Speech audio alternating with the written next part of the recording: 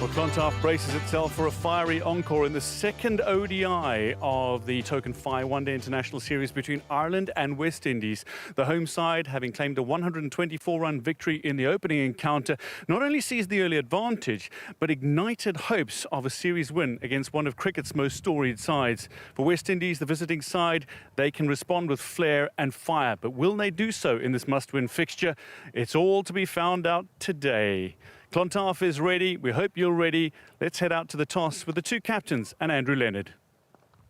Well, another beautiful morning for the second match in this one-day international series. Ireland taking on the West Indies again. I've got the key men alongside me in the middle. That's Paul Sterling, the captain of Ireland. I've got Shea Hope, the captain of the West Indies, and Mr. Dean Cosker, the ICC match referee from the England and Wales Cricket Board. Paul, I think you've got the coin.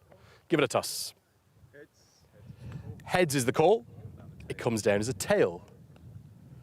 Paul, you won the toss. What are you going to do and why, please? Yeah, we're going to get out there and have a ball. OK, why is that?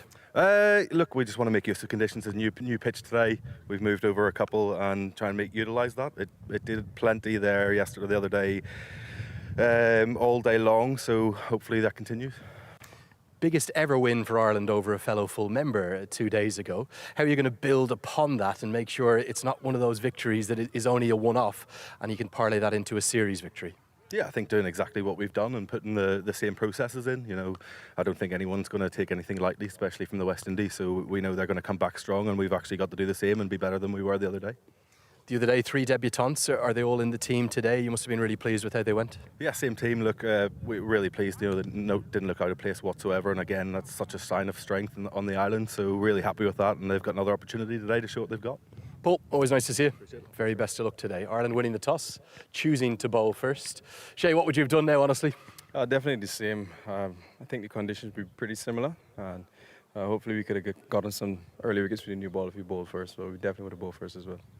In a funny way, your batting performance at the top was so poor, it gives you an immediate chance to bounce back from that. What's been the talk in and amongst the batting group as to how you're going to change your approach for today's contest? Yeah, well, I think it'd be pretty difficult to recreate that one again. So hopefully we can learn from what we did last game, and the conversation has been very positive. You know, we've got to make sure we have that brand that we want to play, and that's the most important thing here. Make sure we put some pressure on their bowlers, not allow them to settle, and come out better this time. Any sort of a number, what kind of a total would you like? It's difficult to tell. The pitch generally played pretty well the other day.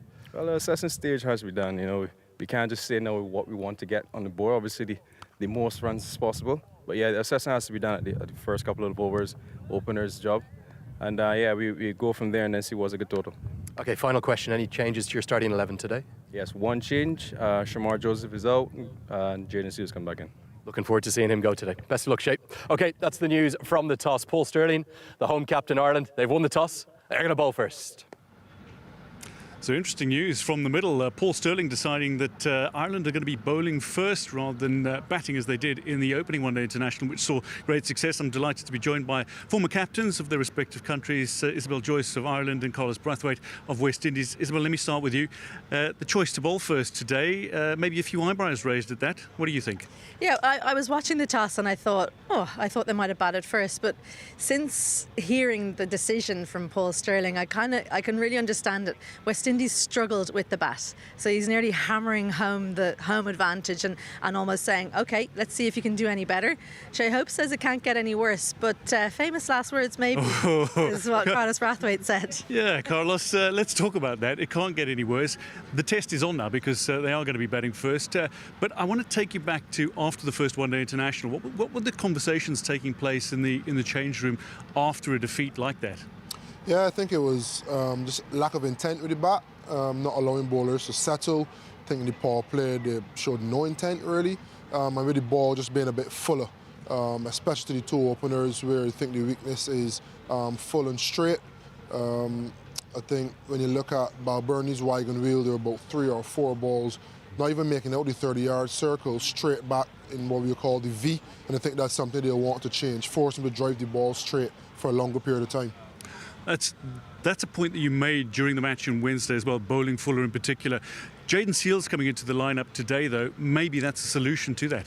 Yeah, hopefully. And I asked the question, was that change because of it? And I was told that no, actually, Jaden was supposed to start the series but was sick for the first game, which Shamar then replaced him for. So I think we're now looking at the best 11 on tour as opposed to a change retrospectively. Fair enough. Isabel, let's talk about the potential here today. This, in a sense, is a must-win fixture for West Indies. But if Ireland win today, it's a home series win against one of cricket's great sides. What would it mean for Irish cricket? Yeah, first series win it would be if Ireland win one more game in the series. First win since 2019. That was against Zimbabwe, 3-0 victory when William Porterfield was captain. So Porterfield's been out of the team for a while. That gives you an idea of just how long it's been. But no disrespect to Zimbabwe, a brilliant cricketing nation in their own right and great rivals with Ireland. But West Indies, they're such a storied side in international cricket. They're the team that people watch for World Cup wins, you know, the 80s and 90s, the fast bowlers. There's such a flair about how they go about their cricket. So to beat them at home in a series, be it 2-1 or 3-0, would be absolutely huge. But I think for Paul Stirling, he's just thinking about the very first ball, take it step by step rather than thinking too far ahead. Ireland weren't flawless in the opening game. I mean, they dropped 3 catches, they left some runs out on the pitch, yet they still managed to claim a crushing victory over the visitors. What does that speak to? Well, I think you make such a good point, because what you don't want is do absolutely everything perfectly and have nowhere to reach for. So they've made some mistakes and they still had that crushing victory. So that's something they'll say, look, we didn't even do our absolute best. So there's no reason why we can't back it up with another win and go out there and do exactly the same with ball in hand and maybe tidy up a few things in the field, because they have to expect West Indies aren't going to roll over. They're going to come out fighting this morning. Carlos, you've been in the situation where you've been part of the squad that's lost matches. You come into it. The mindset's got to change, I suppose, in a sense. But the other thing I wanted to ask you about is, having played Ireland before, what was the talk about in the change room when you know you're facing a Balbirnie and you know you've got Stirling batting? What was that talk in the change room before matches against Ireland? Yeah, I think it's known worldwide the challenge and the threat that Paul Stirling holds. When you look at a Balbirnie, you think they dovetail quite well together. Stirling would get after the bowling quite early, allow Balbirnie to sit in a little bit, get a big score. And you heard Stirling talk about it. That is the role he has to play. So they're doing a good job together. You'd want to get Stirling out very early, because then it puts a little bit more pressure on Balbirnie to have to score a little bit earlier. And obviously when you got a 100-run partnership, that's ideal for Ireland, not so ideal for West Indies. So the first thing they'd want to do, get early wickets, 2-3 wickets in the power play will set them up nicely. And then secondly, with the bat, we know that Ireland, I guess, outside of Josh Little, doesn't have any real tear-away pace, but they're very, very consistent. So you have to find a way to take them off of that consistency, whether it be consistency in line, consistency in length, or in the first ODI, a bit of both. How can you disrupt that consistency, put some pressure on them, and then ask them to do something that they aren't accustomed doing, potentially bowling more slower balls, trying to bowl short. But if they can sit on a good line and length, you're in trouble. Well, let's see who's going to be in trouble. Will it be West Indies early on with bat in hand, or will it be Ireland with ball in hand? We're about to find out. We'll go to a quick break. Coverage picks up after this.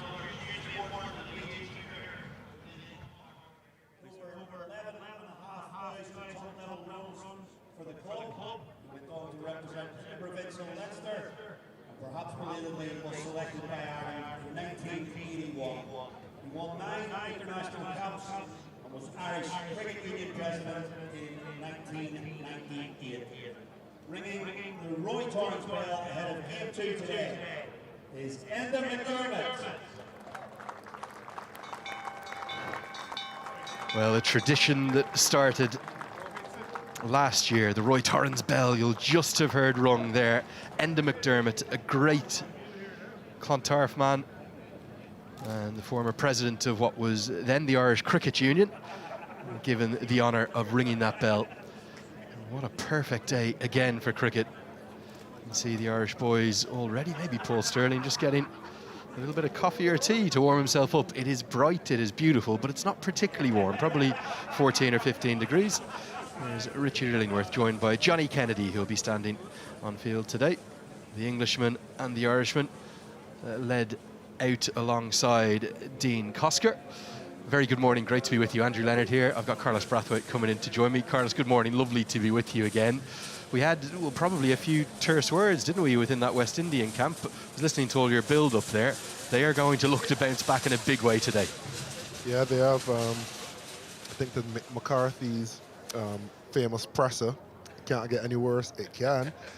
So hopefully it's not final fatal last words from Captain Shea Hope. But yeah, I think they will be better.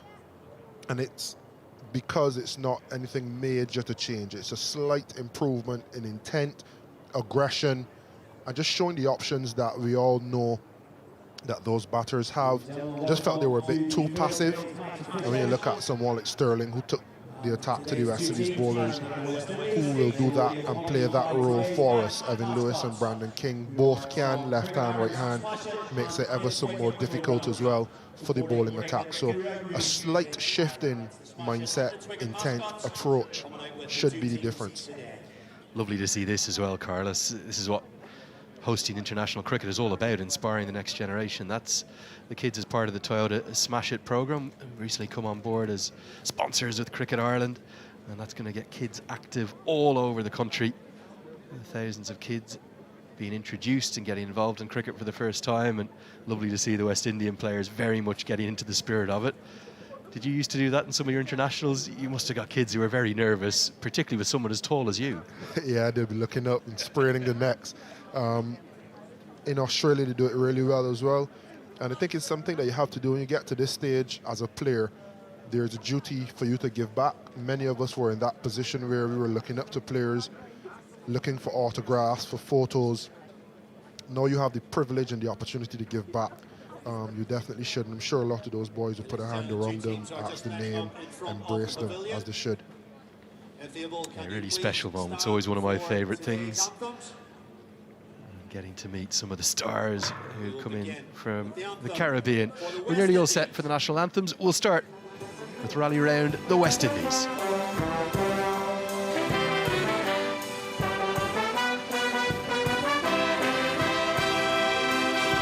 No noble thoughts brought us here to this region, but through it all, we have risen above. Through our flannel nights, flashing their willow and leather, these keepers of the flame must feel our undying love. This Caribbean nation is rising fast. A sunbeam cutting through a clouded past. A passion fills the world like a raging fire. As the sun shines, you know we can take it higher. Let every voice be raised. Everybody give praise.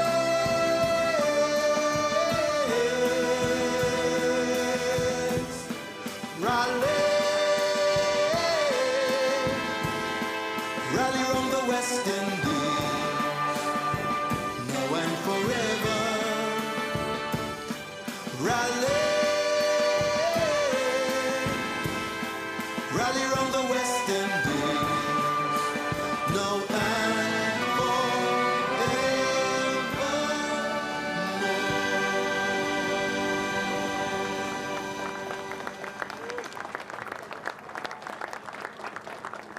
Right, ladies and gentlemen, please remain standing for Ireland's call.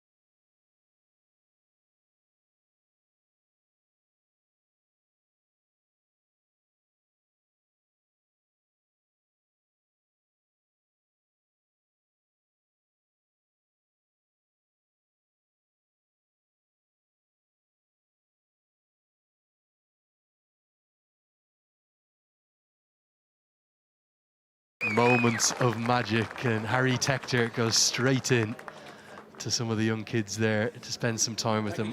Lovely to see that. Absolutely gorgeous scenes here. I think he was the best singer of the lot, wasn't he, Carlos?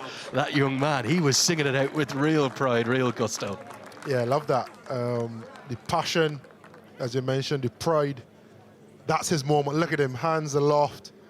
Yeah, he's feeling it. Love that for him. Love that for the program. And sometimes as players you forget, these are the ones looking up to you, following your every move. And that's why we have a great responsibility to be true to the game we love. The game has given us so much, and in some places, everything that we have. Early nominee for the player of the match there, that young man, outstanding. Someone's going to have to play very well to go past him. Let me ask you something, Carlos, about that rally round the West Indies. Last year we saw the T20 World Cup come back to the Caribbean, and David Rudder, the author of that song, came to sing that on a couple of occasions. I think it was in Guyana and in Trinidad. Were you there for that? That seemed to unite the entire region. Yeah, I was there for that, thankfully. It was emotional.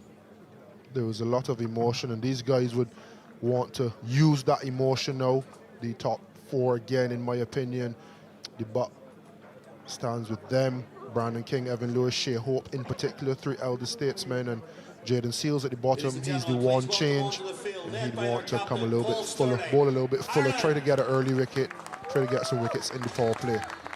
Yeah, just that one change for the West Indies. Ireland unchanged though, and no real surprise, but so wonderful to see the three debutants come in, not look out of place in any way, shape or form.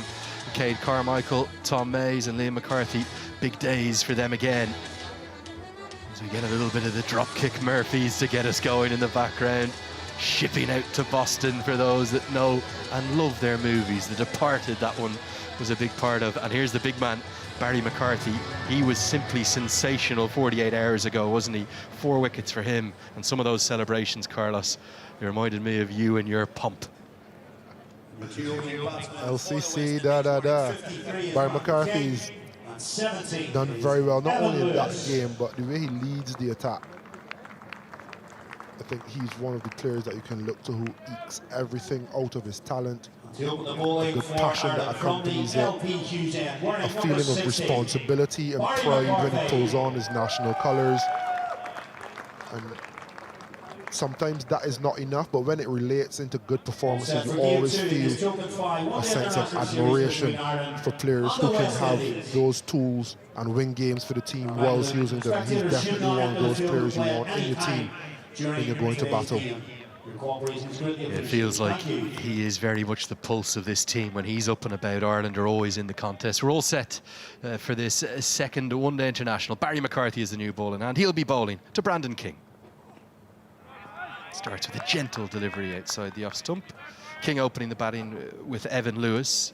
Nothing really went right in the first 10 or 15 overs, did it, for the West Indies? And maybe the cardinal error was that run out. Marvellous piece of fielding by Harry Tector, but you don't want to be giving the opposition wickets.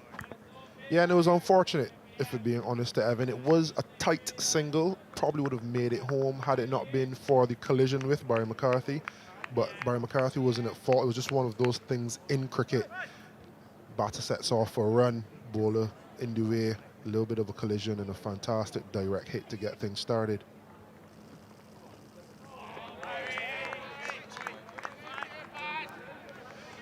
Two slips in place, and also 2 fielders outside the 30-yard circle. You see them in the very top right of your screen, that's a fine leg, and then on the top left of your screen, that's a third man. So pretty traditional kind of fare this time of year. McCarthy will look to shape it away from the right-handers.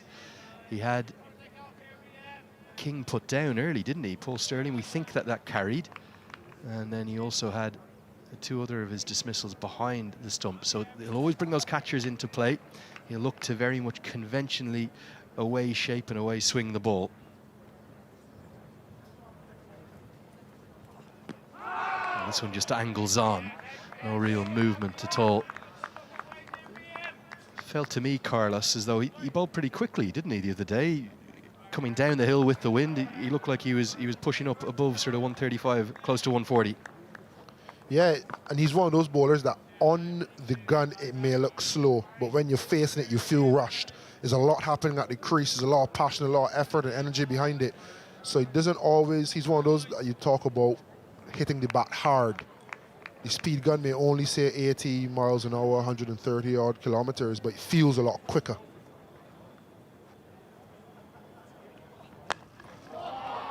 Stylish way to get the West Indies going. That's an authoritative stroke from Brandon King. Finds the gap in between cover and mid-off, and it races to the rope. Love this from Brandon King. Full stride, fluent, flowing cover drive.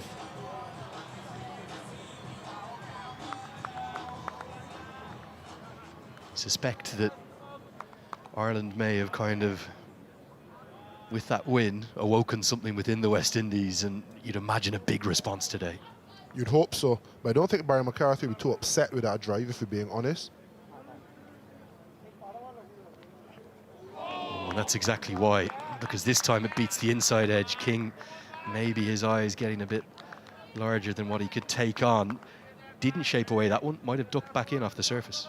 Yeah, and that's the beauty with it. You have to look at the results sometimes and add context. He's just driven that one outside the off stump. It was a beautiful shot, good to see. But if I can get it up there again and get it to move, I have the potential with two slip fielders, as you can see, top left on your screen. They are waiting and willing participants in an edge. Yeah, Paul Sterling, the captain at first slip, and Andy Balbirnie, his great friend, the former captain at second slip. Interesting start, just the 4 runs from the first over. It's 4 for none.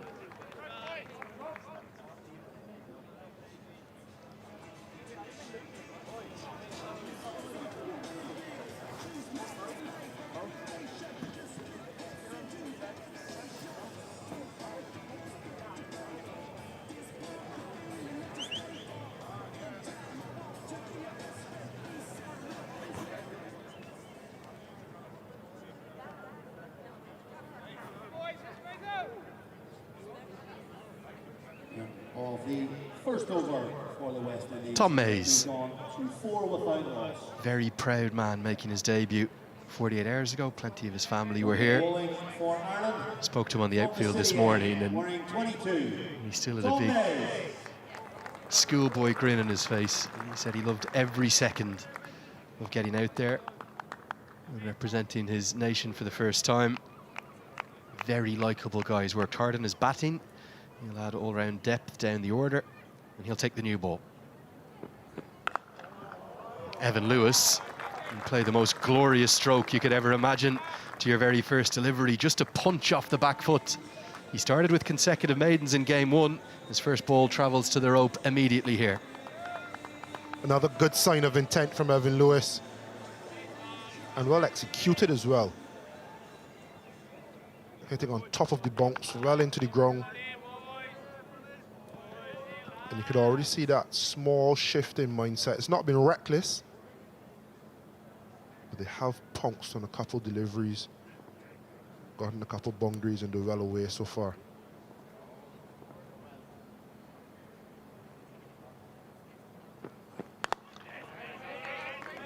Did you feel as though the West Indies batters, particularly the top order, were a little bit cautious to Tom Mays, given it was his debut? They just allowed him to bowl and to settle in?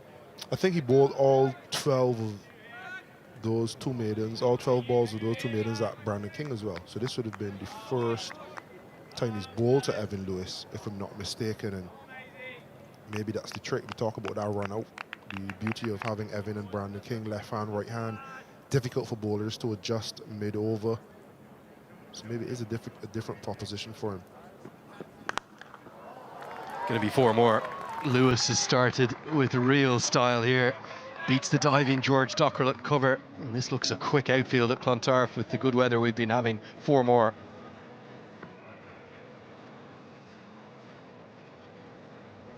Back for the point, first ball.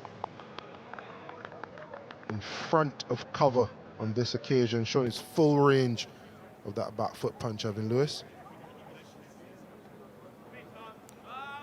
I think that's a sign, obviously, with the ball going so far in front of the wicket as well, as how easy paced the pitch is, even with the new ball. Better this time from Mays. Tell us about Evan Lewis, Carlos, because it's an amazing story, isn't it? So many thought he was the heir apparent to Chris Gale's throne at the top of the order as the left-hander. Didn't play a one-day international for over 3 years, out of the team entirely from July 2021 through to October 2024. Has come back in, looks rejuvenated, looks much fitter, much stronger as well. Yeah, he had some injury struggles, hamstring here and there, back, I think quad. But I think he took that time out of the team to really work on his fitness. And you can see the fruits of his labor. He'd always have quick hands, hits the ball in funny areas, as you can see with those 2 shots. Normally you find guys cutting the ball behind, he's punching it in front of point and then punching it between cover and mid-off. So he hits the ball in funny areas, difficult to bowl to, but his body never really held up for an entire series or entire tournaments as much as he would want. But when he gets going, he's so destructive.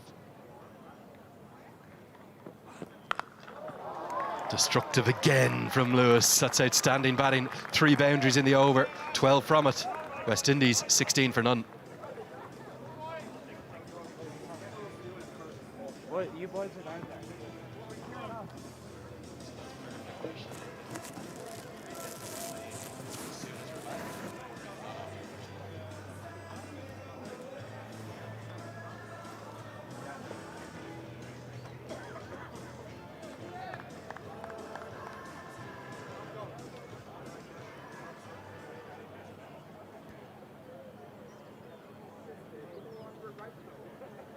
Carlos, you just described Evan Lewis as destructive. This is as early as a second over of the game. 3 boundaries all through the offside. Brilliant batting.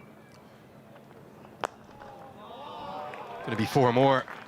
To talk about Brandon King now as well. This is much more like what we expected from the West Indies, off to a flying start.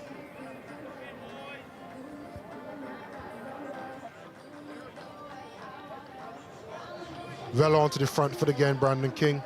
A lot to love about that shot. Technically and aesthetically pleasing on the eye.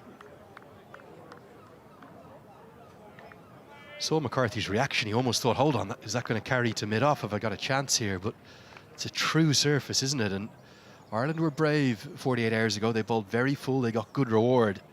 At the moment, they might just have to pull their length back just a fraction. Better length that time. And that's where the challenge comes. When you allow bowlers just sit on a length, that length can creep up centimetre by centimetre into the perfect area. You put bowlers under a little bit of pressure. Now West Indies are 20 without loss in 2.2 a run rate, just over 8.5. All of a sudden you start to think more defensively as a bowling unit. How can we stem the flow of runs versus how do we get a wicket? You might get a short ball sometime soon, it could be dispatched, and then all of a sudden it's panic stations in the bowling lineup. So that is what the West Indies batters didn't do in the first game, and I love that to see that they've rectified it so far. Edged and gone, and it's again big Barry McCarthy who strikes, and Andy Balbirnie says, come to me, big man. That's much more like it, the perfect length and the dream away swing dismissal. And that is why he would not have been too perturbed with the couple drives, especially through cover. Because when you get it up there and you allow it to swing, there's always a chance with 2 slips in. And that is just reward for being brave from Barry McCarthy. So easy to pull your length back, try to be a bit more defensive, has the new ball in hand, wants to get wickets, and he has done. Brandon King gone for 8, 20 for 1, the West Indies.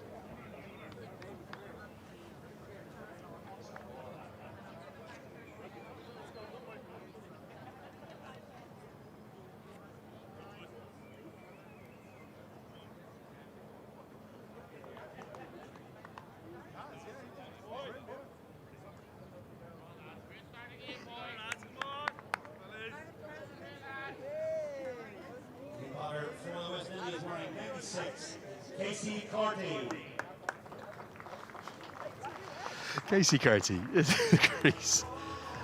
Number 3. We were just chuckling off air there, weren't we, Carlos, about there was almost maybe a message from Andy Balbirnie to Barry McCarthy. Don't go too big with the celebrations. It's only 1 wicket. It's still early in this game.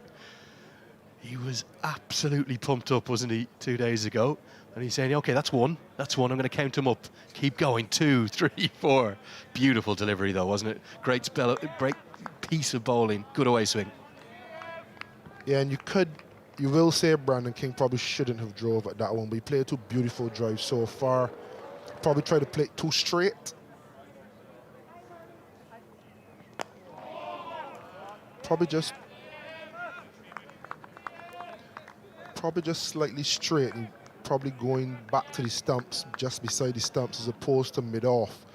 And you just want, if it is an away swinger, it swings onto the middle of the bat versus almost playing across it. It's not across because he's not gone up leg side, but he's aiming at the stump as opposed to mid-off, and it's those fine margins in international cricket. I think that angle is the perfect one that you're talking about there. You can almost feel the bottom hand slightly coming through the shot, can't you? So as opposed to kind of extending that top hand through, looking for the gap between maybe cover and mid-off, he's, if anywhere, maybe look to drive that kind of straight back at the umpire, almost maybe with a hint of the bottom hand coming through towards mid-on. Excellent bowling, great skills, and maybe something King will need to look at. Yes. You talk about lengths and lines, and you can bowl the same length on a different line. I think that one was slightly straighter, probably enticed him to try to go straighter. The boundary before was through mid-off, where he probably should have aimed for that shot again. That's good bowling. Very good bowling by Barry McCarthy.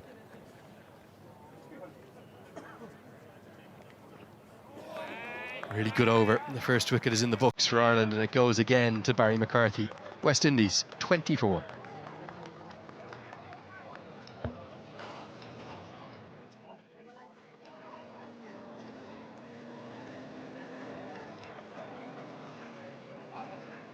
Oh, it's perfect.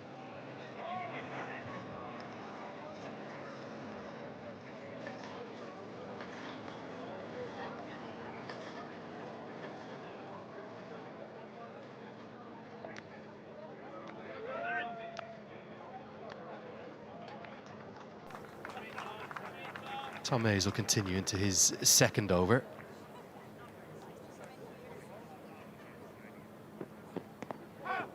It's off the pad of Evan Lewis. It's going to race to the rope. Very, very small margins there, isn't it? Straight up the ground. Always get good reward whether you're hitting down the ground or whether you beat the keeper. Races to the rope. 4-leg buys. Yeah, struggling a bit with his line. He'd have been punched on 3 occasions through the offside from Evan Lewis in his first over, and overcompensating on this occasion. It wouldn't go to his tally, but the West Indies would be very happy with another boundary. Just 54 metres up that direction, Carlos.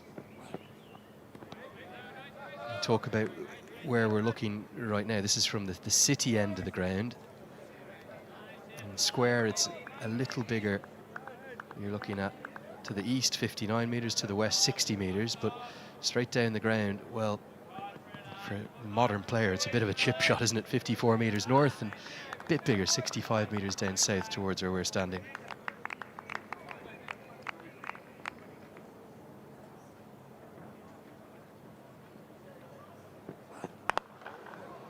Pulled into the leg side. McCarthy will hair after that. Liam McCarthy, that is, and keep it to a couple. When you look at a ground with the dimensions like this, someone who loved hitting straight like you did as a batter, did you size that up and kind of look at that and go, okay, that's where I'm going to target early or late in the innings? Yeah, it does help, and that's what I thought. If the West Indies boys were able to show a little bit of intent earlier, when you're chasing 300, even if you need 10s, 12s or over on a ground this size and you get 2 batters that get in, you think about how Ross and Chase and Matthew Ford almost brought it within striking distance. They should be thinking in that dressing room with the power that we have.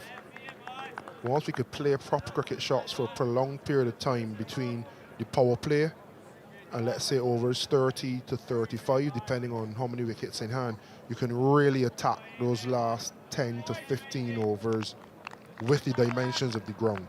Those 5 overs, 36 to 40, almost like another power play, because those are the last 5 overs with only 4 out. It's good to see West Indies fans traveling some familiar faces. A lot of replica kits in the crowd too. Both sides, West Indies and Ireland.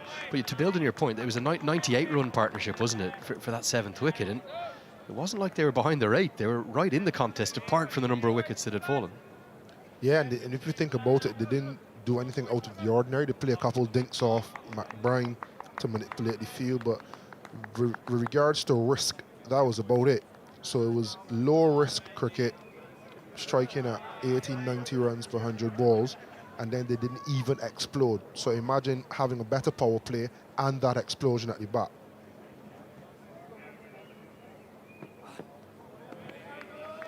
Come back over from Tom Mays, just 2 off the bat from it. 26 for 1.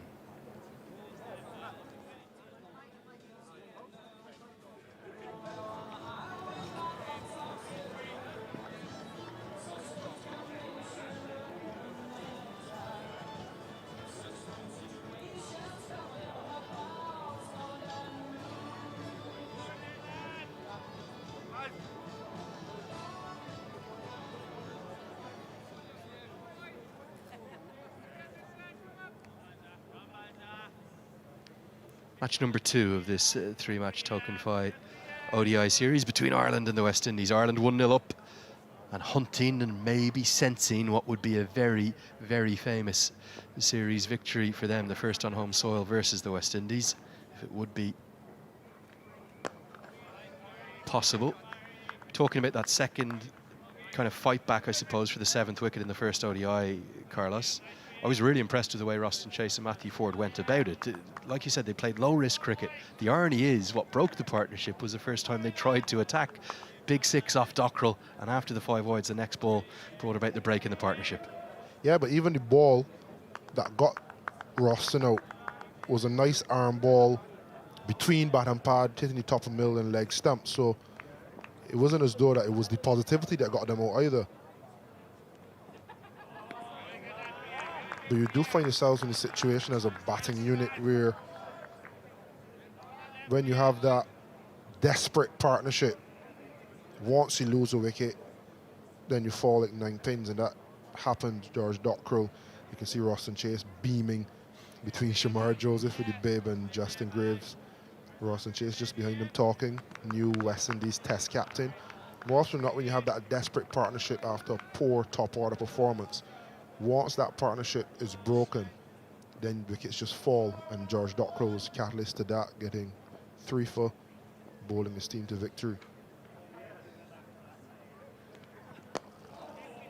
Yeah, 3 for Dockrell in just 2 overs, and then 4 for McCarthy in total. McCarthy is performing a role here, Carlos, that he wouldn't often do for Ireland in this format. It would always be Mark Adair to take the new ball. And Barry McCarthy would sometimes be used kind of as the enforcer as the second power play starts and bowl his overs in the middle, but he looks like he's enjoying the new ball here.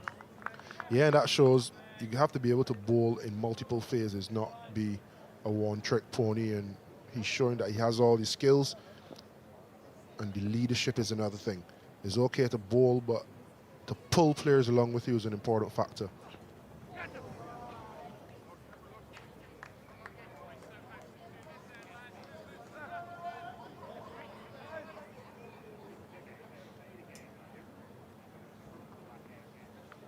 Such an important man when he's fully fit. He has had some injury problems, but I think many Irish fans just struggle to understand why he sometimes seems to be the odd one out, the unlucky one out. It's often been a case that 4 into 3 hasn't gone, and they've stuck with Adair, Craig Young and Josh Little as the kind of primary 3-seamers. But you think about the impact McCarthy's had in Test cricket in particular. Had to wait a long time to get his debut in that format. That's driven on the up, right out of the middle, and the misfield from Tector will allow the single, and Carty gets off the mark.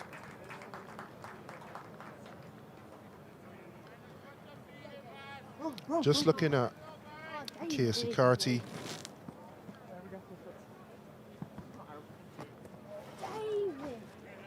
This is the winning moment, isn't it? Yeah. McCarthy, probably not his best delivery, but you saw Ford was trying to accelerate. At that point, the problem was he'd lost numbers 9 and 10. It was just him and the number 11 left at the crease. But McCarthy deserved that 4th wicket, didn't he? Yeah, he did. bowled really well with the new ball. And then even in that situation, understanding where the game was, didn't make sense bowling full with the 54-meter boundary. You go short and Driven, but more off the toe of the bat as Josh Little tumbles to keep it to a single.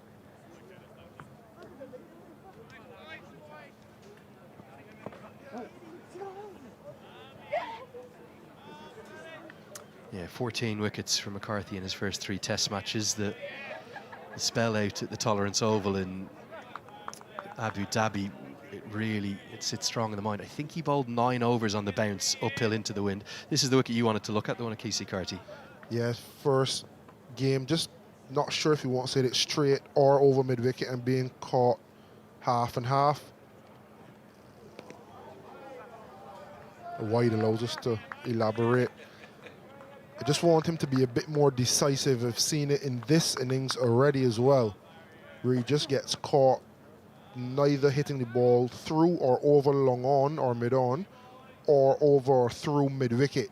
It's kind of a half and half, and if it sometimes tells me that you're there a little bit early through the shot.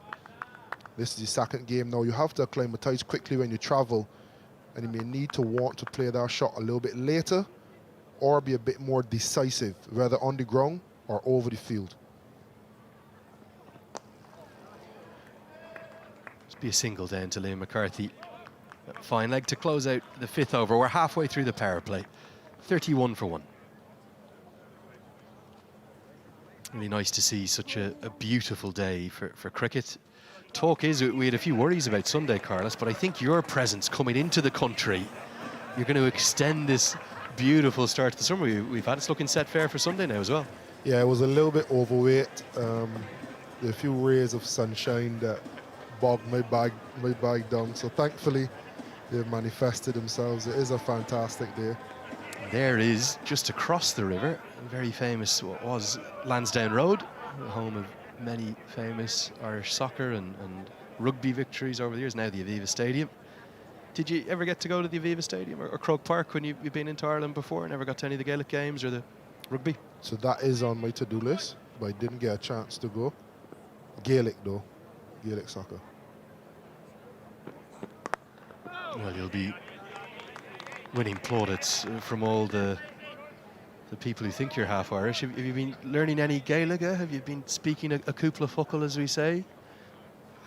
I knew a few words and a few phrases when I was playing for Leinster, but no, that's long gone up the memory. Well, Dia Gwit and Dia is Muragwit is what you would say in return. There's those famous towers that ring around the bay. Plenty of cricket clubs in this region. You've got Clontarf, Malahide just north of us, and then you go south into Dublin 4 to Pembroke and Railway. And sad to lose YMCA. I'm sure you'll mourn their demise as well. But Merrion too, and then across to Leinster and Terranure. It's amazing for a city of Dublin size how many cricket clubs there are, isn't it? Yeah, it is, and the talent is well spread as well. At least when I was playing club cricket, it felt as though there were 2 or 3 good young players that would have come through, like youth cricket and stuff. And I'm sure with the Interpros and with a little bit more investment, you can now turn that from 3 to potentially 5 per club.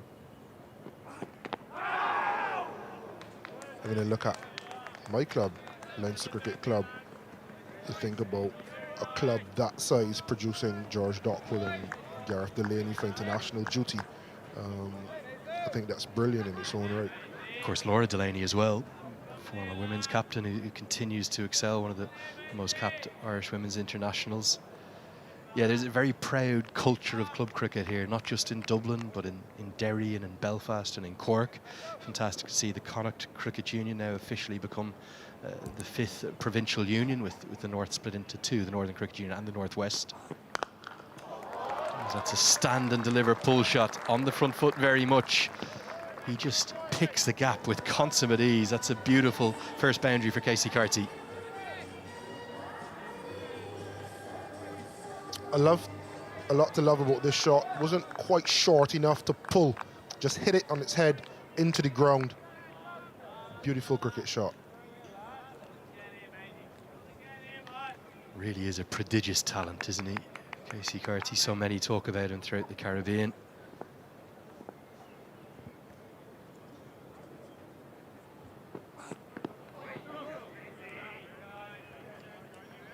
and I would have played against Barry McCarthy and Andy Balburney for Pembroke, and there's an Irish export from Pembroke as well, Kim Garth.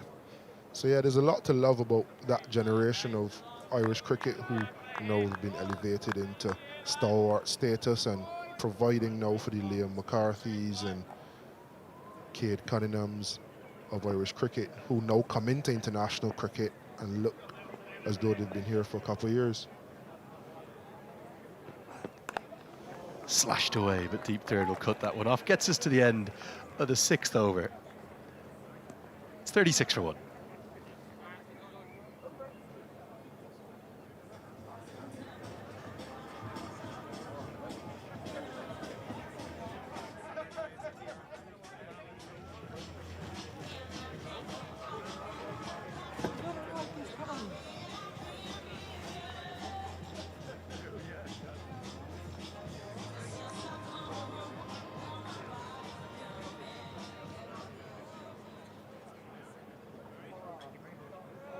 Well, maybe honours even halfway, just past halfway through the first power play. Oh, there we are. Well, we're converting everyone, even those vendors, to Irish fans. You've been keeping us full of hot teas and coffees all morning. Big play and a miss outside the off stump. Yeah, I love how much you love Ireland and how much you loved your time here and the fact you come back. One thing we saw, that for those that stayed on the broadcast afterwards, you had a great chat, didn't you? I was with you speaking to JP O'Dwyer and Dave Lucas, reminiscing about the glory days.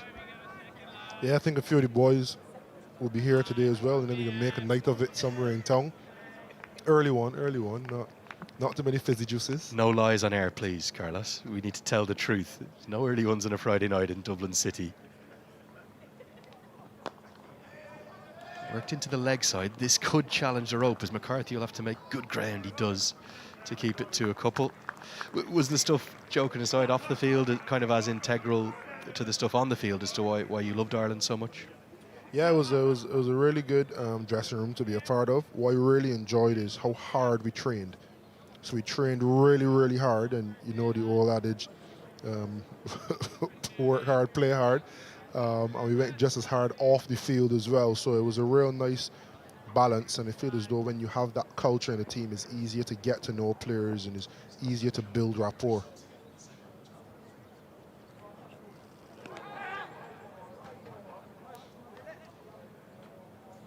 Yeah, just getting a look at the 3 Irish players not in the 11 today. Ireland choosing to stick with the same 11, no surprise.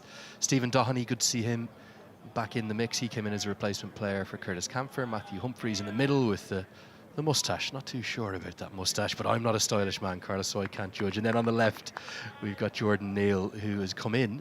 Fascinating story. This young man was bowling off break 7 months ago. And Simon Johnston, the head coach of the Northern Knights, who's been working closely with him up in Belfast, saw him bowl a few seamers, having some fun in the nets. Inside edge saves Carty. And he said, Jordan, what's that? He goes, oh, I used to bowl seam when I was 12, 13 growing up, but, you know, I was opening the batting, so I wasn't able to bowl seam and open the batting, so I just bowled some off spin there. And he goes, we can work with this. He's been clocked at well over 80 miles an hour and is very much in, rather than as a kind of a batter who bowls, he's in as a bowler who might be able to offer something up, in and around. I think he's going to get better and better. Exciting young prospect. Yeah, that skill set is exciting. You can now mold that into being a bat 6, bowl first change, second change type, or bowl first change, bat 7 or 8. Comes from a talented sporting family as well. His younger brother is one of the most in-demand rugby players. As a teenager, anywhere in the world, 7 different professional clubs trying to sign him. May well end up in Ireland is the talk. But yeah, keep your eyes on that young man on the left of your shot there, Jordan Neal. Amazing experience for a teenager to be coming into the squad and getting in and around the likes of Barry McCarthy, getting to learn from him and Josh Little in particular. Shows there is some growing depth, isn't there? I think a lot of Irish fans came into this series going, hold on, no Curtis Camphor, no Mark Adair in particular. What a blow that is. No Fionn Hand, no Craig Young. How are we going to compete against the West Indies? We're not just competing, they're 1-0 up in the series, and it was a dominant victory in the first game. Yeah, the challenge is always when the talent breaks, how do you hone that talent? Does Ireland play enough games to ensure that everyone gets enough exposure? If the answer is no, then can you supplement that with Wolves cricket, more into pros potentially? But you have to sense when there is a little bit of momentum, and you have to ride that wave.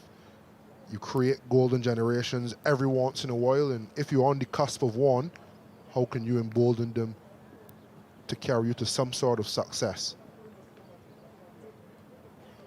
Oh, brilliant from McCarthy. It was driven so powerfully, but that's 3 runs saved. Wholehearted effort. As always, end of the 7th, 41 for 1.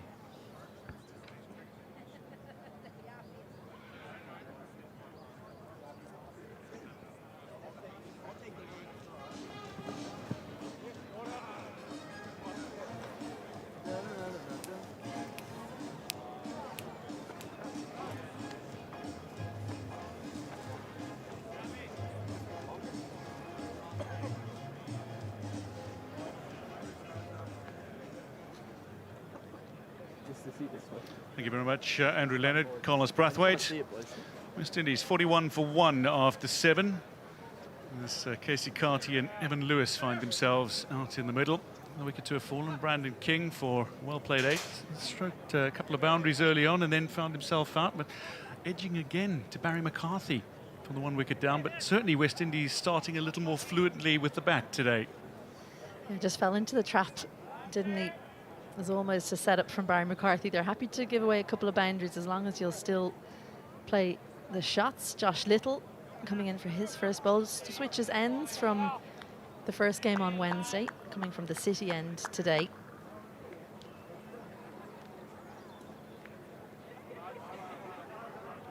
Left-arm bowler to left-handed batter. Good movement away from Josh Little. Bowling for Ireland from the City end, wearing 82. Evan Lewis just walks away from the wicket for a moment. Oh, there's some of the young fans. Start them young. Relaxing day at the cricket. They've got the right spot there, behind the nets, just in the net, so there's no danger that the babies are going to get hit by the ball. Good thinking. That's a cracking shot. Little just pitching a little short, and Evan Lewis onto it very sharply. Enormously powerful batter. He's got strength and timing, Isabel. Yeah, too short from Josh Little. He wasn't trying to get it up. That's the difficulty. He wasn't trying to bowl a bouncer. Just dropped short, so frustrating for him. He's got a little bit of shape away from the left-hander, so he's got to try and get Paul Stirling in the game. And some of that shape again. Just catching the outside half of the bat. George Dockrell doing the fielding.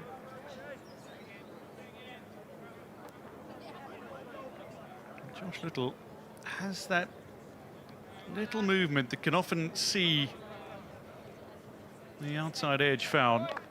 Interesting field. He's kind of got a bit of a fly gully backward point. So packed offside field, that tells you that he's got to try and pitch it up. Just the 3 on the leg side. To slip, and it's almost like 2 points. The cover is very square. Johnny Kennedy standing today, his first time standing in the series. He was the TV umpire on Wednesday. He's now out in the middle with Richard Illingworth.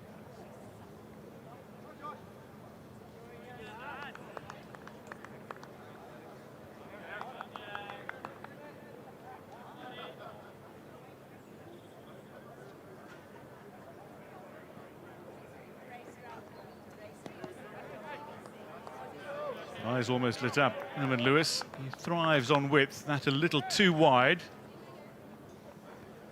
Yeah, nothing worse than chasing one that's too wide and then finding yourself in a bit of trouble. But they'll be happy, I think, with this start. West Indies, 46 for 1 inside the 8th over.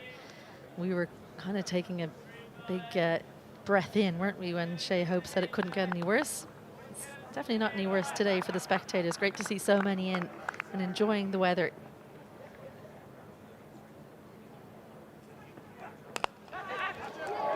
Catch taken by Dockrell, a sharp catch. Josh Little, a little movement away from Evan Lewis, who flashes hard, catches the outside half of the bat, and Dockrell there, well positioned to take a brilliant catch. Lewis departs for 20, and Josh Little strikes in his opening over.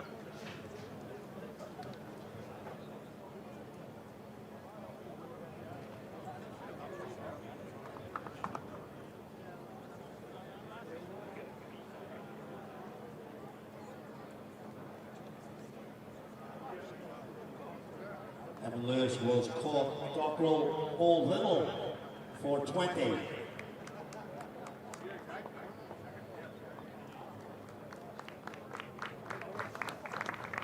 So West Indies 46 for 2 as Evan Lewis departs. Well thought out plan, well set field, full, little bit of movement away. What, not the most difficult catch, but it was coming at a rate of knots at George Dockrell, got in a good position. Evan Lewis, he'll be frustrated. Josh Little, he's got his man, the left armour taking out the left-hander, caught by a left-handed man. So 46 for 2. They would have loved to get to the end of the power play without their captain coming out in the middle. Shea Hope out at number 4 for West Indies. He was one person who can't have been too disappointed in day one, because he was out to an absolute cracker from Tom Mays. Tom Mays is opening one-day international wicket. Shea Hope has just returned from playing in the PSL for Multan Sultans alongside Ireland's Josh Little. So these two would have faced off on more than one occasion. Teammates just weeks ago. Now they find themselves on opposite sides. I love that about cricket, because you never know what's going on in the nets. Did Josh have the wood over Shea Hope, or did Shea Hope have the wood over Josh Little? We're going to find out. It's a lovely effort from Hope. Just a little push. Liam McCarthy will reel the ball in and whip it in. 2 for Hope. He's off the mark. West Indies find themselves 48 for 2 at the end of the 8th over.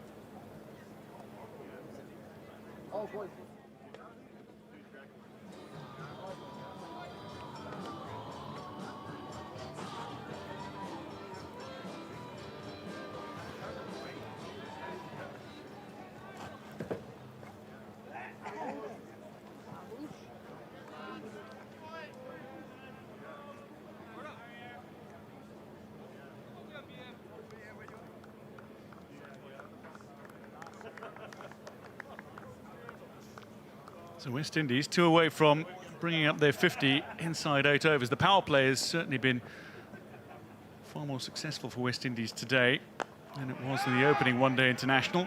As Barry McCarthy continues, bowling to Casey Carty. With 31 for 5 inside 10 overs in the first one-day international.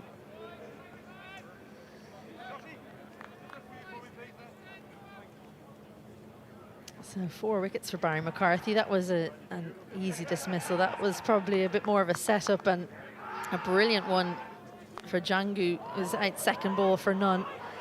Came back at the end.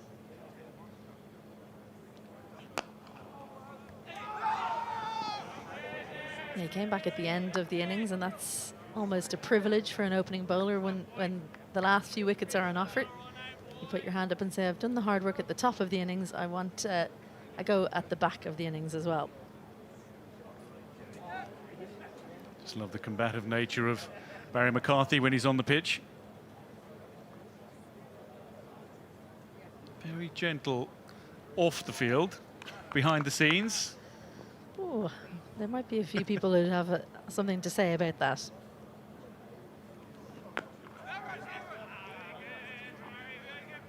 Now, they're a great cricketing family, the McCarthys. His sister Louise McCarthy was an opening bowler as well for Ireland. Bowls a little bit of off spin, I believe, for Pembroke these days, but both of them very aggressive on the field, I would say. Yeah, cricketing families from both ends at the moment for Ireland. Josh Little, his sister Louise, current Irish international as well.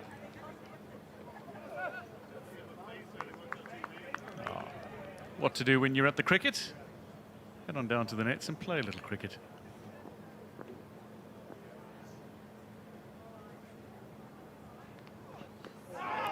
It's 4 dot balls to start Barry McCarthy's 5th over. This one nipping back sharply at Carty.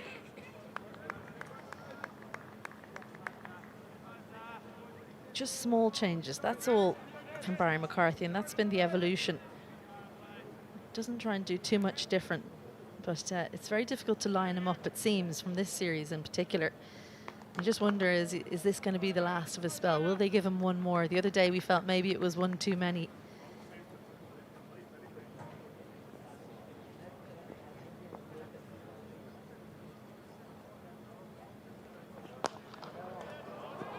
That's just a little too straight from Carty. Rocks the stumps at the non-striker's end. The 12th fielder.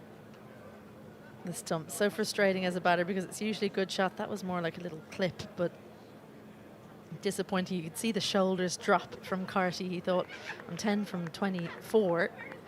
Could have done with that one going past the stumps.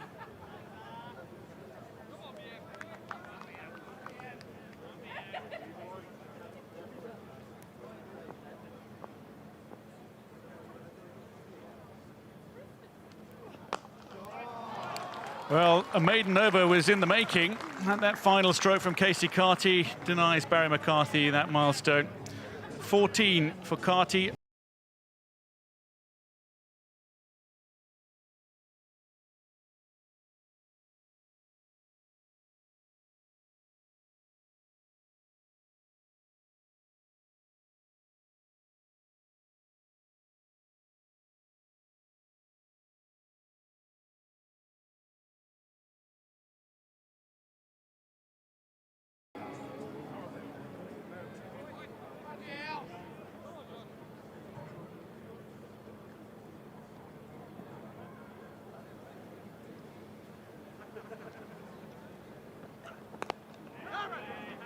Josh Little begins his 2nd over. Struck in his 1st. Having him and Lewis caught by Dockrell. Bowling to his Multan Sultan's teammate Shea Hope. You just wonder, do Ireland want Josh Little to get back comfortable with the new ball? Yes, Tom Mays has done really well, but a left armer swinging the ball in at the top of the innings is something that most openers don't enjoy. He's coming on here a little bit later on in the first power play, so not as much swing on offer.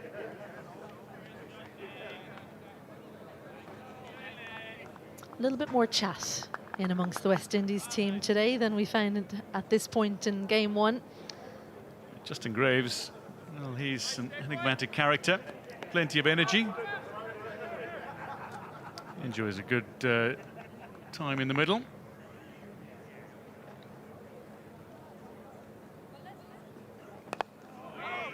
Very brisk 35 for him in the opening one-day international of this series. Yeah, it was entertaining, wasn't it? It was actually incredible to see because there had been wickets falling non-stop ahead. He would have been scrambling to get his pads on. He came out, actually hit it quite uppish the first few deliveries. They were 35 for 5 at the end of that first power play. And Graves just acted like it was any normal day. He did.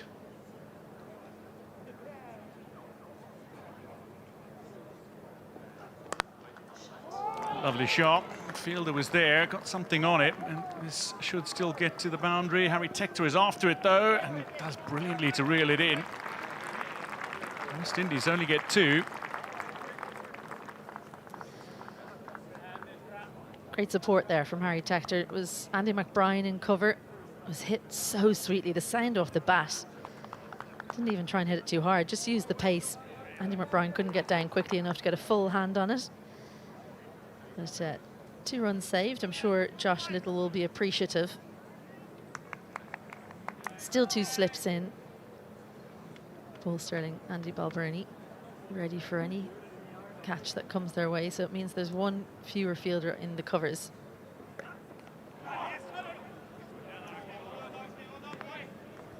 Got away with it.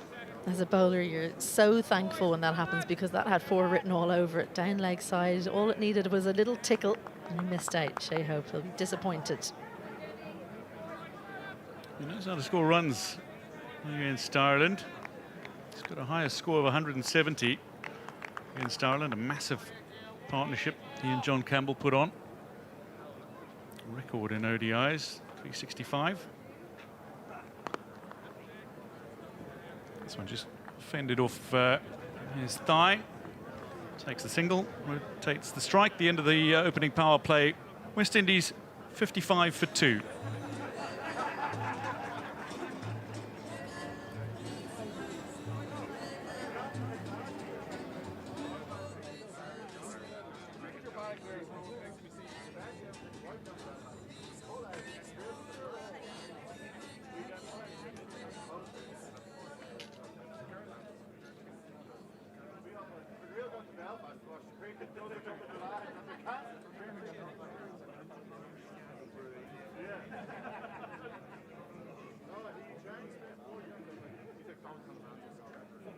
City end.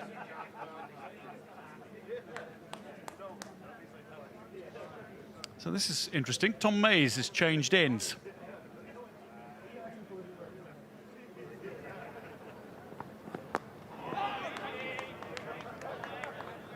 Well, you can always tell when Tom Mays likes a delivery by the way he finishes. It's got a little hop at the end. You can keep an eye out for at home. He does his little hop at the end of his follow-through. He feels like he's bowled a good ball. If he finishes the follow-through early and heads back, then he's disappointed. I think his approach isn't unlike Boyd Rankin. He's not quite as tall as him, but a very economical action as well. Yeah, there's something very similar about the two. As you say, not quite as tall as Boyd Rankin. I'll tell you what, if Boyd Rankin was here, I would insist on a stepladder. It's already bad enough being beside Carlos Brathwaite. Add another 4 inches and we'd be in different time zones.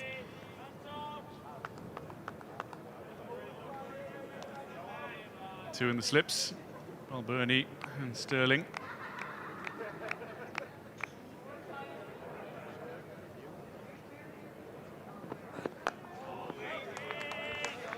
Great matchup this, isn't it? Because of the dismissal the other day. Big in-swinger early on. I feel like that was a plan. I'm going to credit the Cricket Ireland coaching staff, the way that he went about that. It felt like it was definitely on purpose.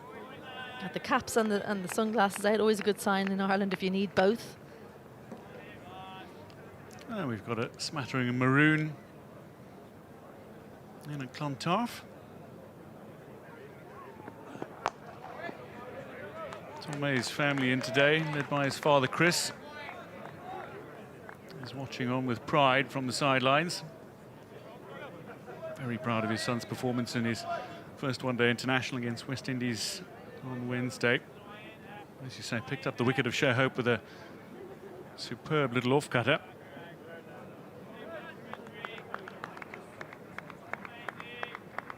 .28 dot balls of the 36 that he bowled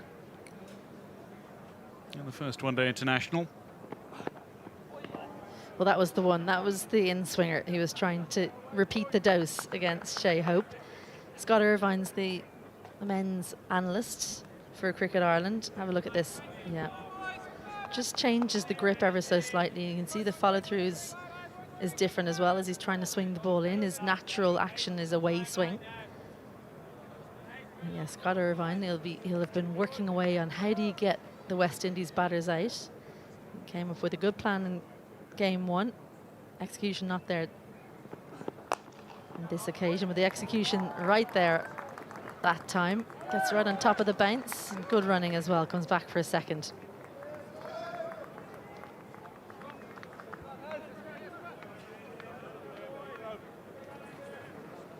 Good fielding by Tector. Solid all-round cricketer, but his batting is superb.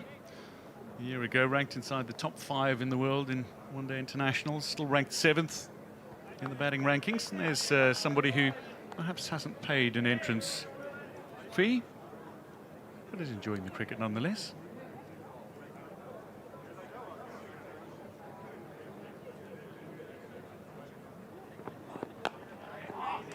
Well, I believe one or two of those houses go up on Airbnb every now and then, so it's something to watch out for if you're coming to watch a series. End of the 11th, 58 for 2 West Indies.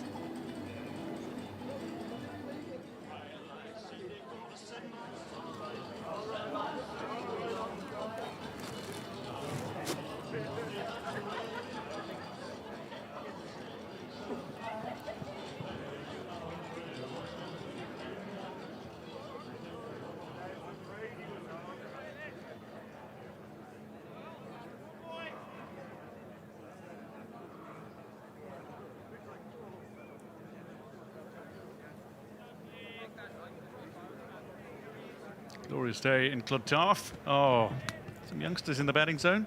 Smash it program. Some future prospects. Here's Little.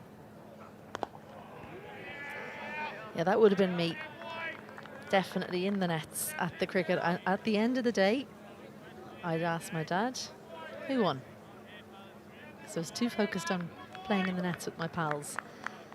So it is actually a great day out, especially for these kind of days where you do have access to the nets, or there's areas behind as well where there are rugby pitches, there are all-weather pitches. So loads of space to play. So the adults can watch the cricket, the kids can play, and everyone's happy.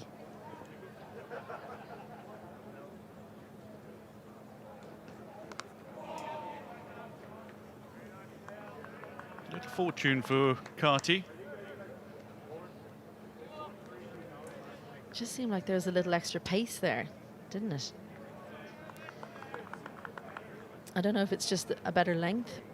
Maybe just a little bit in between where you're not sure whether to go forward or back. Not a lot of foot movement and really no decision made. Josh Little may be frustrated, but as a bowler, you're always happy to see things like that. It means you're in with a chance.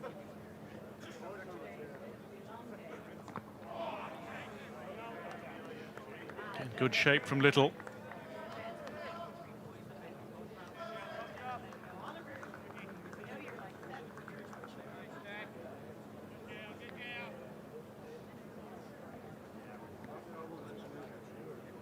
I'd say he's quite difficult to face first up, Josh Little, because, well, an Irishman and a West Indies man come together.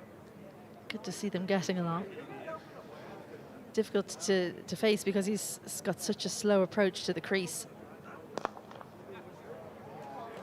That looked solid. 2 chasing. Now the ball is going to win the race to the rope. Shahab got over it nicely, played the ball under his eyes and saw it all the way to the rope. Again, just using the pace, a little bit of a whip of the wrist to make sure it goes to the right place. George Dockrell out in the boundary. He put a big sprint in, but didn't even get close. A stylish looking boundary, as usual, when Shea Hope is on song.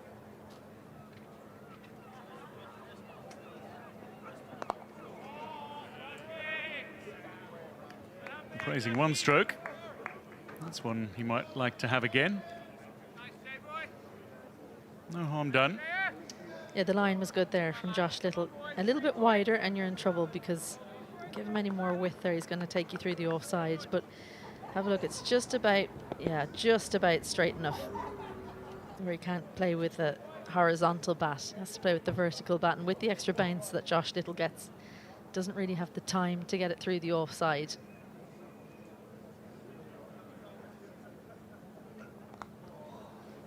Straying onto leg. Some work to do.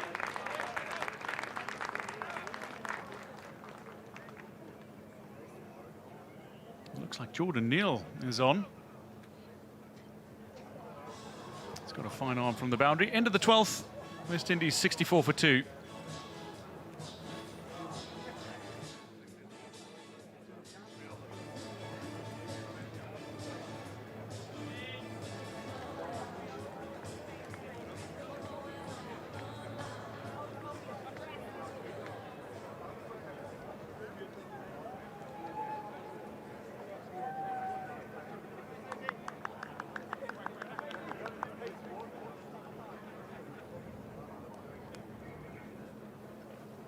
An altogether better looking start for West Indies, but both openers back in the hutch. Well, it continues, a little bit of width, and Hope just prods it through the offside, and it races all the way to the boundary. Relatively quick outfield here at Clontarf that will get faster as the day progresses. Oftentimes in May, if you play a shot like this and you don't get the full meat of the bat, it'll start to slow down. Not so this year, because we've had such good weather. It just continues. You can see the frustration of Harry Tector afterwards, because he thought maybe he might be in with a chance. A little bit too full for Mays there. I don't know if, again, it was a bit of a change-up.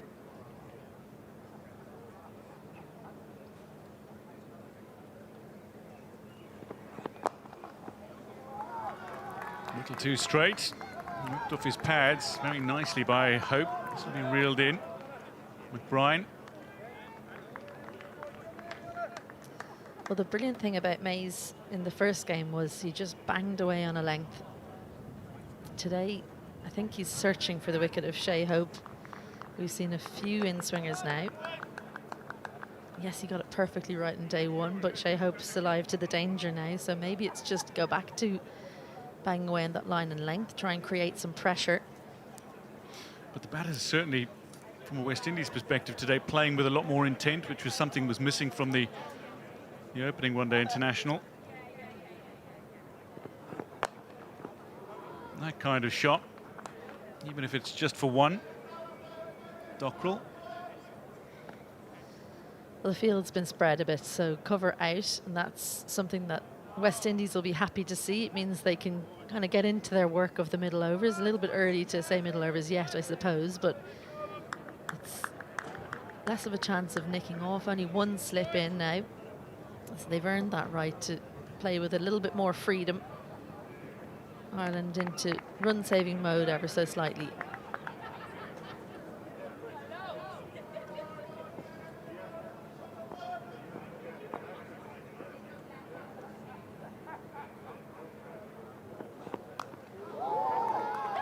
It's going to fly away to Josh Little.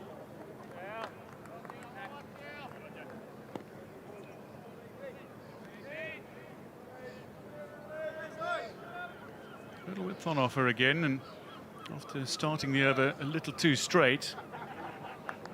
8 off the over so far. Well, he's bowling to his field, isn't he? Just 3 on the leg side, square leg and fine out, but otherwise just a mid-on, whereas he's got a slip 3rd on the boundary, cover boundary as well. It has to keep it outside off stump. And then goes straighter. So not quite bowling to his field, but Brian sweeps in.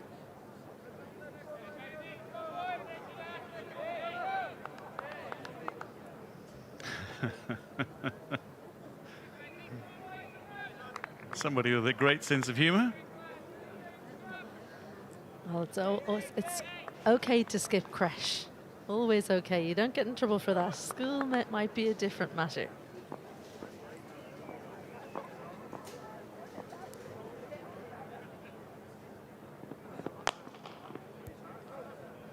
Carty straight to Balbirnie. Ends the 13th over. West Indies 73 for 2.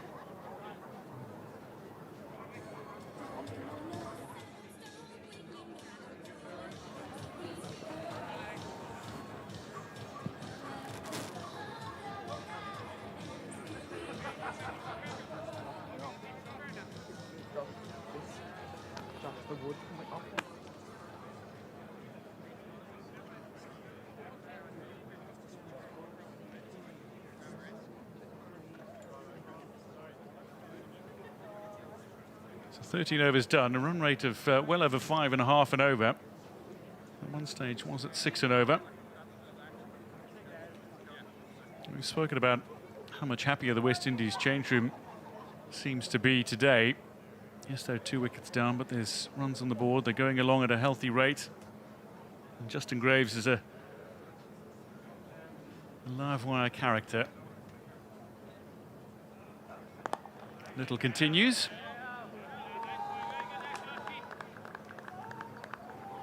It's interesting, this bowling lineup for Ireland, isn't it? Because they're missing so many. We've talked about it quite a lot, but it's still a nicely varied attack. Left arm from Little, the height of Mays, a little bit of extra pace from Liam McCarthy, who's warming up in front of us now. He'll be keen to get the ball in his hand.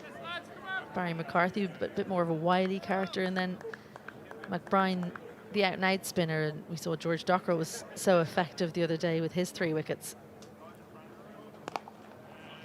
So the fact that they can be missing that many players but still have that variation is good signs for Ireland. Arguably chief among them, Mark Adair. The news is, though, that he will be ready for the T20 International Series, to be played up in Brady in a few weeks' time. It's a heavy schedule for West Indies coming up. Ireland, England, back to Ireland. It's 12 white ball matches in the space of 26 days. Ooh. Someone beats the edge. And then after, as we take a look at this ball again. As a batter, you just got to say, well bowled. I'm glad I missed it. He knew absolutely nothing about that, Shea Hope. It looked like it was shaping in for all money, and then it's just nipped away at the last second. So Little will be thinking, I'd like to bowl that every ball, if possible. Oh, yes.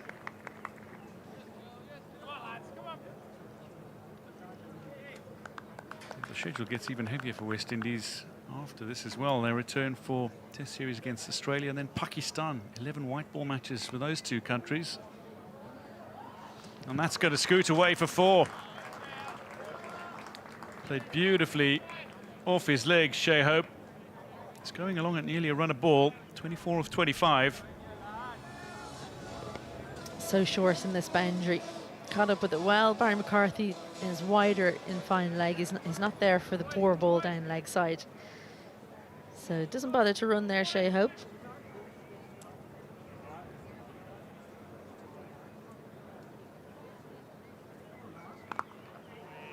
He's going along at effectively a run a ball here is Shea Hope, but he's not been playing incredibly powerful strokes.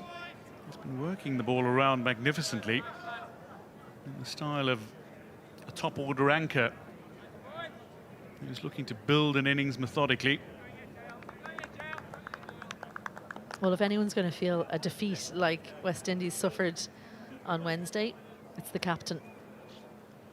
So he'll be desperate to stay out there for as long as possible.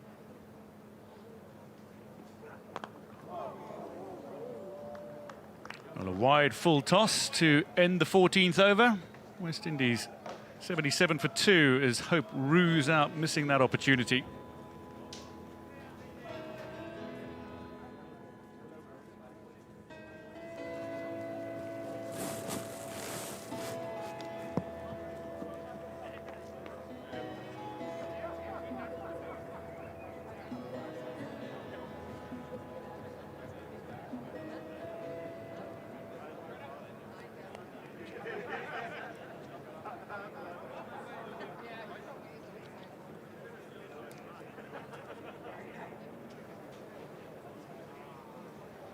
West Indies going along at 5.5 and over as Mays continues from the LP Hughes end. Bowling to Casey Carty.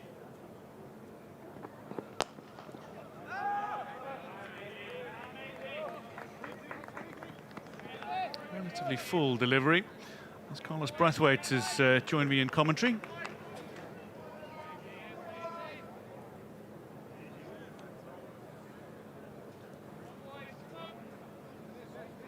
West Indies batters taking charge a little more effectively today than they did in the opening one-day international. This is what we expected to see.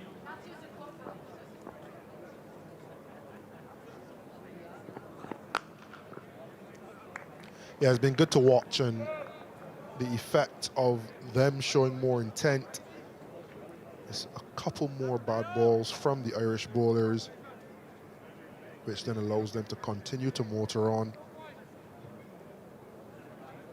But they've been really smart. I think out of the 2 wickets, you'd probably say Evan Lewis was the softer of the 2. Brandon King, I'll put that down to good bowling. Yes.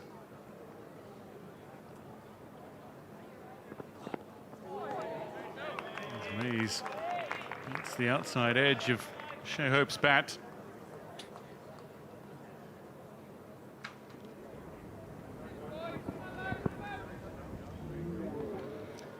Looking perhaps to reproduce that delivery that he showcased on Wednesday in the first one-day international. Superb delivery, perhaps the delivery of the day. Yeah, and that is a really good length for him with the older ball. Doesn't want to get too full. Just that indecision. He's a tall man. Not many men want to bung forward at him.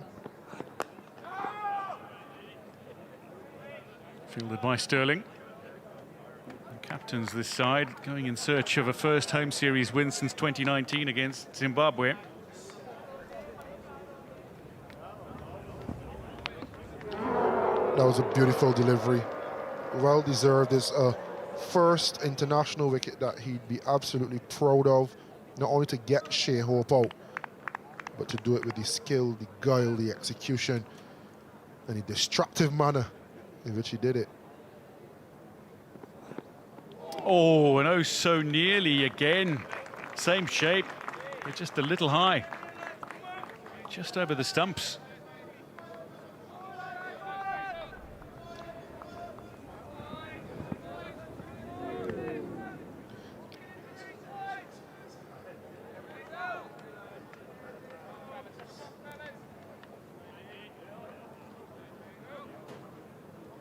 Yeah, see, call it a three-quarter seam, so it's not seam up as you're traditionally told when you're looking to swing the ball.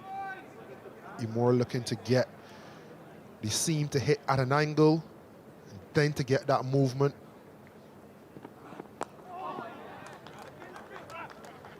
Fended away by Shea Hope. Ends the 15th over.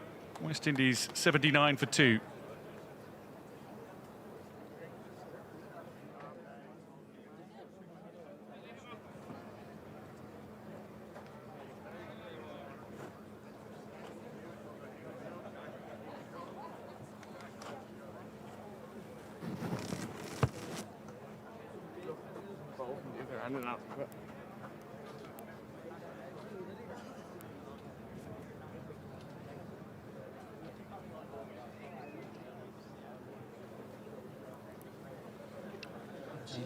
Well, Shea Hope from the city end was going along and run a ball effectively early on. Liam McCarthy. Still at a healthy rate, 25 off 31.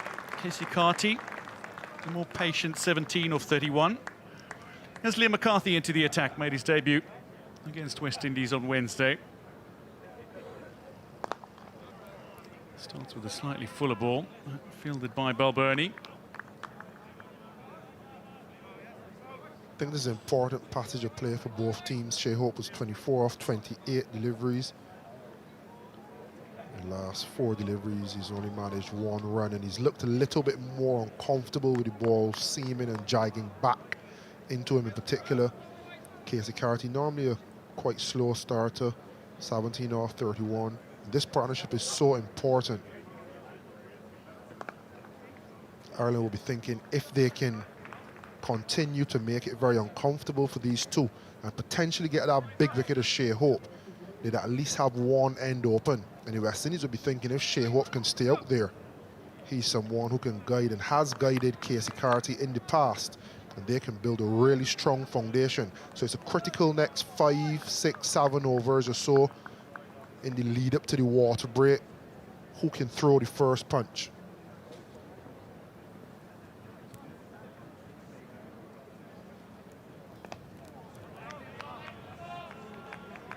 And the ball just guided down to third. Just taking the runs and maintaining a good run rate here. Keep the run rate healthy. Largely at around 5.5 and over, but just dipping slightly to 5.23.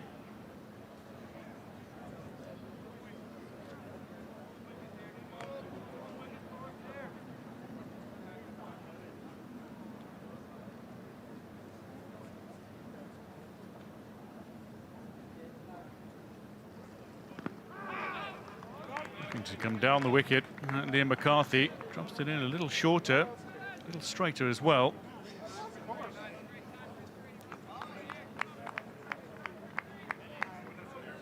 We spoke about intent, options, being proactive. Shea Hope, as I mentioned, just struggling a little bit the last couple overs, taking a little bit of a shuffle down and the cross, predominantly been decking the ball back, and he's just trying to get inside the line and get it away.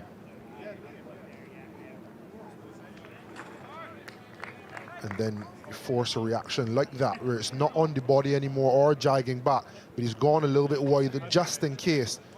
And it's that game of cat and mouse that the West Indies didn't play last ODI. They've definitely been more proactive today. That's why they're in a much better position. But what I love, what I really, really love is how the Irish bowlers have reacted and responded to it. They haven't taken a backward step.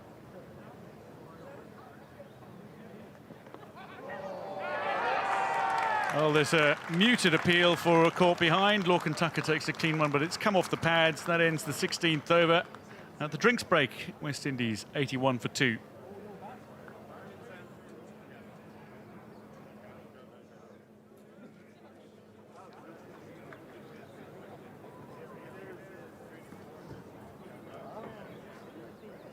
That is time for drinks on the field. Quick reminder for spectators, they should not enter the field at any time during today's game, including after match presentations. Please do not enter the field at any time during today's game.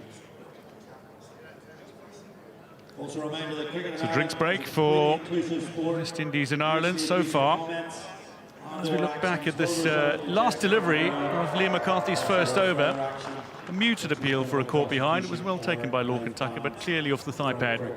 And we think back to the first ODI when there was a chance, and Lorcan Tucker skipping nicely again, but not getting two hands to it. And on that occasion, it was an edge. On this occasion, I don't think it was. But I've really enjoyed watching the Irish bowlers respond to the proactivity and the counter-attacking nature of the West Indies batters today. It's been a really good contest, and you'd say evenly poised. Yes, I'd have to concur with that. For West Indies, certainly the improvement is apparent. There has been more intent. There's been a little more aggression as well at times, certainly from Evan Lewis and Brandon King early. But Hope has played his strokes, and Carty has played fluently for his 18 of 32.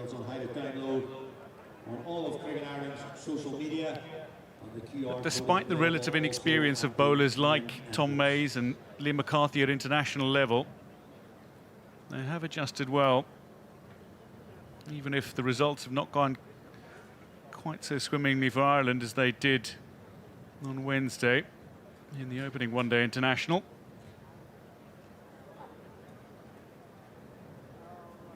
And Tom Mays bowled 28 dot balls in 36 in his first one-day international, and that's almost old-school one-day international cricket, isn't it? Yeah, and the reason was more West Indies' lack of intent, but you have to salute the way he bowled, and he came again today, and there was a lot more positive intent. He also was asked to bowl to the left-hander, Evan Lewis, which he didn't have to do in the first game, but he adjusted well.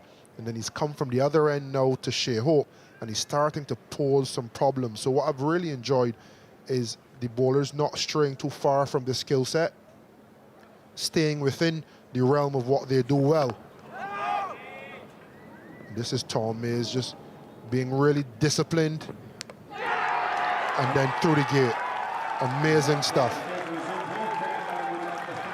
Well, that was the highlight for Tom Mays from the first one-day international of this Token Phi series between Ireland and West Indies here at Castle Avenue in Clontarf. Thank you to our sponsors, Toyota. So Tom Mays will be heading out to the boundary to field.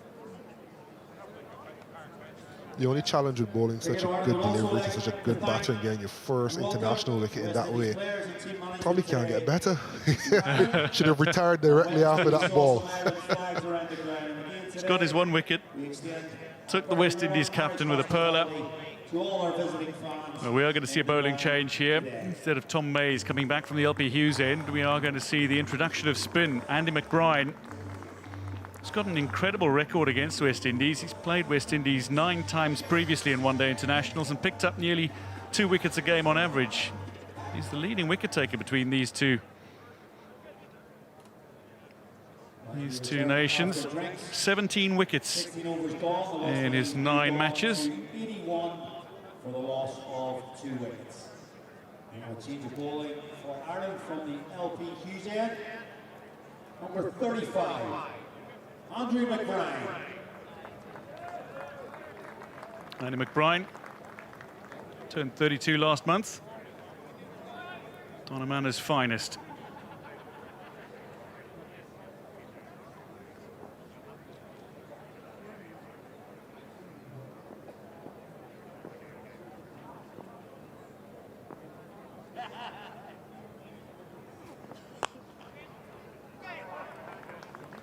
Paul Stirling flung himself at that ball and managed to get much of it.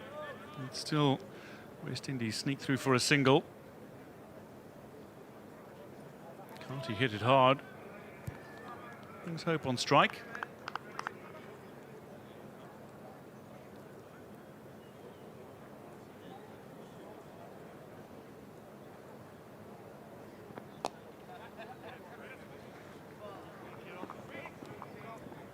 This will be an interesting challenge. One for Andy McBride, 2 batters who are fairly set, bowling to that shorter side, straight back with mid-off in the circle.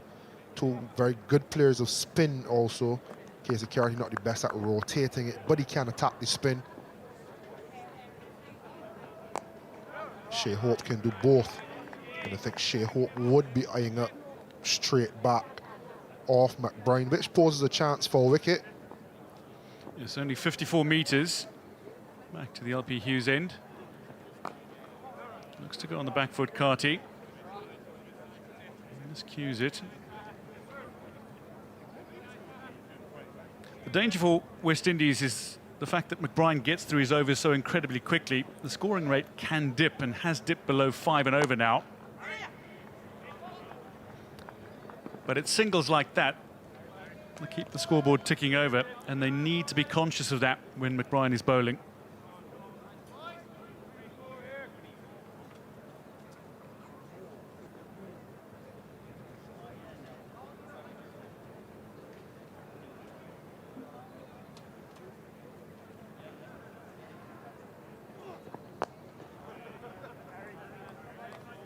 Lovely delivery to finish the 17th. West Indies 84 for 2.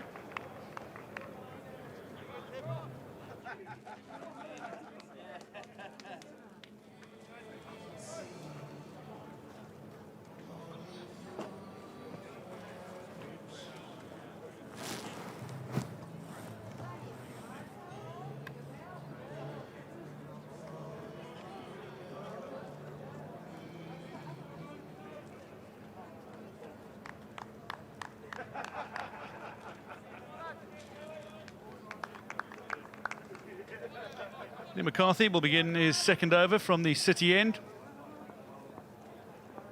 2 batters with starts, looking to become established.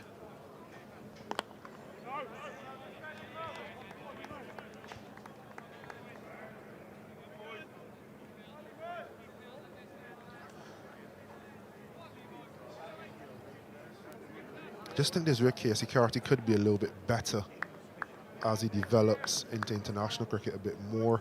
That delivery is just pushing it to mid-wicket. Can he just let it come to him a little bit more and roll his wrist and drop it to square leg?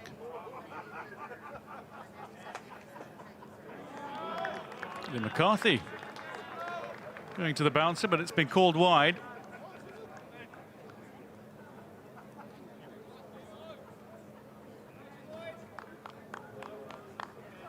You always think the best players in the world, and he'd probably say it from Shea Hope at the other end, they're always able to get off strike, not back too many balls in succession.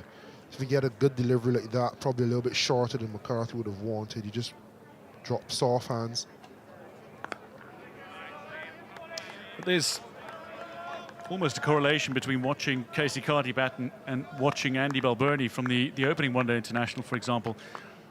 Scores more composed, patient runs in the early stages of the innings, certainly, but then has the ability to score quickly in the closing stages. Balbirnie was 88 deliveries for his first 50, 43 for his next 50, for example.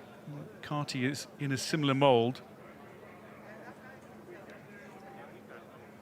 You're right, you don't want to see the dot balls lining up as a batter. You want to see that strike rotated. And that run rate that a couple of overs ago was at 5.5 is now down to 4.9.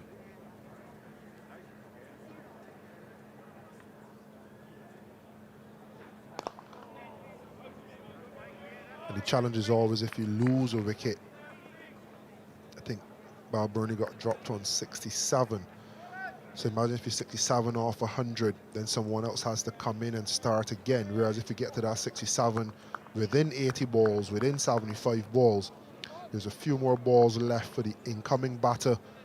If the Getson faces a good spell to be able to negotiate and then get going again. That's a great shot. There's a fielder out there. Balbirnie whips it into Tucker. And that's a lovely shot. And that's just where these two teams are now and where they want to get to. I think when you watch the Australias and the Indias and the Englands of the world, well, when England were in their golden patch, just looking at 310 being almost a minimum score. And more so due to the way that they played. Not, you don't have, everyone won't play that way, and you can get to 310, 320 different ways. But the way that the modern game has gone in ODI cricket, you need to be maximizing most balls off most overs. It's no longer sitting for 35, 40, and then crash at the back end and hope to get it to 280, 270. More often than not, that's a losing score. It proved to be a winning score in the first game. But if you want to challenge for trophies, you need to be playing that way.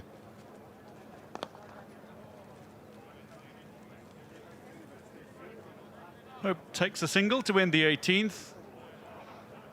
West Indies 87 for 2.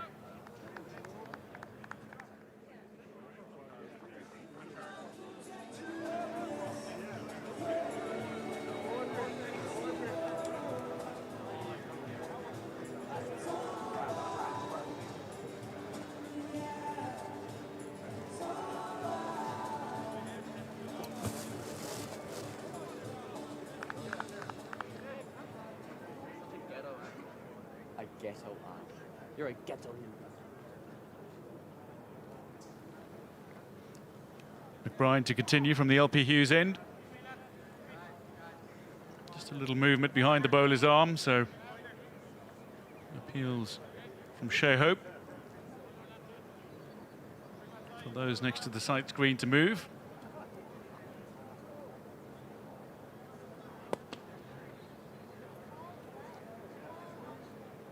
It's not a game of cricket if you don't get movement by the sight screen, is it? Slightly shorter than he normally bowls, Andy McBride, but Dockrell sweeps around to restrict West Indies to 2. That's a really good running as well by the skipper. Immediately shouted for 2. So many times with West Indies batting, you see that be jogged an easy single.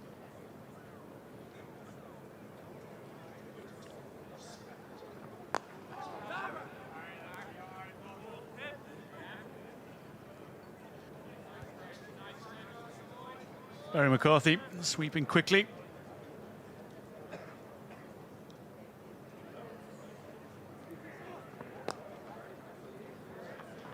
Just angling the bat beautifully. Shea Hope will take a single. Just finding a little space now in the offside.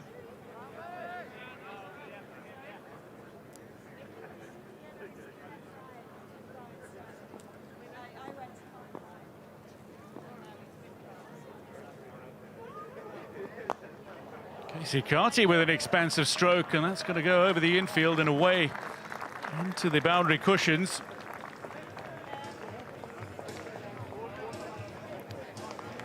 So West Indies shift along sharply up towards the 100-run mark, 6 away from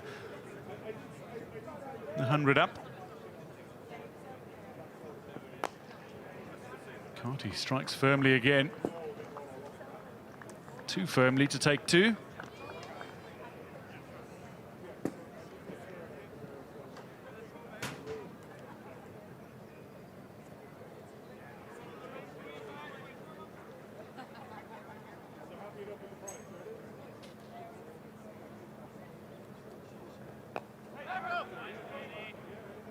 And a quick call of no. Ends the 19th. West Indies 95 for 2.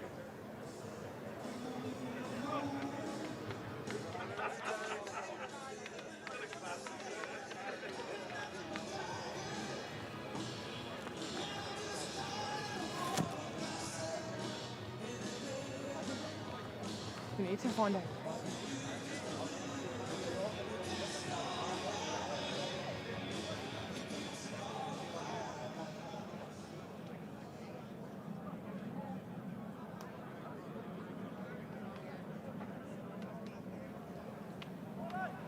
So Lee McCarthy will start the 20th over. West Indies 5 shy of the 100 up. But it's an important partnership that's been building between Casey Carty and Shea Hope. They're on 49.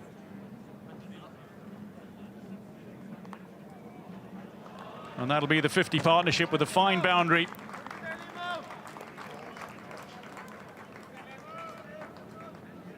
Brings up the 50 partnership between Casey Carty and Shea Hope. Casey Carty starting the 20th over with boundary down to third. So 50 partnership up off 68 deliveries.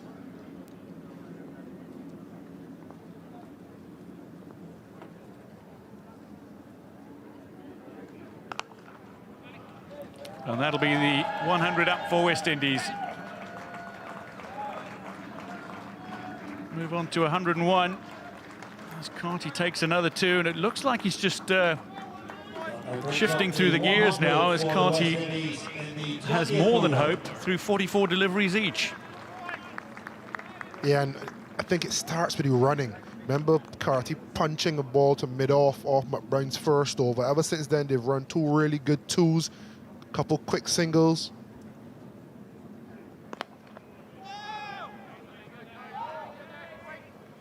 And that intent looks really there. He hit that into the leg side and he take a couple steps down. He's looking, not sure if it's a run, but he's made the motion in case it is a run. A wait, a no.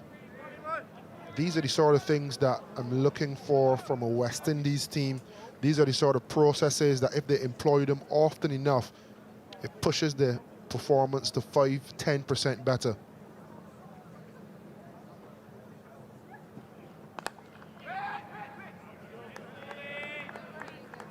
An initial call of yes and then decided against it. A couple of dot balls follow from the 4 and the 2 that started the over.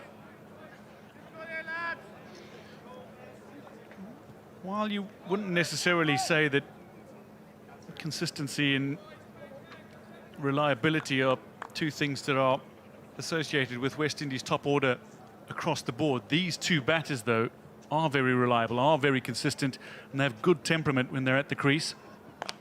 Shot. And that's gone into the boundary cushion all the way, I think.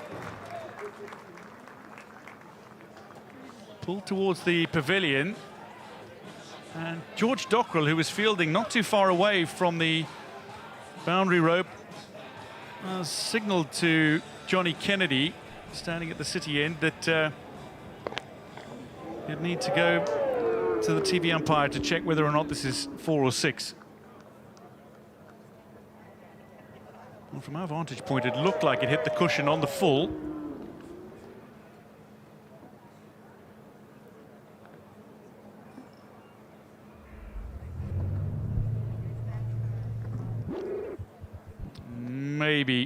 Maybe bounces just in front.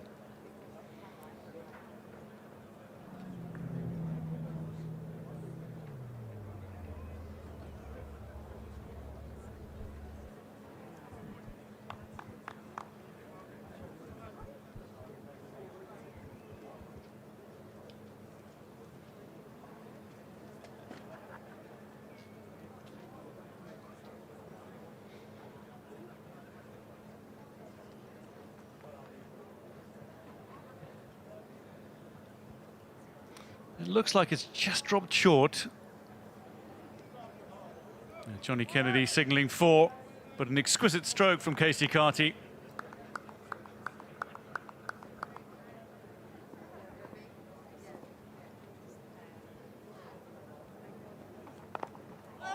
Oh! After that brilliant stroke, this one bounces over the stumps. So Casey Carty maybe a little fortunate to end the 20th. West Indies 105 for 2. Played it late, almost too late. Favourable bounce. There's a nervous peek back. Thankfully, no death rattle on that occasion, and Carty survives. There's been a really good period of the last 4 to 5 overs for this partnership. Well, they've built a platform. They're looking to capitalise now. Just cash in with a few more runs. Casey Carty has upped his scoring rate considerably.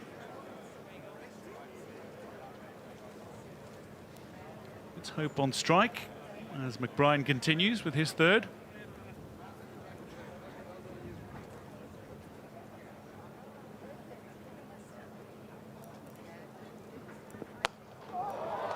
And that's a glorious stroke.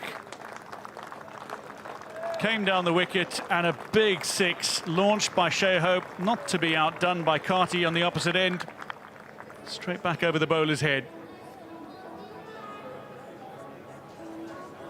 And that brings up Nelson. West Indies 111 for 2.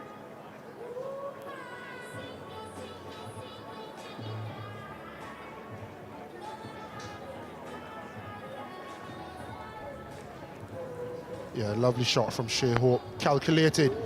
We mentioned this would definitely be an option with mid-off in the circle. He's allowed him to bowl a couple overs, get into his rhythm, for him to see him a bit as well. And it's a calculated risk, one needed in the middle overs. And very well executed. It's the first 6 of the innings in the 21st over. Well, that 6 is gone so long, and it's well out of the venue. It'll be a collector's item for somebody many streets down, it seems. So we have a change in ball, new ball. Someone will rock up to Clontarf Club practice with a 20 over old Kookaburra ball in a couple of weeks' time.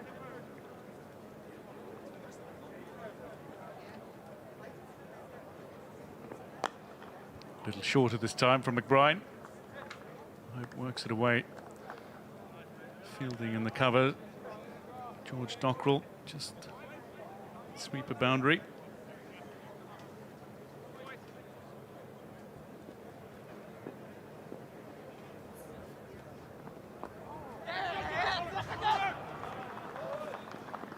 Maybe a little late in deciding to go, but Shea Hope called nice and early. Casey Carty took a few moments to get his skates on, but when he did, he was quick. Yeah, good call from Shea Hope. Ball's behind the striker. It's a non-striker's call, and good trusting from Casey Carty to react to it.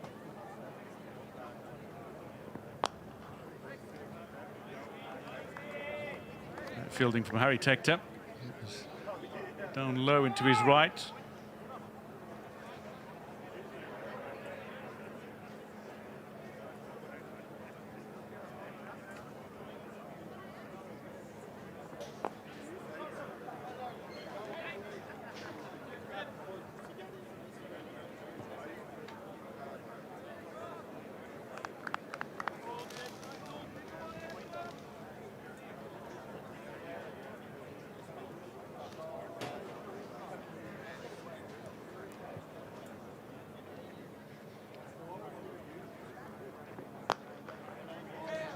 Punched away off the back foot by Shea Hope. Down to long on, and that'll end the 21st over. West Indies find themselves 114 for 2, and with that, a commentary change.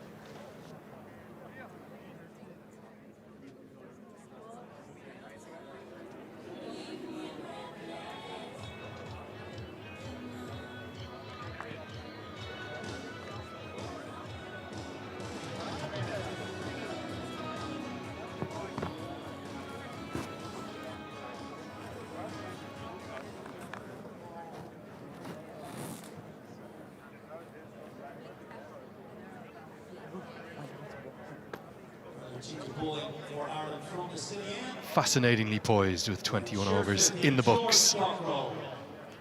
Ireland, well, they got the breakthrough early that they would have wanted through Barry McCarthy. They've only had one wicket since then.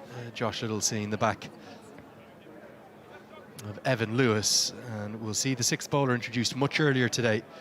It was just after the end of the second session, past the 30-over marker, where George Dockrell's left-arm spin was introduced today, and for the first time in the series we'll see spin in tandem for Ireland, with George Dockrell bowling alongside Andrew McBride. Andrew Leonard here with you. I've got Isabel Joyce alongside me for the first time. Firstly, great to see you, Izzy, and it's nice to see George Dockrell being utilised a little bit more with his left-arm spin now. Yeah, he hasn't stopped training as hard as he always does with his spin, but he's not had many opportunities, especially at the top level with his left-arm spin. 3 wickets for 21 the other day. 2 overs, that was. So 21 in the 2 overs. It was entertaining, to say the least. Forgive me for saying it, reminded me of myself. There was runs, wickets, 5 wides, bit of everything happening every single ball. Yeah, really entertaining stuff from George Dockrell. Probably not the way he wanted to bowl. This one's driven through the covers. It's going to get to the rope. Possibly not the greatest effort from Liam McCarthy, who I think felt as though he was getting there quicker than he did. And such is the timing and the quality that Hope possesses. It races to the rope.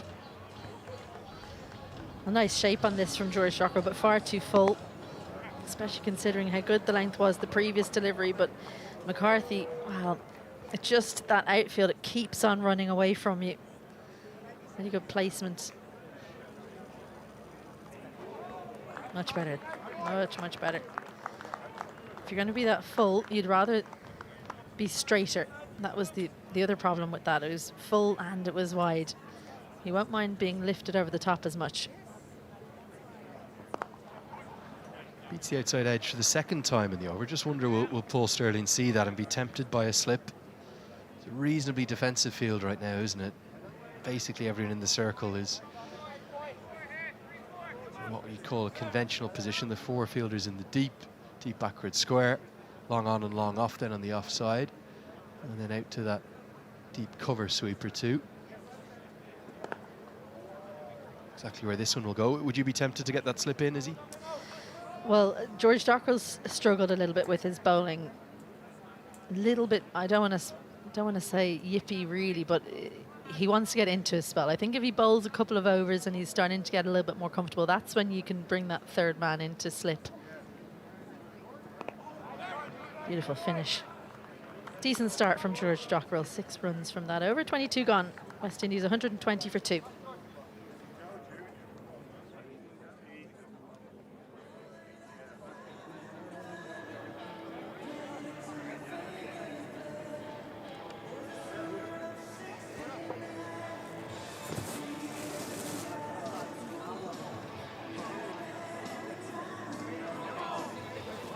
Yours is right there.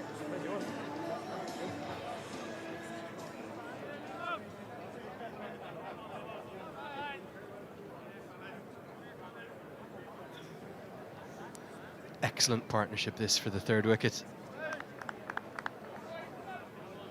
Shea Hope is the class act in this format, in this squad. One of the world's great ODI technicians in terms of the way he approaches his batting, and he's found a willing ally in young Casey Carty.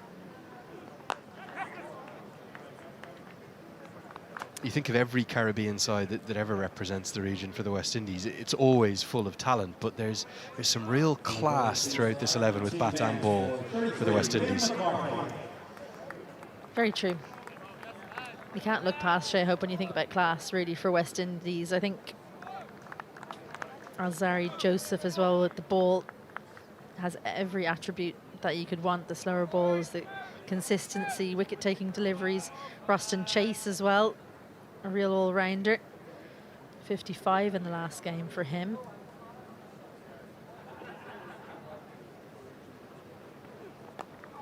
I think the ominous thing for Ireland here is Isabel, that we may see West Indies develop a platform whereby they can really explode in the last 10 or 15. And although Ireland were exceptional with that 124-run victory in the first game, you think about the fact that after 30 overs, the West Indies were actually ahead of where Ireland were. And I think from talking to the Irish squad, they felt as though batting first, they left 20, 30, maybe 40 out there. They should have got 320 to 340 without doubt. If the West Indies get to a position with 10 left, with 6, 7, even 8 wickets in hand, they're not going to be scoring 300, are they? They're going to be looking at well in excess of 350 potentially. Yeah, Ireland doubled their score after 30 overs. That's what generally they tell you should do. But when there's a really short boundary straight one end, then I think you can add 10 or 20 runs onto that. So that's why we kind of thought 320 was kind of par. West Indies would be eyeing that 320, 330 up. Hooked away and very nearly hooked all the way. Just one bounce right in front of the rope. Well fielded out there, sir. As Hope is right on the verge of yet another ODI 50. Too short. Goes without saying. And he didn't try and overhit it. It was impressive. He went more for placement, Hope.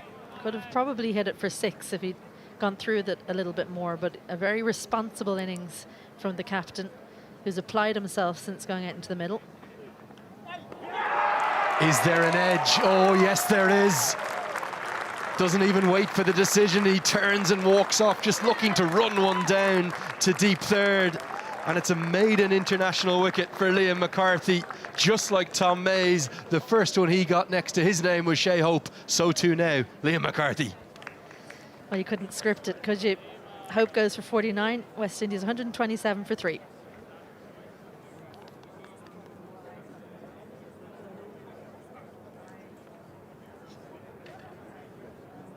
Shea Hope was caught Tucker on the first ODI international wicket for Liam McCarthy.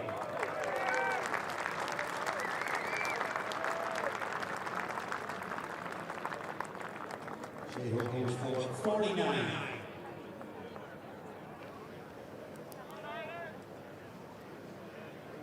Big moment in the game. It's the captain that's been dismissed, Shea Hope, and what a moment for Liam McCarthy. Couple of shorter deliveries, but got the length right in this occasion. Just a little bit of away movement. No footwork from Shea Hope. Liam McCarthy, well, he and Tom Mays can have a chat about it after the game. Each of them get their first one-day international wicket. Same man, Shea Hope. A really special moment for McCarthy. The West Indies captain must be absolutely cursing the Irish debutants. Dismissed by an absolute jaffa from Tom Mays 2 days ago.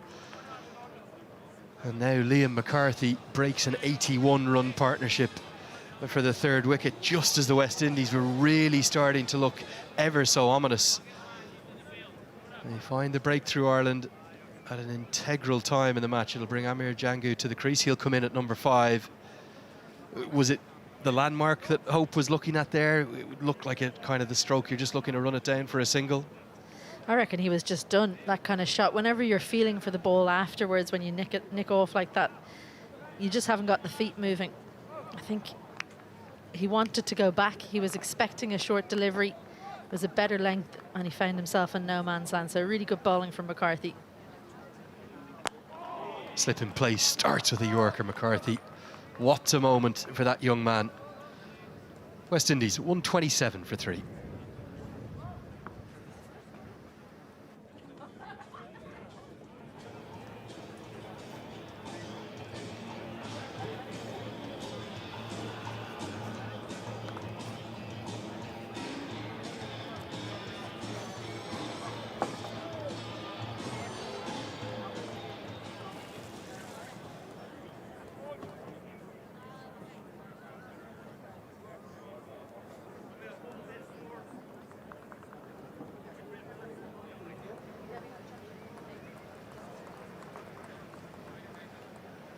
Critical wicket for Ireland. That one, you felt as though West Indies were just starting to get on top, and get on top in a big way. George Dockrell will allow him to ease into his spell. You and I, Izzy, were talking off air before we came in here together about how strange we felt it was that Andy McBride was used from that LP Hughes end of the ground. Now they're going to Dockrell from the City end of the ground, surely the spinners have to bowl from this end. It's what, about a 12-15 metre difference in the straight hits down the ground. Yeah, I had a good think about it, and I wonder if maybe it was a little bit of a gamble from Paul Stirling. We haven't seen West Indies look to take the spinners on down the ground too much, so he was almost saying, let's see if you can do it. West Indies said, yes, we can. And that battle was won by West Indies, definitely.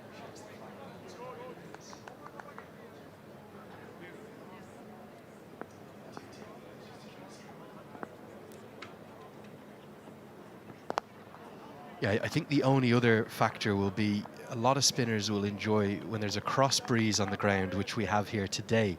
And it's quite a stiff cross breeze. You've got to remember, we're probably only a kilometre or two from the coast, even though the Irish flag isn't flying too much. You can see the West Indies one fluttering high there. That wind is coming from west to east, or as you look here, from off to leg. So George Dockrell will get that assistance of the ball drifting in with that wind, and for Andy McBride then from the other end, he was going to get it to drift away and turn in. That might have been the factor, but it's so difficult for McBride with a 54-metre straight hit. Yeah, one of his best deliveries, McBride, is when you play for the spin, it's drifted away and then it holds its line, so maybe he thought an edge was on offer. But look, these are the things, especially in 50-over cricket, I think that a captain can relish. You know, thinking of an idea, putting it in place. Sometimes it comes off, you look like a hero. Sometimes it doesn't come off. And definitely that Shea Hope delivery, I've said it a few times in the first game, it looked like a plan come up with, most probably from Scott Irvine, the analyst for Cricket Ireland, that said, look, we think there's a weakness here. And luckily for Tom Mays, he executed it perfectly. Didn't manage to do it today. You could see him trying it again. The thing I like about Paul Stirling's captaincy in particular, he's not afraid to try those things and then change and say, okay, that hasn't worked, we'll put that one in the cupboard for a little bit. But Brian from the LP Hughes end, probably won't see him bowling from that end again, but he's tried it, and this occasion didn't prove fruitful, but it might the next time. Really good proactive captaincy from Ireland's Paul Stirling. Well,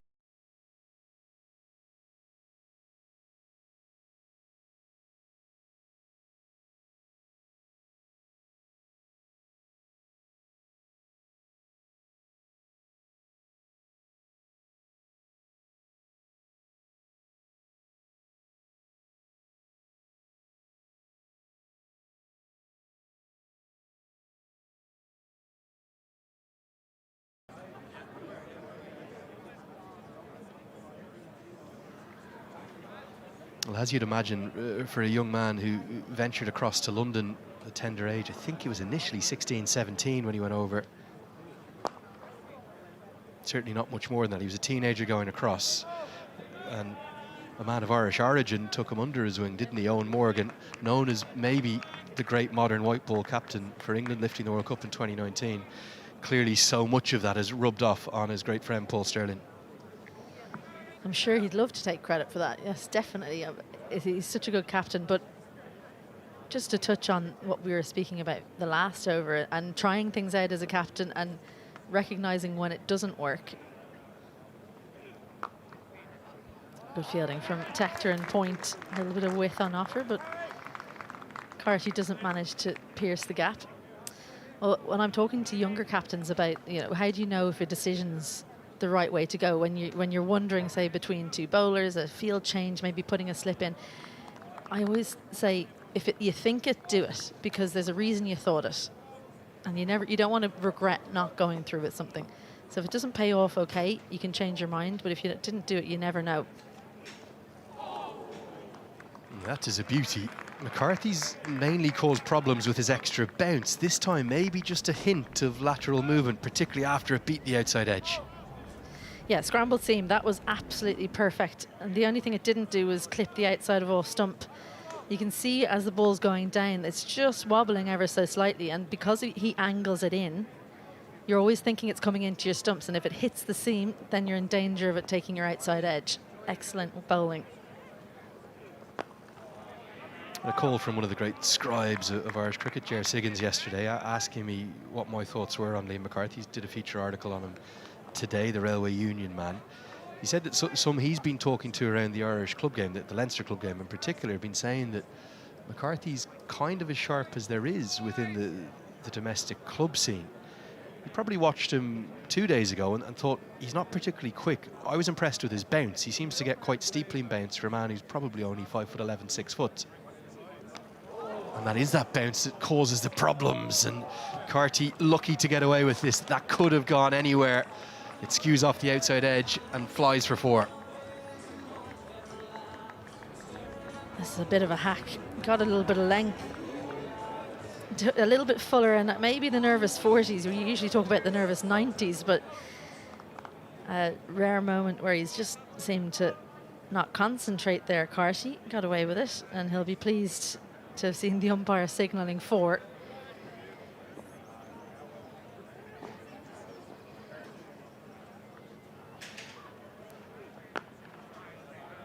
Good over from McCarthy. Very, very probing indeed. It's 136 for 3.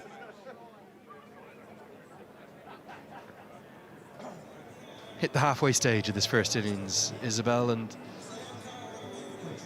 Shea Hope has been dismissed, but there is still plenty of batting to come, isn't there, in this West Indies side?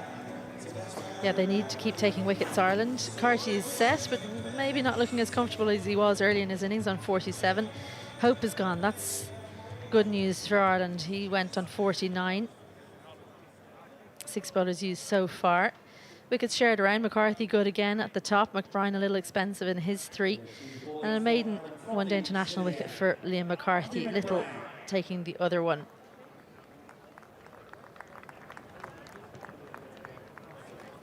Well, we said we wouldn't see Donamana's Andrew McBride again from the LP Hughes end.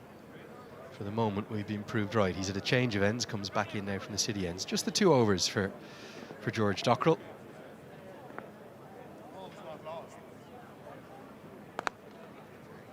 Good diving stop. How much of this is to do with the fact that we see the left-hander out there now, and that will be a matchup that McBride in particular will enjoy? Yeah, I think it's something to do with Dockrell as well, just being used as a little bit of a chance to take a wicket. He's not likely to build too much pressure. He does have probably 1 loose delivery and over in him, so if you're trying to build pressure, McBride's the man. Has just small changes in pace. He'll turn some, he'll bring some in with the arm.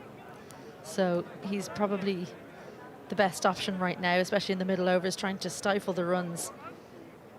Liam McCarthy looks up and about at the other end, so he's probably more of a wicket-taking option. McBride will fly through his overs from the City end.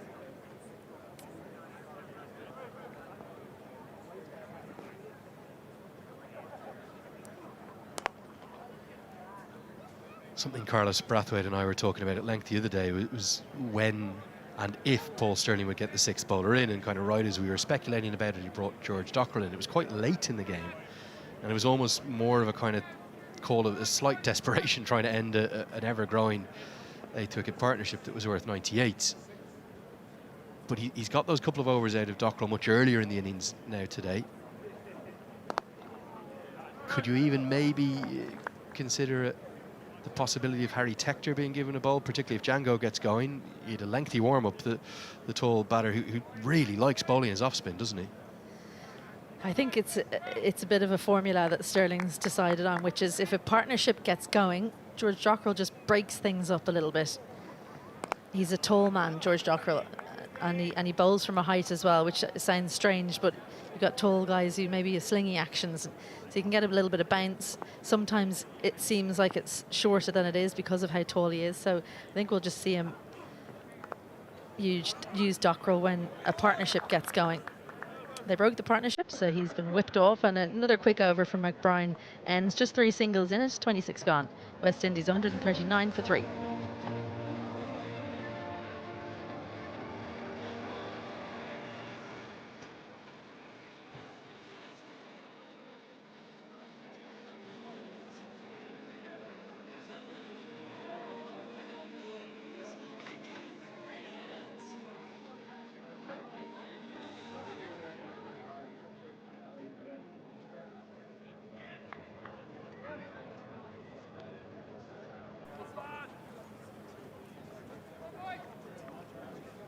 These middle overs always critical in all one-day internationals, and Paul Sterling continues to ring the changes, doesn't he? Plenty of changes. Going to be Barry McCarthy coming into the attack. There's Harry Tector just talking about whether or not we could see him maybe as a seventh bowler brought in. Does have 4 ODI wickets next to his name. This is a very interesting move though, isn't it, from Sterling, getting Barry McCarthy back into the game. He seems to be using McCarthy very much as a sort of a strike bowler, doesn't he, Paul Sterling? He likes bowling to left-handers, Barry McCarthy. Not every right armer does, and he manages to stay over the wicket to left-handers as well, which McCarthy tends to come around. It looks like Jangu might be a little bit susceptible to the right armer who stays over the wicket.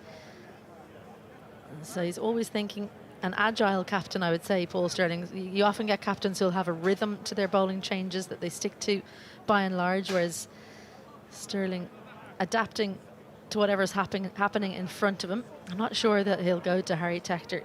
Harry Tector always warms up for a very long time. He very rarely gets called upon.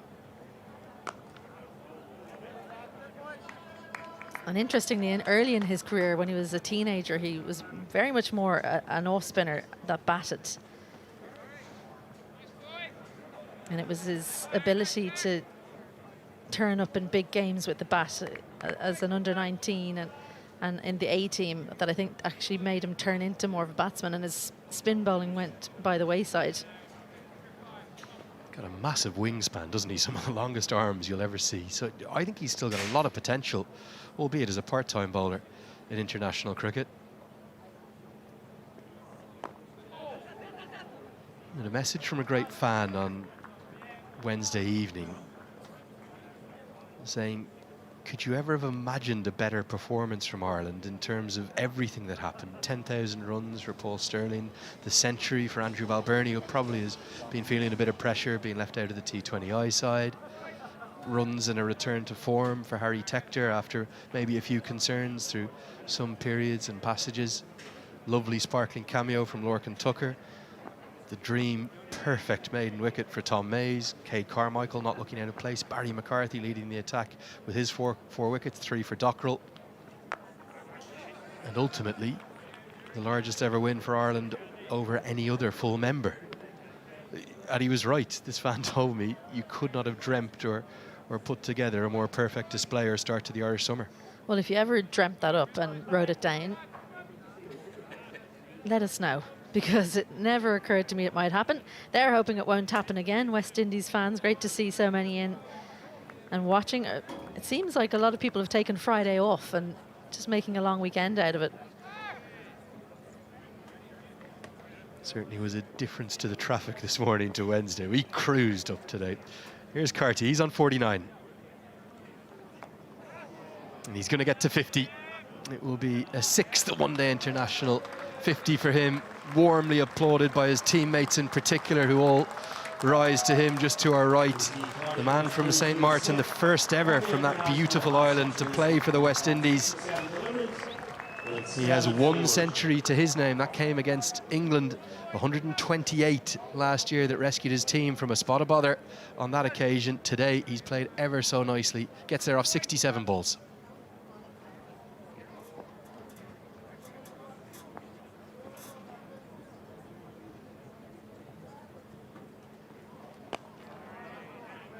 And how he'd love to make it a second one-day international century. He's halfway there. 143 for 3.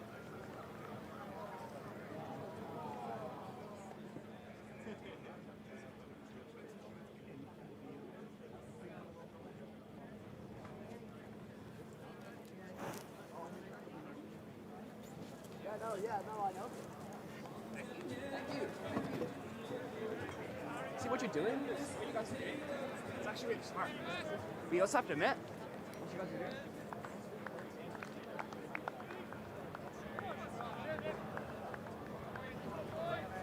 Second power play is got 13 overs remaining in it. Did hear a few whispers of the West Indies looking to try and accelerate before the third power play kicks in. You would imagine with the platform they have here, anything under 300 might be a disappointment, Isabel Joyce. Absolutely. I think maybe knocking it around for the next 7-8 overs and then accelerate at 35, especially if they don't lose more than 1 wicket. There are plenty of hitters down the line. They don't want to go too early. But equally, if you're not scoring well, oh, a misfield from Harry Tector. Didn't use that wingspan that you were mentioning, Andrew Leonard. They're too long. They're hard to control. That's the issue, Isabel. Honestly, he's got the longest arms you can imagine. Most people's arms go down to the kind of bottom of their trouser pockets. Tector's just keep spreading down there. McBride wasn't happy, though. And he's taken on over the offside. It skews off an outside edge and falls, well, agonisingly out of reach of both of the two men in their debut series, Cade Carmichael and Liam McCarthy. That again, for the second time in a few overs, could have gone anywhere. It's a similar shot as well. He's looking to go kind of over mid-on, and it just held its line. That's the kind of delivery we were talking about, where it's drifting and then holds its line. Drifts away and then doesn't turn in. He's almost playing for the spin. He's a very canny operator, very, very wily cricketer, is Andrew McBride. Can often be underestimated by opposition batters, much to their detriment, and many have found out about that. But right now, it's just possibly going to be the one that the West Indies will target. And you suspect there's some sort of power shots that you feel like are building up off him. He won't mind that at all, though. It will create wicket-taking opportunities for him. Gets us to the end of the 28th. It's 148 for 3.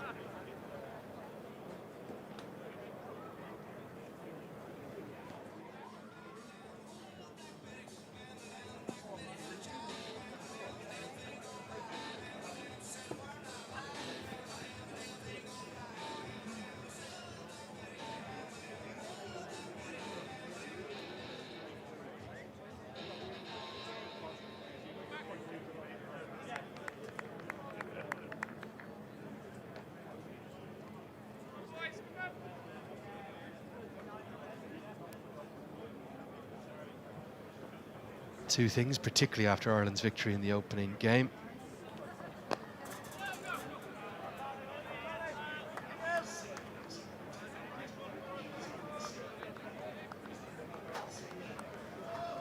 There is a festival feel, and I saw the ice cream truck heading in. I'll have to buy you one after, Andrew Leonard. I'll put a few candles in it to celebrate your birthday. We got 29 overs in without that being mentioned. I was just really hoping it wouldn't be. Waiting for the opportunity. And you mentioned the festival of Andrew Leonard, turning 21 yet again.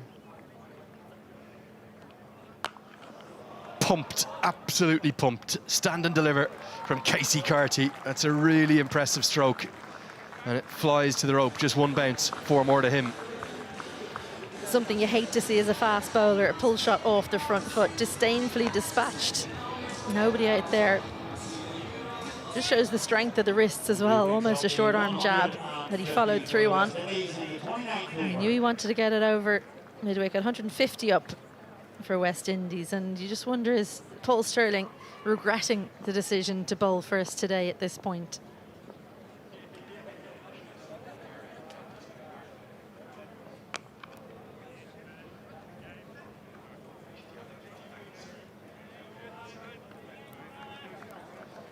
Get a look at the very best of Casey Carty's 50.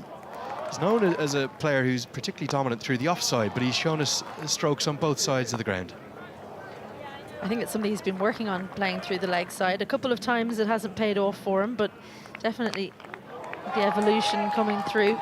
We've seen that shot probably 3 times. That's where he gets himself into trouble, where he tries to go over long on, but got to 50 with a single, as you so often see, and I think for West Indies fans, they'll be pleased that he's still out there.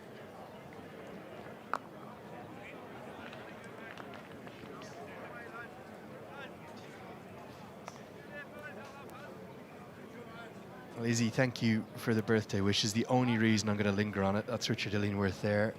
I share a birthday with a man who left us far too soon, Paul Reynolds, and there isn't really a day that goes by that I don't think of him. He was taken from us far, far too soon, as we lost a great stalwart of the Irish cricket community recently too, in the shape of Peter Prendergast. And every day, really every week, I think of Paul Reynolds. I know that everyone in the umpiring fraternity, everyone in the club community thinks of him too, so that's what that means for me today. This is whipped into the offside and going to be guided away for more runs. May well travel all the way. It does. An outstanding stroke. A little bit of flamboyance in that from Casey Carty. We said he likes the offside, ever so much on display there. Real flair. An incredible stroke, really, straight off the bat. You knew straight away it was going for 6. It's actually gone on to the roof of the clubhouse. It's not a small hit, that, especially off the back foot over the offside. Took a while to signal 6, didn't he, Richard Illingworth? I think he was just inspecting the damage that was being done up there to the famous old roof of this fantastic Castle Avenue venue.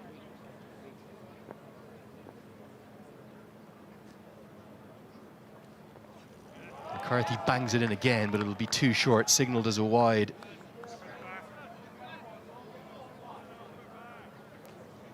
Johnny Kennedy there. Oh, that's Richard Illingworth. But Johnny Kennedy working in tandem with Richard Illingworth to signal that wide. Yes, he wasn't standing on Wednesday. Makes his bow on the series today, but he's tall enough to be able to see when it goes over the batter's head.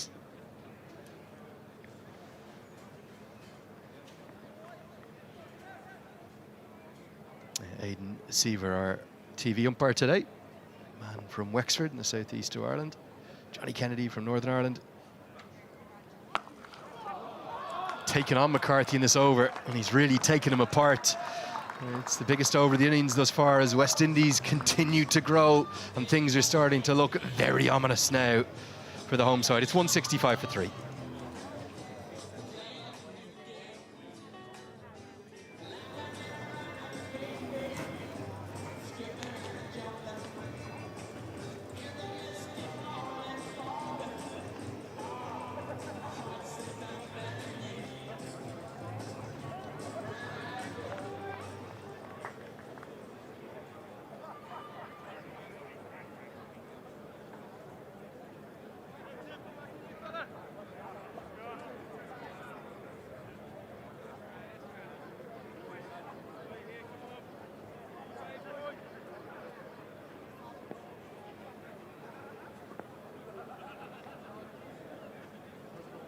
What will it be that the West Indies can turn this platform into, and how good a young talent is Casey Carty? He looks very special.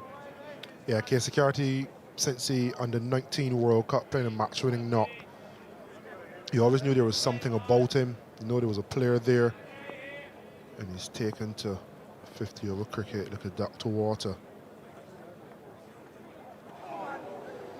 And there are always things you can improve in your game, and he started to show improvements.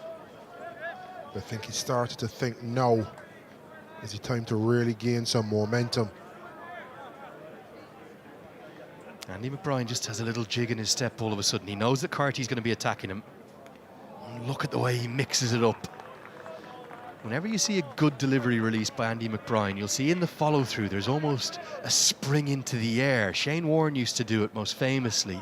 It's that anticipation of the potential of an edge or one that might get through the defences. He feels as though he's in the contest here because he knows Carty's attacking. Lovely off-spinner to watch bowling. And Harry Tector helps him out here, saves a single. Should have been a single. Should have been a single. You run that far to your right, you have to dive, you have to get it, you have to throw. Enough time to get 22 yards between them.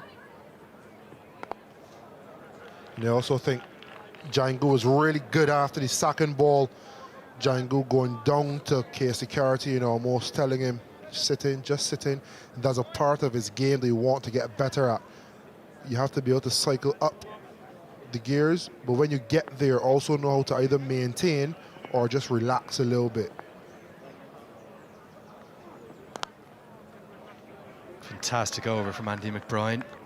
He's probing away. He might be the one to find a way to get the fourth wicket. 167 for 3.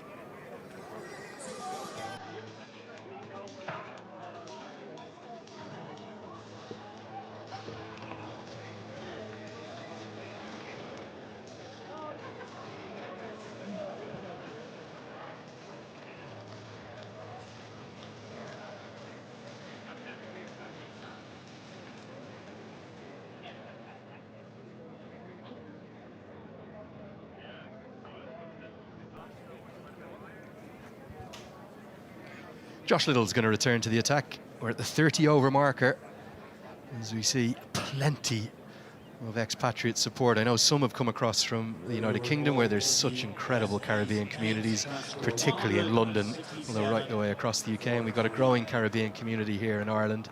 So much is shared between these two parts of the world, Ireland and the West Indies.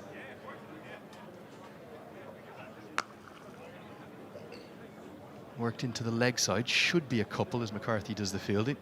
Carlos, could you explain to people maybe watching on, particularly from Ireland for the first time, about the West Indies as a cricketing nation? Because it's unique, isn't it, with regards to the rest of the full members of the ICC. It doesn't just represent the one country. Yeah, and I think Ireland share a small similarity with it being Republic of Ireland and Northern Ireland, but it's one landmass versus West Indies being 15 plus potentially. Sovereign islands, and those islands, the bigger territories, Barbados, Jamaica, Guyana, Trinidad, in our regional tournament they would play a standalone, and then there would be a collection of the small islands from the windward or southerly side of the Caribbean. It would be windward islands, and then from the top collection of islands from the more northerly leeward side would represent the leeward islands in the regional tournament. So we always have kind of 6 domains.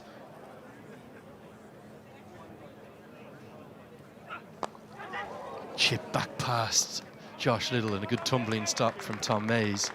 Yeah, and they've kind of been the 6 sides that have played a lot of the first class cricket, haven't they, over the years? Yeah, and even within that, you see 4 or 5 windward islands, I think 8 leeward islands. So it is a challenge, but it's a great opportunity. When we get it right, it looks really good, but sometimes insularity sets in, which is natural.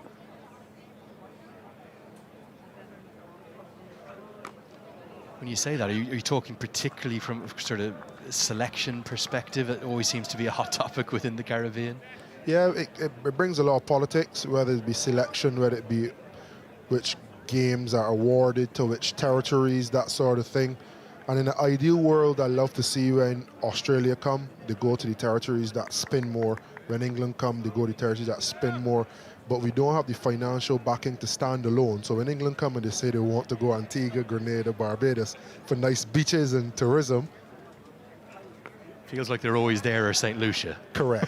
Those are the 4. Antigua, Barbados, St. Lucia, Grenada.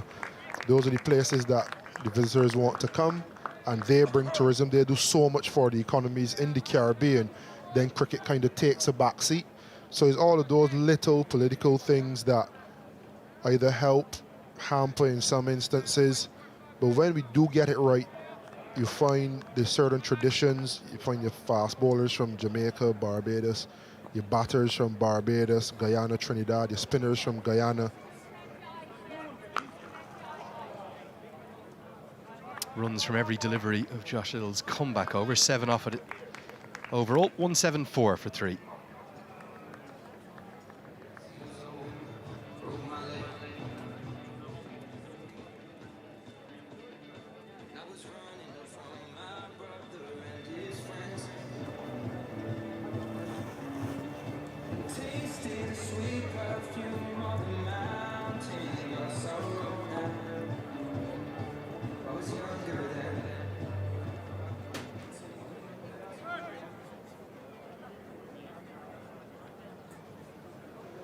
McBride will continue into his 7th over. You feel as though something could happen here.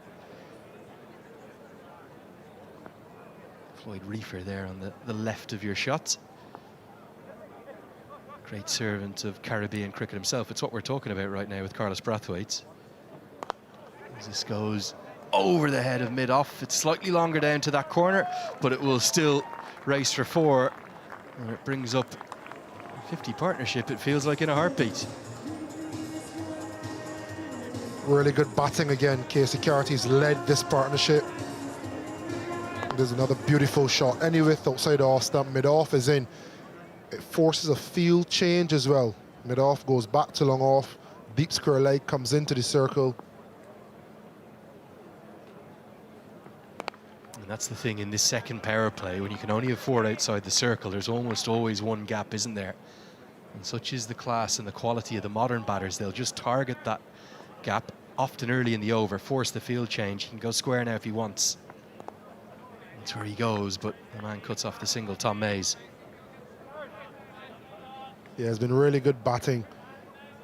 When they lost Shea Hope, Carty just went back into his shell slightly to build a partnership. And that's where he's trying to go. He's trying to now access behind square because that's where the gap is.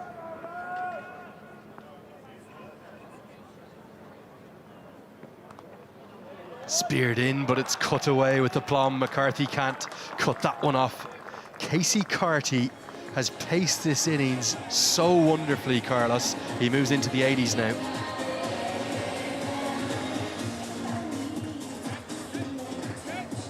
So beautiful to watch. It's so easy to think that he can just try to go leg side because that deep square is up, but he's playing each ball on its merit, and he has a wide range of shots to be able to execute. Also will now keep the strike with the single, despite the fumble from McCarthy to close out the 32nd. 183 for 3.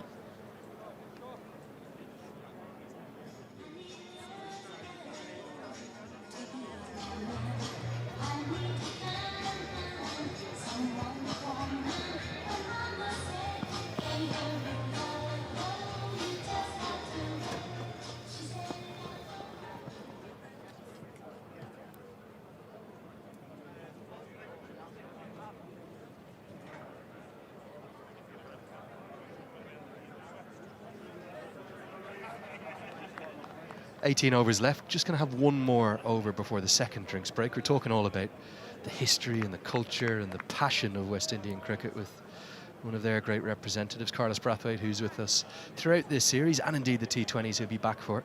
So Carlos, it's kind of 10 sovereign nations, although they're split up into sort of 6 first-class teams, if you will.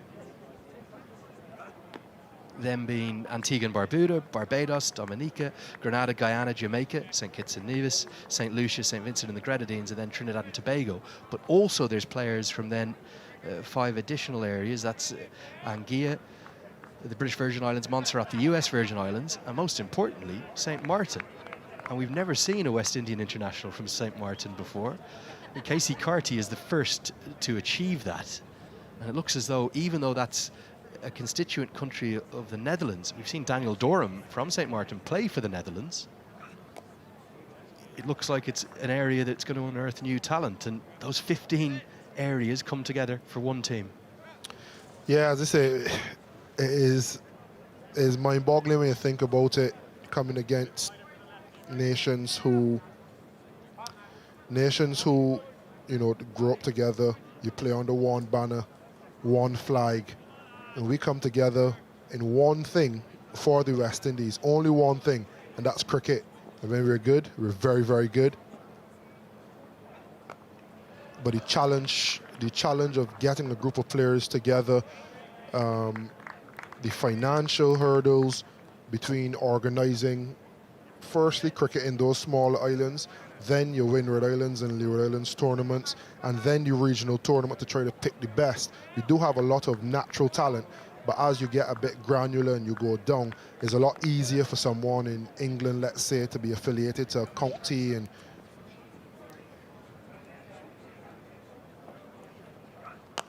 you have your county is basically working 5 days a week, 2 days off. When you have the guys from the Windward Islands, there are 4 different territories.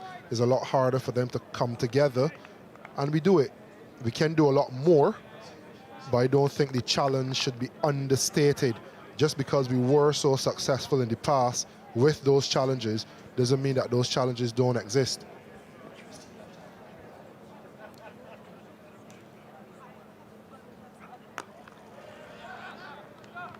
Is Darren Sammy coming in as the head coach maybe the perfect tonic to all that? He doesn't feel like he kind of has any bias to any one area. Obviously former captain himself from St. Lucia, correct? I'm not sure if you wouldn't have biases. You naturally would have biases. But I don't think that bias should get in the way of selecting your best team, your best squad. and if it's in the sense of an academy, your next best cohort to be able to represent the West Indies. So there's always biases, but shouldn't get in the way of selection. Good delivery from Little to take us to that second drinks break. The West Indies have controlled that second session despite losing Shea Hope. Casey Carty's played wonderfully well, and we're going to have a lot of action in the third and final session. It's 187 for 3 as the players take a drink.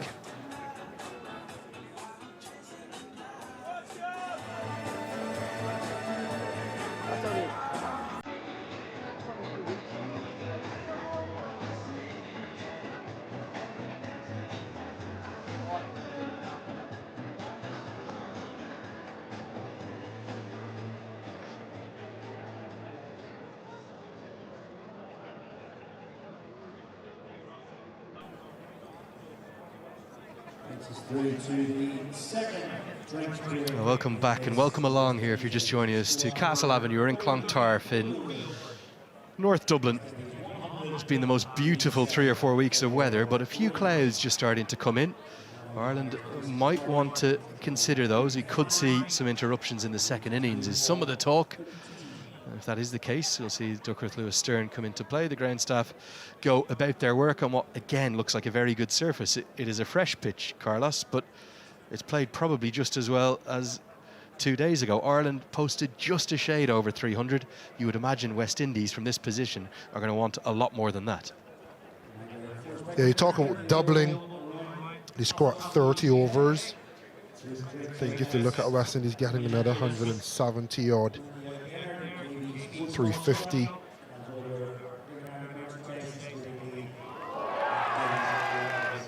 Look at the first wicket, Brandon King.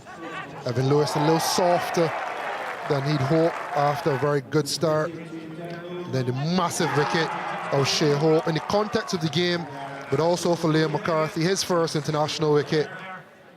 And this man on screen has held the innings together ever since and started to really drive home some momentum. Carlos, I have to ask you about those 2 dismissals of Shea Hope, not in terms of how he's got out, but for Tom Mays and for Liam McCarthy, for their first wicket in international cricket, both to be that as Shea Hope. In this format, he's as good as there is in the world game, isn't he? And there weren't 2 wickets, there were 48th, 49th, 50th over, and it's caught long off. One was a perler through the gate, the other was on a good length, just seeming away a bit, and nicked straight to the keeper. So, no, and it's a testament to, as been mentioned a few times before, the newfound depth of Irish cricket. And I think what I've also loved about both of them so far with ball in hand, they seem up for the fight. I don't know how much of that you can attribute to Barry McCarthy, but he's someone that always looks up for the fight, and you tend to see young players feeding off the energy of the senior guys, and those guys definitely look up for it. I think Tom Mays had an amazing bowling performance, he first ODI, but what impressed me this one is that he was put under pressure. He didn't take a backward step, and then he followed up from the other end, and he challenged Shea Hope again with the older ball. So there's a lot to love. Liam McCarthy not doing as much with the ball as Tom Mays, but looks like more of the enforcer, bowling his short balls, getting into the face of the batters, getting stuck in, and got his reward today. I think one of the great things, great signs for Irish cricket, those guys in particular, they benefited from those Wolves tours of both Kathmandu and Abu Dhabi. They went to Nepal to play the Nepal senior side and Nepal A, and then they went to the UAE to play Afghanistan A and Sri Lanka A. And on both of those tours, particularly the games against the Nepal senior side, Ireland took an absolute hammering in the 2 T20s there. But it's that adversity that you learn from, isn't it? And Gary Wilson, who was the head coach leading the side out there with the Ireland Wolves, the Ireland legend, the former keeper, batter, used to play for Surrey, of course, as well. Proud Belfast man. I think he's the kind of guy who loves taking those sort of groups and saying, even if we get beaten, we still learn. George Dockrell returns to the attack and strikes. What a piece of captaincy from Paul Stirling, and it's him who takes the catch. Dockrell again in the wickets. An inspired piece of captaincy to start the third session after the drinks break. Django goes. Golden Arm George. First ball after the drinks break. The matchup that you wouldn't say is favourable for him. Left arm finger spinner to left hand batter, but he's gotten the wicket. Jangle's gone for 13. West Indies 187 for 4. Sterling Bull for 13.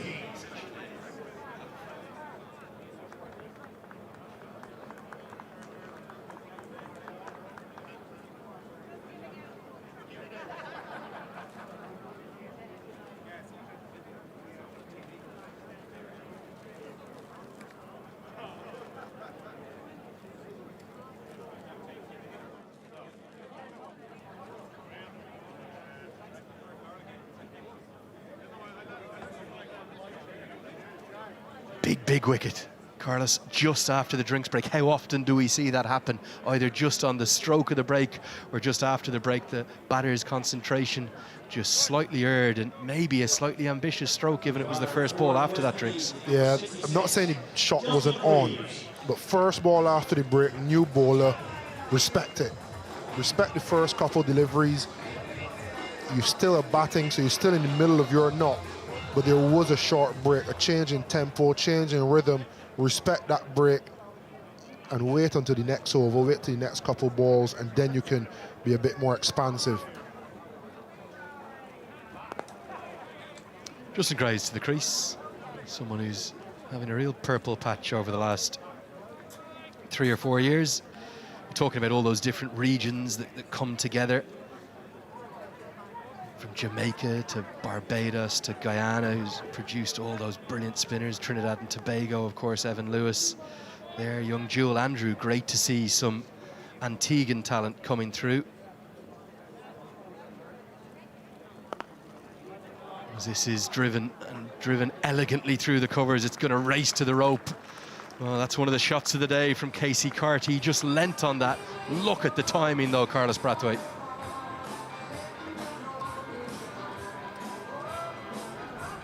Yeah, a real gorgeous shot from Casey Carty. This is what we've come to expect all along the ground as well, in control all the way through. Regions I was referring to, though. Graves part of an ever-growing Barbadian or Bayesian mafia, if you will, within this side. It feels as though, I know that's where you're from as well, Carlos, but it feels as though Barbadian cricket, or Bayesian cricket as I should call it, stronger than ever potentially right now. Yeah, I'd say as strong as ever been. There's some absolute greats that's gone before us, so it's difficult to compare ourselves to them, but it is quite strong. Chase and Warwican just been named as Test captain and vice captain as well. That's the end of the 34th, 192 for 4.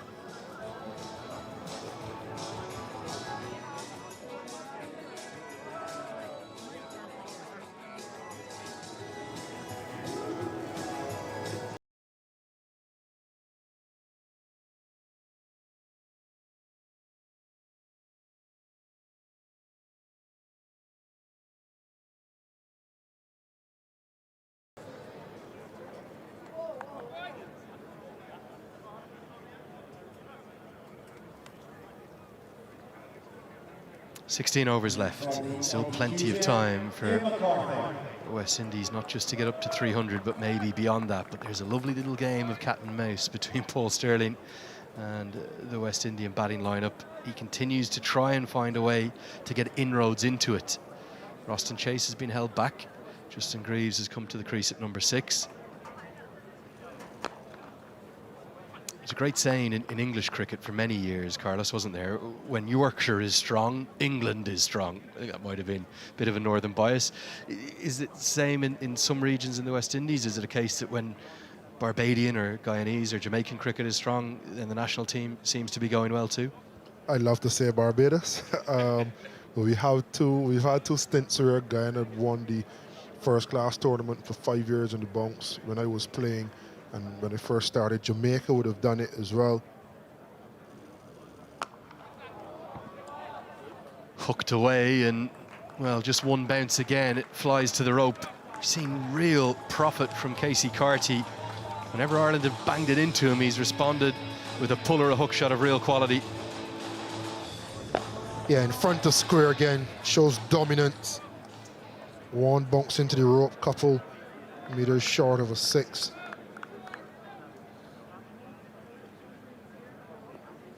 I think he's come just in front of square now. Driven down the ground, and it's very short up there. Mays won't be able to cut it off. Only 54 metres, and the 200 comes up with consecutive boundaries from Casey Carty, who's hunting down a second ODI 100. Yeah, front foot gone. He's always going to smash that fuller length. And once he gets past the inner circle, it's always going to be 4 on the cusp of a century. Good time as well, 97 off 100 balls so far.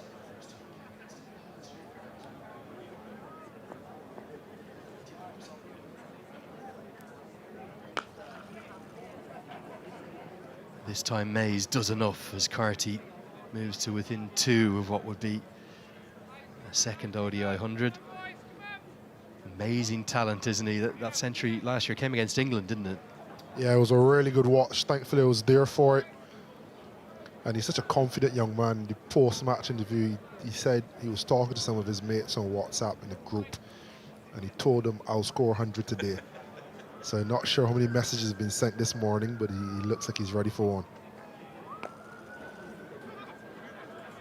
Gonna dash a quick single, perfectly judged. You get a sense that there's just more than a hint of flamboyance in the way in which he approaches the game. He's great to watch, Casey Carty. Yeah, he is. And he does it with a kind of lackadaisical demeanor. But you could always see the intent in his stroke play, especially through the offside. And what I've loved, I think the switch, if you cut this innings in 2, is when he started to really run between the wickets. Good Yorker from McCarthy, fights back somewhat in that over. West Indies are looking very, very good though. What will they get to? We'll find out in the next 15. It's 203 for 4.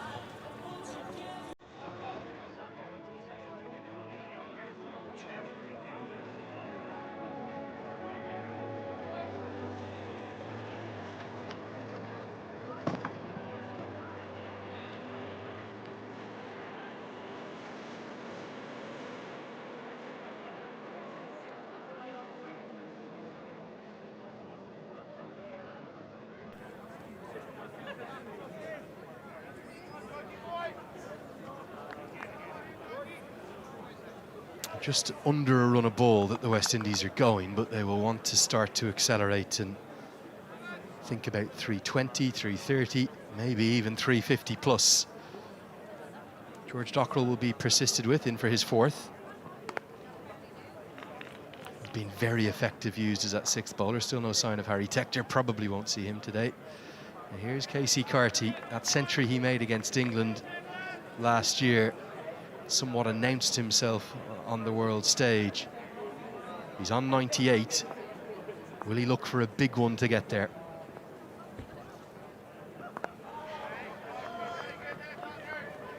Not yet. It's that same field Dockrell is bowling with square leg up in the circle. So long off, long on or out. Deep extra, deep mid-wicket too.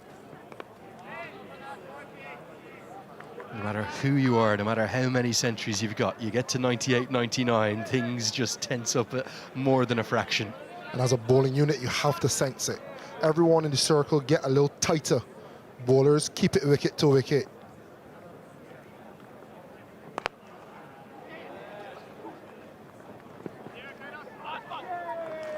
And he comes back for a second. Casey Carty. A majestic knock from the man from St. Martin. Applauded, adored, and enjoyed by all, here and at home. A sensational knock. Striking just under a run of ball.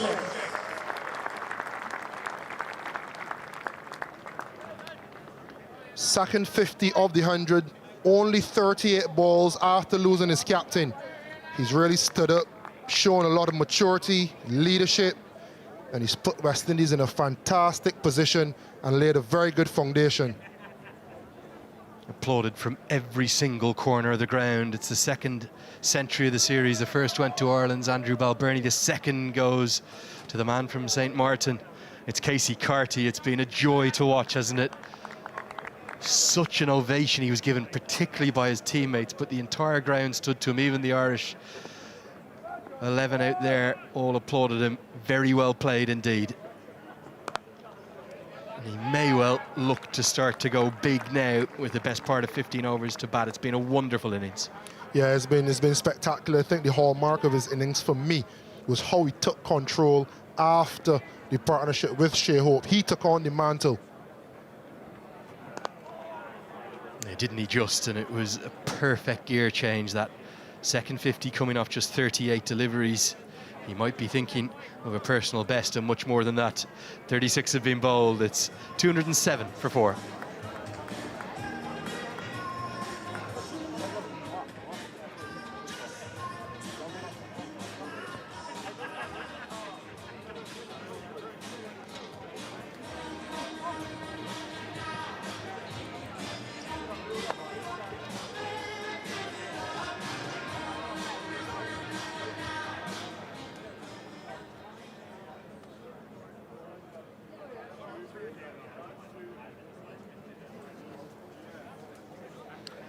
So West Indies 207 for 4. It's been a magnificent effort from Casey Carty. 6 in the first one-day international. He's on 101 now. His second one-day international ton.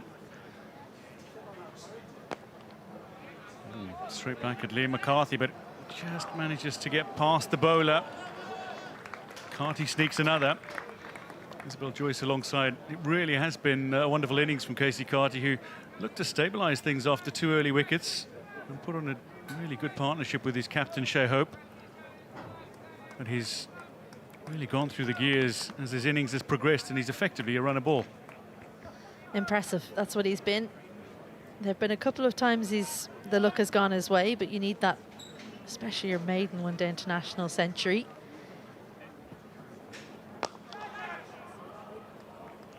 Well, that's beautifully played. Graves loves to play his strokes. So stylish. A big, tall man. Almost made this look a little bit slower the way he played it. Tends to play on the up at the beginning of his innings, so he needs to be careful with his placement, but the contact is good. And as soon as he hit it, he knew it was racing over the rope.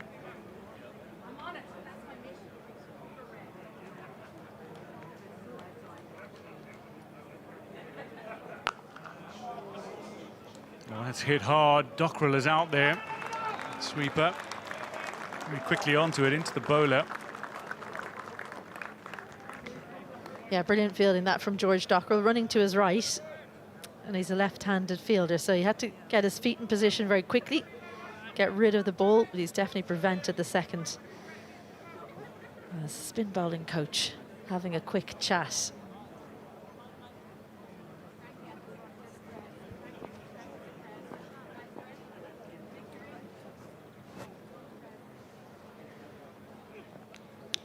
It's taken the edge, and that is it. The end of Casey Carty's innings. It's been a marvellous innings, his second ton, but a big one here for West Indies that has set them up brilliantly. Liam McCarthy with a breakthrough, his second wicket.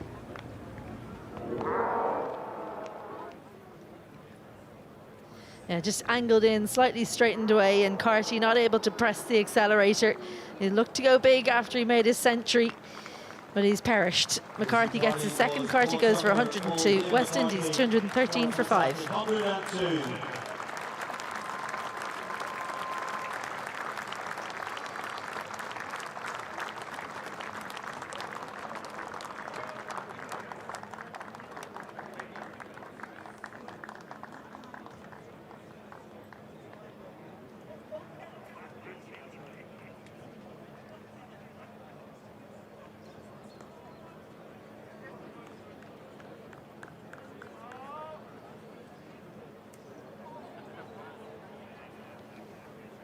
So West Indies at 213 for 5, still with over 13 overs to play.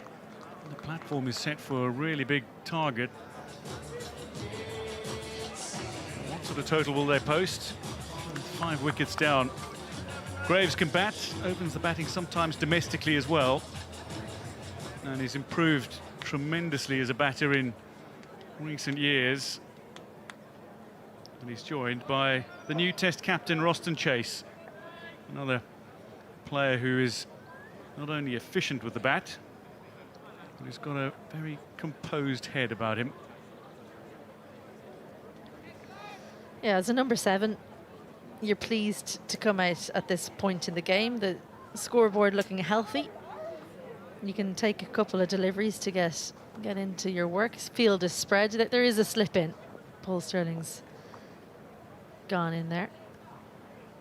We found the edge of Casey Carty with that last delivery before this one. First one to Chase is exceptional. Beats the bat of the Test captain.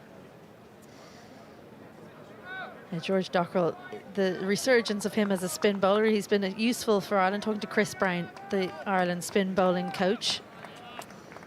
And George Dockrell can start to become more of a bowling influence on this team. It'll be very useful. Well, missing somebody like Curtis Comfer, who is generally grand at breaking partnerships.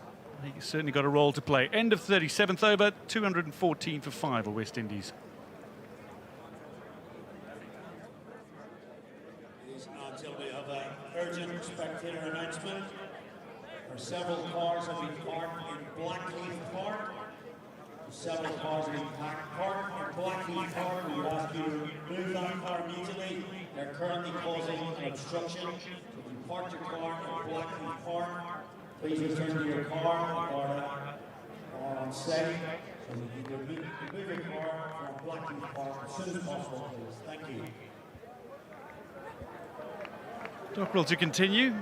Going at 5 and over, but he's taken the wicket. That of Amir Jangu, who was looking to put a partnership together with Casey Carty.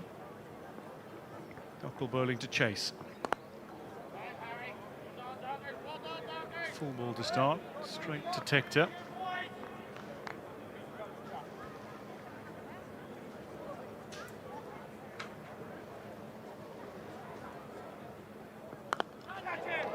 Chase early in his innings going over the top, and that's going to have a couple of bounces over the head of Josh Little and over the rope for 4.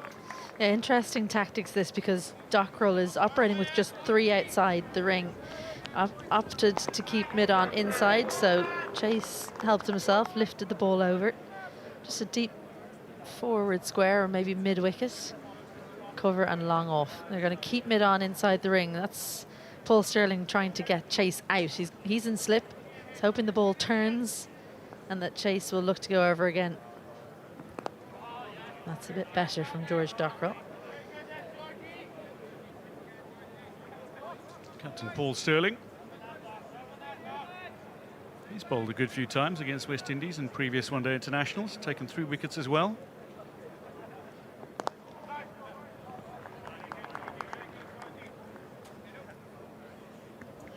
Yeah, it's good to see what's going on in the mind of Paul Stirling. He's clearly chasing wickets. He knows that if he tries to contain West Indies with the power that they have, he'll find things difficult. So he keeps on trying to take wickets. That'll stem the flow of runs. They'll spread the field now for Graves. It's Chase that they feel they can get out. Hit hard back at Dockrell. Yes, Chase and Graves at the crease. Ford can hit a ball hard, so can Zari Joseph, who can club a few.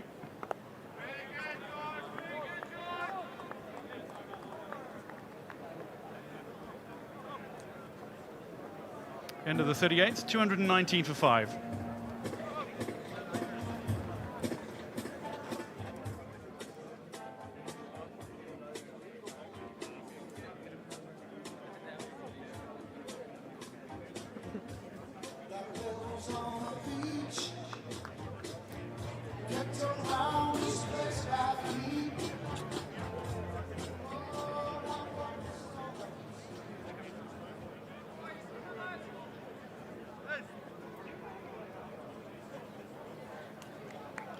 So Roston Chase out in the middle will be facing up to Liam McCarthy. Struck in his last over. Moving Casey Carty for a well-played 102.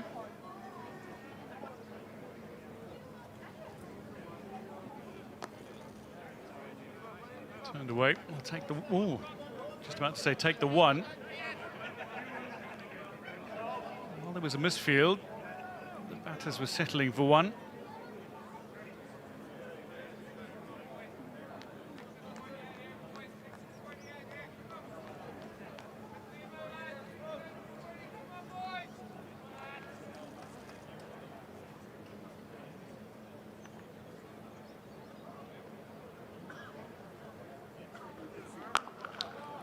Well, that shot was pulled and pulled hard by Graves, straight to Andy McBride.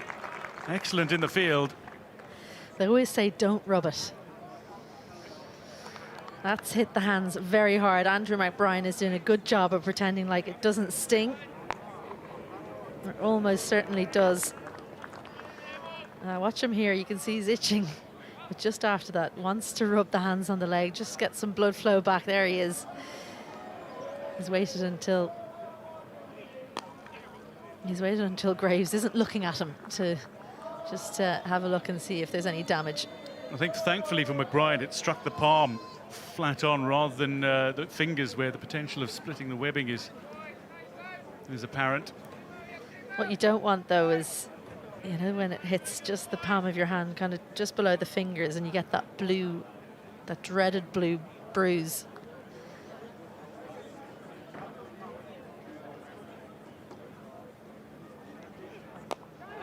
Off the outside edge, goes between two fielders. Dockrell will get there and whip it in.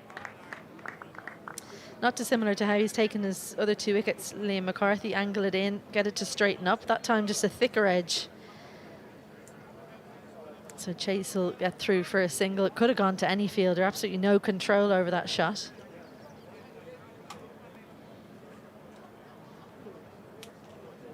Graves.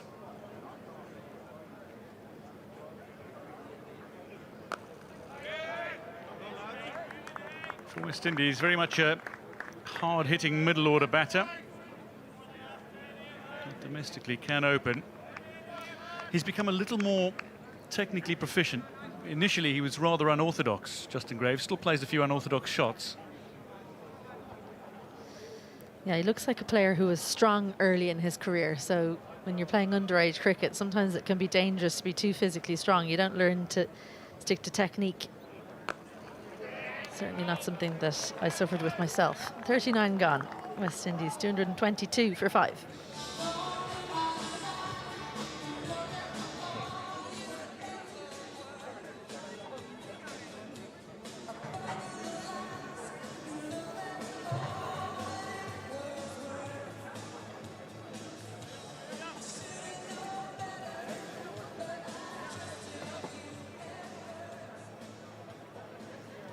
Back in the summer of 16.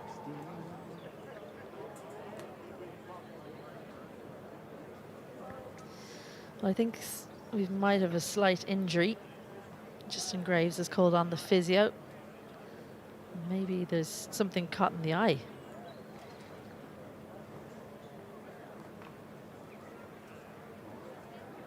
We could come up with a million things it might be.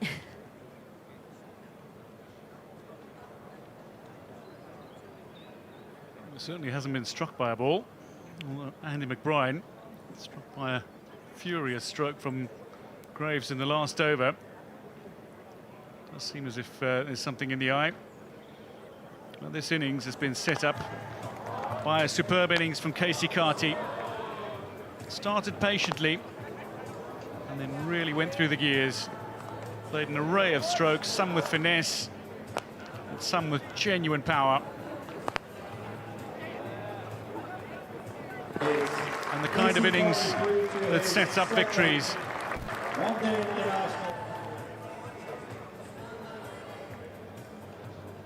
Yeah, he's just in the background there. He's got the towel around the neck. I think that's more to keep him warm than anything else. It's got a little bit chillier here in Clontarf, but a maiden one-day international century for him. A special day, one that he won't forget.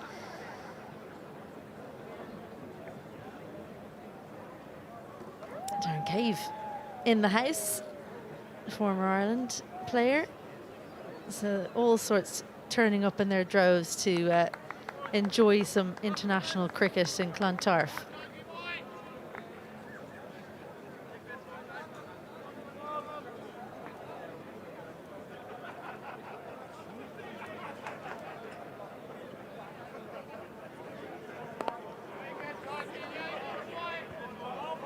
Knowing George Dockrell as I do, he absolutely loves his bowling. So he'll be really relishing this opportunity. And we've talked a lot about the changes that have been forced in this squad. Genuine edge, but third is there. The changes that have been forced in this squad, and mostly in the seam bowling department, but it's with Curtis Camphor going out, it's almost an opportunity now for Dockrell to put his hand up and say, hey, I can play that role. And if he doesn't score runs, he's got that other feather in his cap to push for continued selection. And I just wonder how much Chris Brown has had to do with it. I know he's been working with George Dockrell, who still considers himself very much an all-rounder, though mostly he's seen as a batsman these days.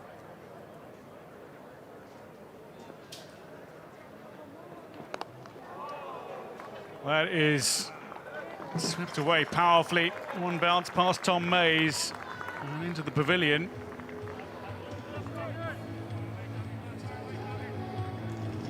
Yeah, you got to be careful when you're seated in front of the pavilion. This is an excellent shot. Fetched it from outside off, very specifically hit it behind square, and a gentleman in the crowd has had a little bit of a stinger. People sometimes forget quite how hard the cricket ball is.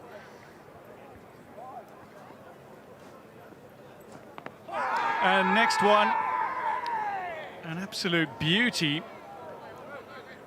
It's ripped off the turf. Caught a little purchase, and Austin Chase wrapped on the pads. If you asked George Dockrell could he bowl this every single delivery, he'd say, yes, please. Good turn, just straightens up a little bit high. I think you might be tempted to send it upstairs if we had it, but probably going over the top. Expansive stroke from Austin Chase. It's high, the fielder is battling to get underneath it. One bounce towards Liam McCarthy. At the end of the second power play. West Indies 227 for 5.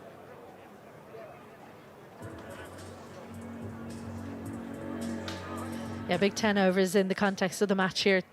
227 for 5, a very good platform. You go at 10s and you get up to 327.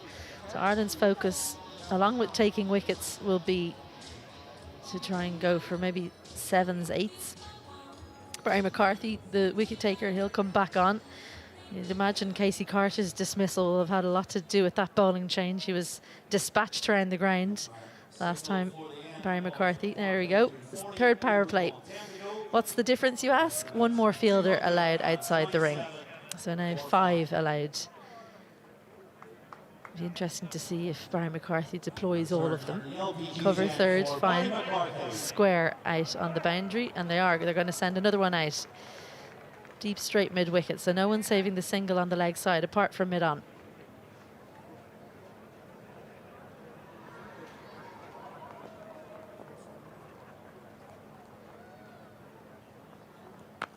Oh, McCarthy gets a little bit of bounce out of that delivery. Worked away off the shoulder of the bat. Indies take a single.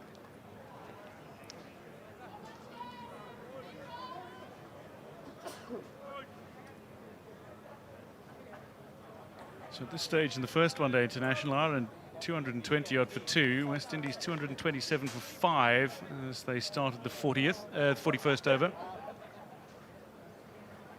And Ireland ended up 303 for 6. 300 is most certainly on the cards, and the ability to score at over 8 or 9 and over is not unthinkable for this side, given the speed at which the batters to follow score at.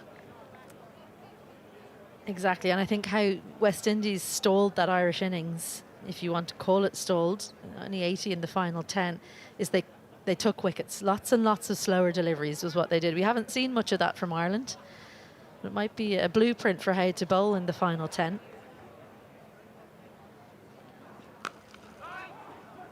It's nicely played. Dockrell is out. Gets around quickly to his left.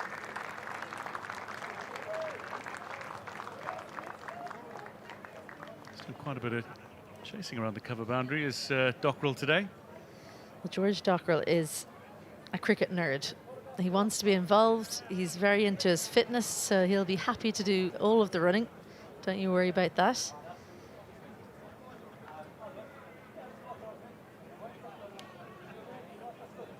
Man looking for runs today. Cade Carmichael doing his second one-day international. McCarthy past Graves. Nice little away movement off the pitch there from Barry McCarthy. Slight angle in, moved it away. We've seen that mostly from Liam McCarthy, but Barry McCarthy just as adept at using the wobble seam. Despite the fact that there's runs to be had on this pitch, this is only 3 times has the score gone in excess of 300.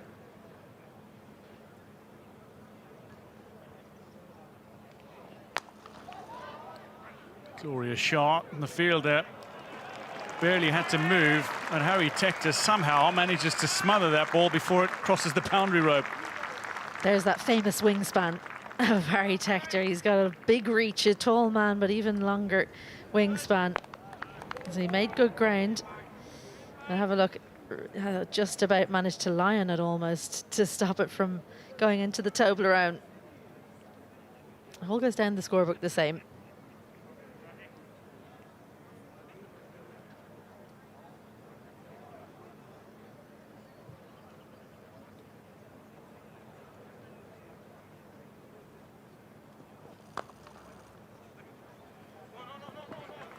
Delightful shot, classy shot from Graves to finish the 41st over.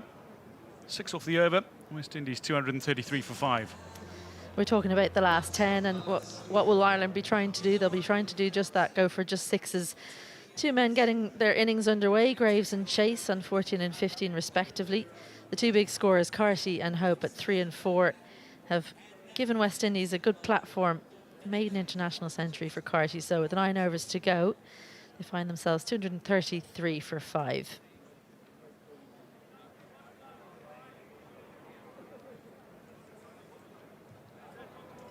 I just saw Andy McBrien relaying a message to Josh Little. I think the plan was for him to come on now, but they've opted to stay with George Dockrell. He wouldn't have been carded to bowl more overs than Little in this game, you'd imagine, beforehand, but he's getting his 7th here.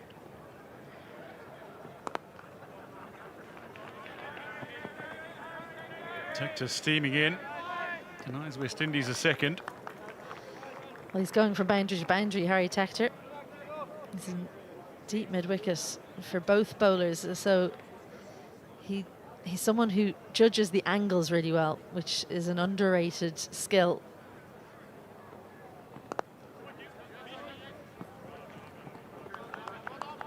Dockrell does his own fielding. Yes, you're right. His cricket brain is unbelievable. At that particular angle, you need to be able to assess how much you can attack the ball, what line to take to the ball to try and prevent 2s, but also when you should stay on the rope.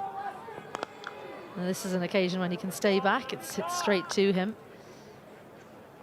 But usually students of the game are ones that are good in that position. That's very much Harry Tector, often captain of whatever team he's on. He's probably one they're looking at for the future to take on the leading role.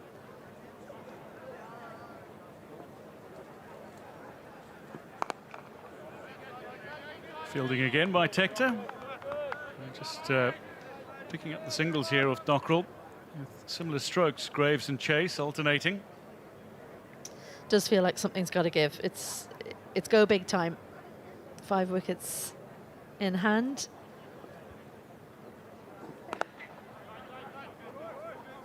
On the sideline, it's a little bit muted in the West Indies camp. Just looking like they're waiting for the fireworks.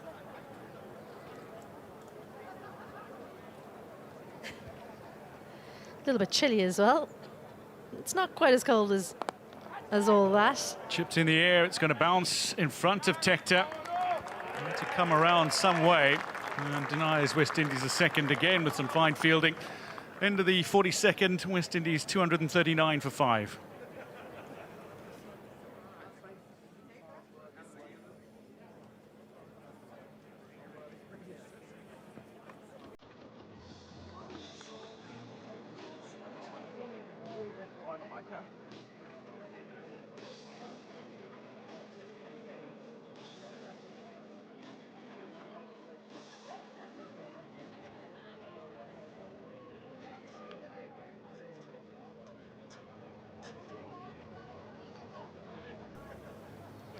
Eight overs to go.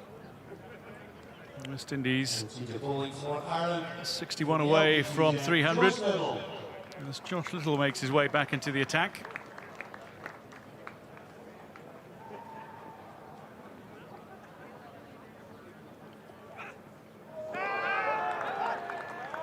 Muted appeal. Josh Little not unaccustomed to finding the edge. I love that appeal. He had a good look and decided to just ask a polite question of Richard Illingworth quite late. No real movement of the feet, but no movement of the ball either, so no edge. Got Evan Lewis with quite a large edge earlier in the innings, caught by George Dockrell in the slips.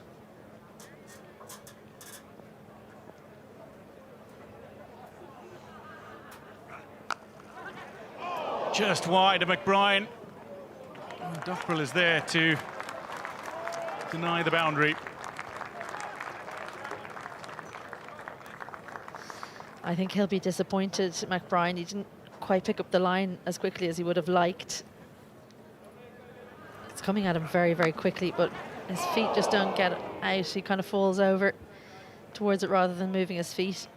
I don't know if he could have got close, really, truth be told. Extra pace of Josh Little that went off the bat just as quick. This is up in the air, but again, it's going to land safely. Dockrell comes in to collect. But the idea, it seems, from Chase is to chase after the bowling now. It'll test the death bowling skills of Ireland's attack. Well, Josh Little will be very aware of how short the boundary is over his head. So he doesn't want to give length to these two tall men. Graves in particular, a clean timer of the ball. He'll have to be careful with his length. Again, struck firmly, but straight at the fielder. Balbirnie out on the ropes. What that does do, because Josh Little knows he can't go too full, it means that Chase and Graves can probably sit back and expect the shorter delivery. Maybe that's the way to go. Look for the shorter one rather than sweating about the one back over the bowler's head. Try and beat point. Look to go between the fielders and the deep on the leg side.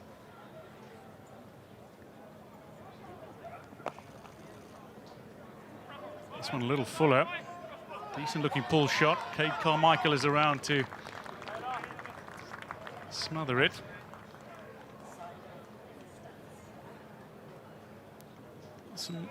A few really decent strokes being played by these batters without finding the benefit of the boundary. Combination of solid fielding from Ireland and perhaps guilty of not finding the gaps.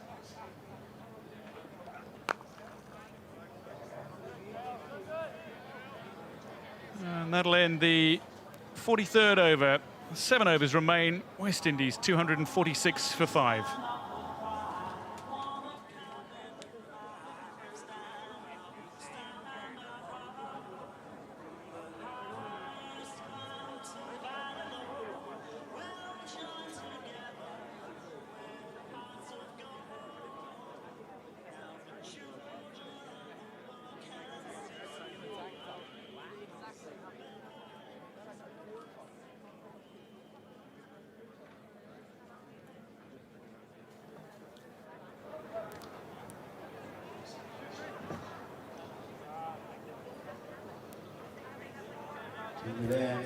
Seven overs remaining. Paul Sterling has used George Dockrell very extensively. He's got 7 overs out of his 6th bowler. really good tactics from Ireland's captain to give him that flexibility here at the death. Don't think he wants to go to Tom Mays altogether too much in this third and final power play. Instead, he'll turn to Barry McCarthy, who immediately strikes, and what an excellent catch. Both of the ball and the sunglasses from Ireland's multi-talented captain, Paul Sterling. Carlos Brathwaite, he's made this look very easy indeed. This is a fantastic catch. It's difficult to judge when a batter plays that shot, and it's not easy to get up and backward the way he did.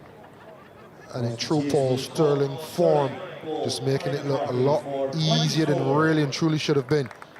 Chase gone for 25, West Indies 246 for 6.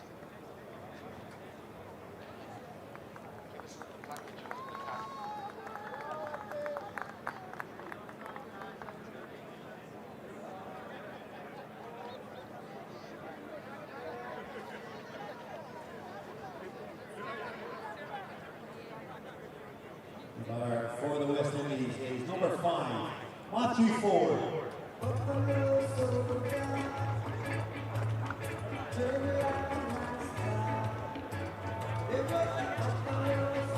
Will Ireland keep chipping away? Only way really to restrict the power that the West Indies possess is to continue to take wickets. He's done this with the minimum of fuss that you described it as, Carlos Brathwaite. That's an outstanding catch from Ireland's Paul Sterling. What a grab. Fantastic catch. I don't know which position in rugby would be most necessary to take a catch like that, but I'm sure you've seen a few rugby catches like that. Are you telling me Paul Sterling's a second row? There's have shades no of idea. Paul O'Connell to Paul Sterling, surely not. I have no idea of rugby positions, I know that. Matthew Ford, the new man to the crease. The guys who tend to take them are the big, tall lads in the line-out. Paul O'Connell, I think, was 6'10", Ireland's former captain. Paul Sterling, I think, might be a foot shy of that. You need to sleep a little longer for about a decade to get there. Short in stature, but always makes his presence felt. That all jokes aside, that's a fantastic catch. And the level of difficulty is tremendous when you think of not only judging it, knowing when to jump to be an optimum height off the ground, and then to catch it as high as he did. I think what we missed in that replay is also the catch of the shades behind his back as well. Pumped down the ground towards long on. Harry Tector's out there. Oh, brilliant. Outstanding, right in front of our commentary position. Tector and Dockrell in the deep have been really quite marvellous. Fantastic work. Definitely a couple of runs saved there. And this is where fitness comes into it, because you've just been in the field for 43 overs, but actually this is when it now counts the most. And yes, this little man will be ready to go for 43 more days if he could. Has his little bat. Probably at the non-strikers there, not playing any shots just yet. Yep, there he is running a quick single.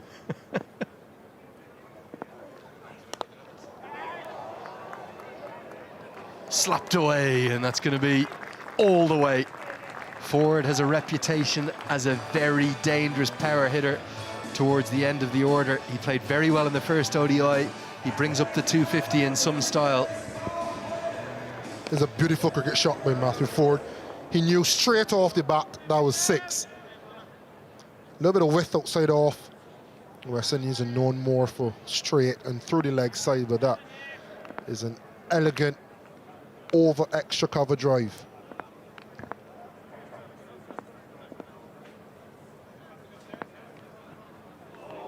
Drags his length back this time, McCarthy, and Ford looks for the extravagant stroke. Going to be action aplenty in these last 6 overs, Carlos, and West Indies seem to keep losing wickets at the wrong time. Oh, here he is. Okay, he's down at the striker's end now. Where's he going to make contact? Oh, he's gone for the switch hit, Carlos. He's got hit in his pad and he's given himself out. Or it's 100 off the leg by. And he's fielding it, he's doing everything. Yeah, I've had enough of batting now. Let me just bowl. Nice little leg break.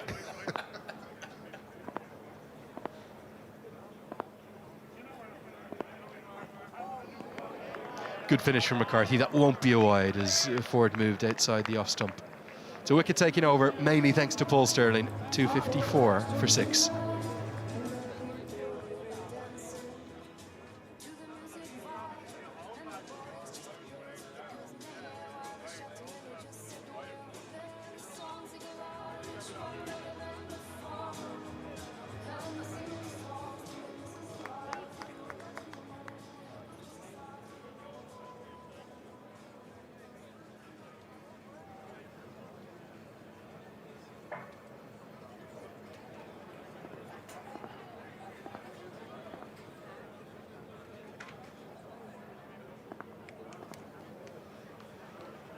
Josh Little will bowl over 45. He's got 3 left. He's really the one recognised sort of death bowling option with no Mark Adair in the team. He could bowl overs 45, 47, 49. Where do you see the other 3 coming from? Well, it depends on if you go 1 each at the death from that end and mix it up. That can be an option as well, where you don't let the batters get accustomed to any one bowler from that end while allowing your death bowling premier bowler in Josh Little to bowl from the other.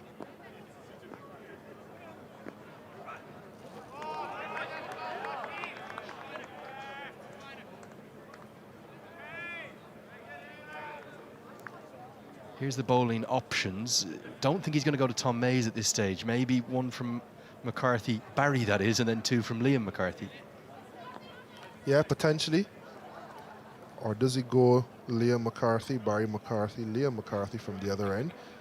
It might be difficult on them, but it also gives them the upper hand with just it's not much difference in.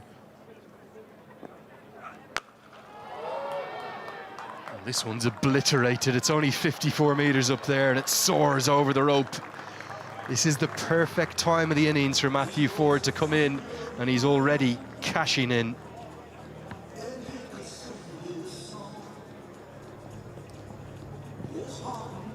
Proper authority from Ford, slapping the pace of Josh Little back over his head. It's gone many a mile. Stand and deliver and hold the pose for good measure. Some West Indian fans will be wondering if you can play shots like those and the extra cover drive for 6 he played in the previous over. Why have you played that dink ramp shot twice in your first 6 balls? He is good enough to play it and clever enough to have it in his arsenal, but you also have to know when to play those strokes. If you face a few dot balls and you're feeling under a little bit of pressure, yes, you do pull it out. If the field decides to change and you have both men up, short fine and short third, then you can pull it out to try to get a field change. But if you have that power, always use that as you go-to. Still a very young man as well, isn't he? And he's someone, did you know him well from Barbados, your home island? Yeah, I do know him well. He was having a go at Alzari yesterday about Alzari bowling to him in the death. I think he's one of those players that has an incredible self-belief, incredible work rate, and he's really concentrating now on his batting. Now he's kind of cemented himself in the ODI team with the ball and his new ball skills. He's looking at adding some runs and some finishing ability to his game. Amazing to think he's just turned 23, so he's someone that the West Indies have identified, already invested in. There's one innings he played in the, what's your regional 50-over competition. I think it's the Barbados Pride they're called. He made 81 off 32 balls. He's always possessed that kind of X-factor. Yeah, and he's gone on to build on that in the first-class tournament, won the game with the bat with Barbados, getting a 60-odd and then scored his first-class century this season just gone, so he's in good form. Hooks this one a long way. Well, it's just the 5th, 6th of the innings, and feels like 3 of them have come to Matthew Ford in a flash. What an impact coming in at number 8. He flies to 19 off 8, and it looks like it might be very, very close to a no ball as well. Josh Little coming down the hill. I think we're going to see Richard Illingworth signal no ball. This is going to add insult to injury. It's 7 runs, doesn't even count as a legal delivery. and the free hit to come as well. It's been amazing striking from Matthew Ford. When you think about West Indies and the Kyron Pollards and the Andrea Russells and Dwayne Bravos and the type of impact that they've had in this position,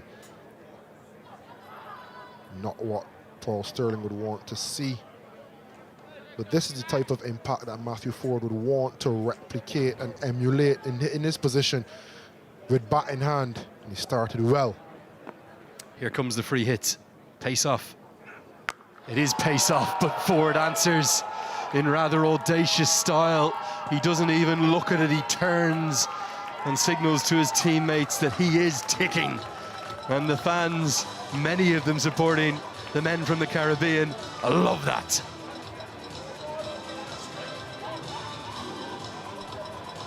Pace off from Little, pace back on from Ford. Slapped with disdain.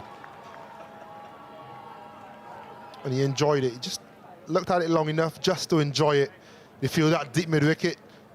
Appeared interested. Matthew Ford had no interest. He knew it was well away. And that's prompted a field change. Fang Lei comes into the circle, long on, goes back.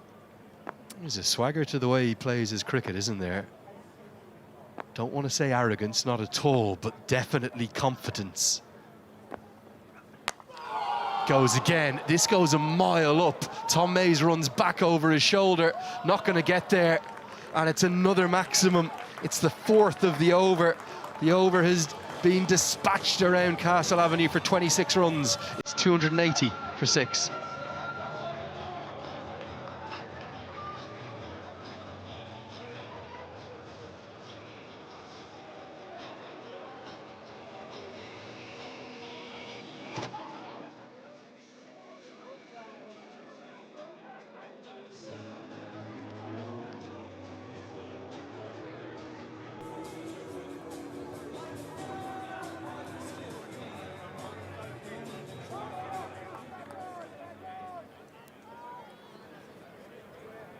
Well, what an innings we're seeing from Matthew Ford. This might have been the best of the lot of them. How's he got this all the way for 6 over long off? What I love is that he kept his shape. He trusted his timing and technique. You'd have thought it wasn't as full as he thought. I don't think he thought he had enough of it, but he trusted his technique. He went straight through with a full face of the bat and was well rewarded. It's been a fantastic piece of impetus added by Matthew Ford. It's not going to be either of the McCarthys, it's going to be Tom Mays. Interesting call from Stirling. Looks for the block hole, misses it, but probably gets away with it. For the West Indies, that might be the best result. Get Matthew Ford back on strike. And it's smart from Justin Graves as well. That West Indies fans would not want him to go into a shell and almost only try to get singles to give Ford the strike. And the flip side of that, you don't want him trying to get too many boundaries and costing Ford to lose his rhythm. But he needs to keep a positive mindset. If he gets a bad ball, he needs to dispatch it as well. If he doesn't, can you allow Ford to get back on strike, keep the rhythm, and keep motoring on along the way he is? Innovation now. He's simply toying with this Irish attack. Might be just one bounce just in front of the rope, but exploiting that really short part of the ground and getting it away for another boundary, this time for 4. Yeah, well executed on this occasion. Third time lucky. You just wonder, had he stood in his position with a solid base and strike it, could it have been hitting the clubhouse right about now for 6? But he got it away nonetheless. If it prompts a field change, he think that would be a good result. It's his 6th boundary, it's his first 4. 5 sixes, 1 4. Audacity here from Ford. Looks to repeat the dose, and repeat it he does. And this time, I think it's going to go all the way. Make that 6 sixes from just 12 deliveries. Ford is hunting down a record. It's already a career best for him in this format. This is maybe taking the game away out of the grasp of Ireland. Sensational stuff. He's backed his decision to go to the short side. 4 last ball, 6 on this occasion. This is fantastic stuff from Ford. 41 from 12 deliveries. This is the acceleration needed. He needs to now continue. Speared into the offside. Will only be a single. Good fielding again. Ireland have been good with their ground fielding in the deep. Critical that Ford can't get back onto strike. He's 8 away. Fastest 50 in the history of one-day international cricket for the West Indies. Who do you think that belongs to, Carlos? Chris Gayle would be first, yeah. It has to be, doesn't it? It had to be Christopher Henry Gayle, didn't it? And I think he's got a real chance of breaking that record here. That's going to be the 50 partnership that has come up in a matter of moments. Graves gets in the act now as he pumps that one down the ground. Carlos Brathwaite, it's come off 17 deliveries, a game-changing 7th wicket partnership. This is brilliant batting by Justin Graves, enjoying the show from the other end, but also understanding his role and responsibility in the partnership. At this phase of the game, both players have to go, and this could be a match-defining partnership. 50 off 17 deliveries so far, and they're not done yet.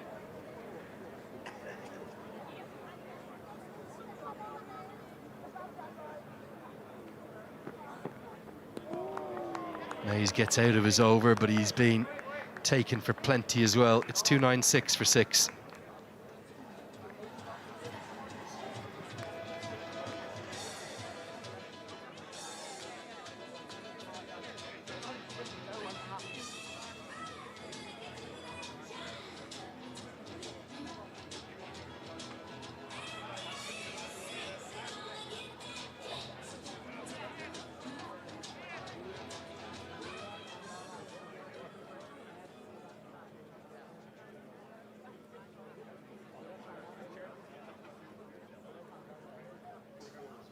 Look at the acceleration, look at the impetus. 2 of the biggest overs of the innings have come in the last 2, and Ireland, well, they look, well, like they've been run ragged around the virtual boxing ring here in Clontarf. They're stumbling, they're just looking for the bell, looking for the end of the innings.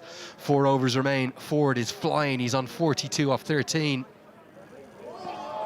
He's missed out here. Critical dot, because we were just talking off air, Carlos. He's not just on the brink of breaking the West Indies record.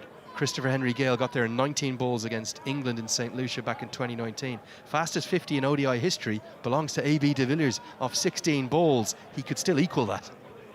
Yeah, 2 boundaries away. And I think there's a method to the madness. And I'll explain after this delivery if he doesn't pump one out of the ground. We'll wait a few deliveries then, so Carlos. Pumped it out of the ground. He stands on the brink of history, does Matthew Ford, in what would be his first international 50. If he can hit this next ball for 2 or more, he will equal maybe the greatest white ball player of all time, or right there up there in A.B. de Villiers. Unbelievable scenes in Clontarf. This is good batting again. Stand and deliver, timing the ball. He's hitting 6s, he isn't muscling them. He's timing the ball beautifully. And as you mentioned, he's on the cusp of greatness.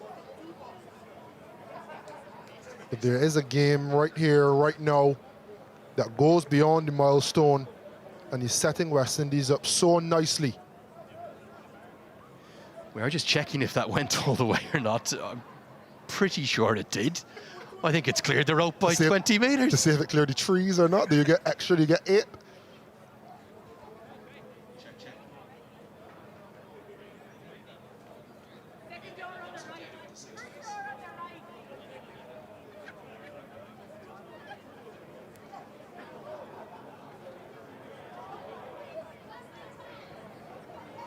And oh dear, insult to injury. The reason you haven't seen 6 appear on your screen yet, again, one of the Irish bowlers has overstepped coming down the hill. This time it's Liam McCarthy. 7 to the total, free hit to come. Perfect delivery to break a record. Matthew Ford stands right on the cusp of history. There is the no ball. It's a free hit to follow. Can he equal the great A.B. de Villiers? Oh, yes, he can. And in what style? In the history of nearly 5,000 one-day internationals, nobody has made one quicker than Matthew Ford, who joins A.B. de Villiers in getting there off just 16 deliveries. A sensational knock that has us on our feet here too in the commentary box. Take a bow, Matthew Ford. An absolute clobbering in Clontarf from Matthew Ford. It's been aggression, Matthew Ford goes to but it's been timing, it's been beautiful, it's been classy, and it's been destructive and potentially match-changing and match-winning. Matthew Ford is a record holder in ODI cricket.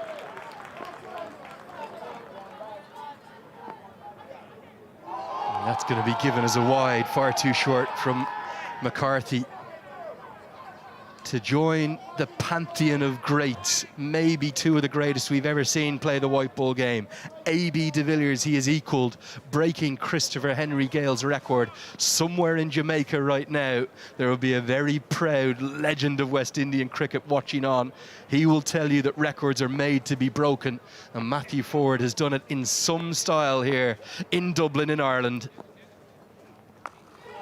It's been a knock of sumptuous class and quality, no shortage of power either, and he just continues along his merry way. It's been so good to watch.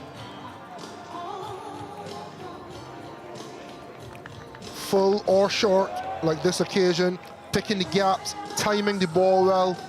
Yes, there's been plenty sixes, not many have been overhit. Most, if not all of them, have been well timed, played on merit. He's added a little bit of dexterity with a few ramps. But this has been a colossal innings so far from Matthew Ford, and he isn't done yet. Still 21 deliveries. First one really that he's mistimed, and it somehow evades the leg stump as well. He'll have felt as though he's seen the cricket ball the size of a football or a Gaelic football out there right now. In the Caribbean, we say breadfruit. Seeing it the size of a breadfruit, Matthew Ford. He needs to keep going.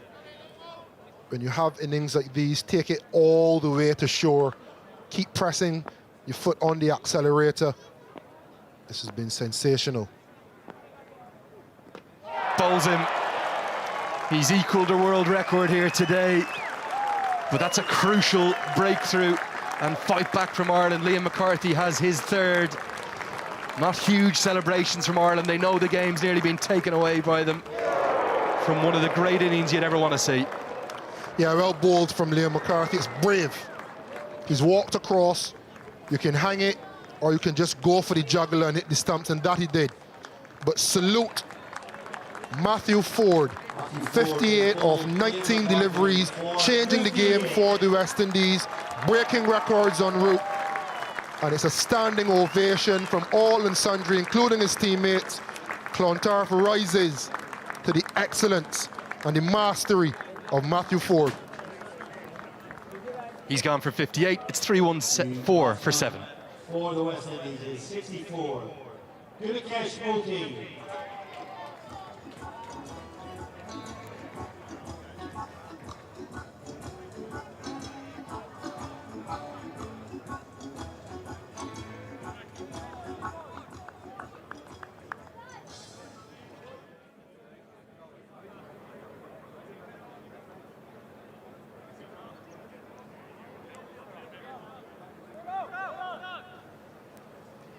Remarkable scenes you've just witnessed live here from Dublin, Ireland. Matthew Ford has equalled a very long-standing world record. We're approaching the 5,000th one-day international in the history of the men's game. I cannot remember ball striking like it on this island. As Gudakesh Moti will come to the crease. What a cameo, what an impact from Matthew Ford, the 23-year-old Barbadian. Has lit up today's game as the West Indies look to square the series. They're looking good to do so thus far. 3 remain, 3-1-5 for 7.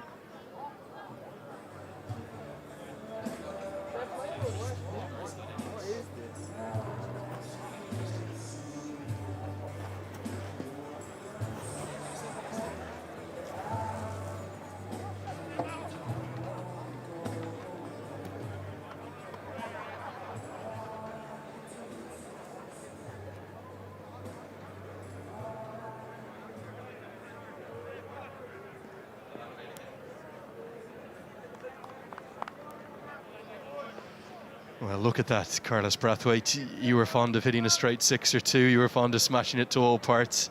That must be as good as you've seen, really, in West Indian colours. Yes, you talk about all around the ground. Josh Little back into the attack. Not exactly 360, but he'll take 270 degrees of excellence and the world record. And this is the beauty of this we spoke about in the first ODI with Ireland. When you have someone like Balbirnie or Casey Carty today who set the foundation, then it's important that everyone behind them comes and plays short cameos. You don't expect a cameo with 50 off 16 balls every day. Pump down the ground, but Harry Tector's out there. It's a bit longer at the City end. But that is the intent that you need. And let's say you only got 40 or 15 balls, 20 balls, whatever. You get 3 of those and you're pushing 320. It's 317 now in 47.2, so they should get closer to 350.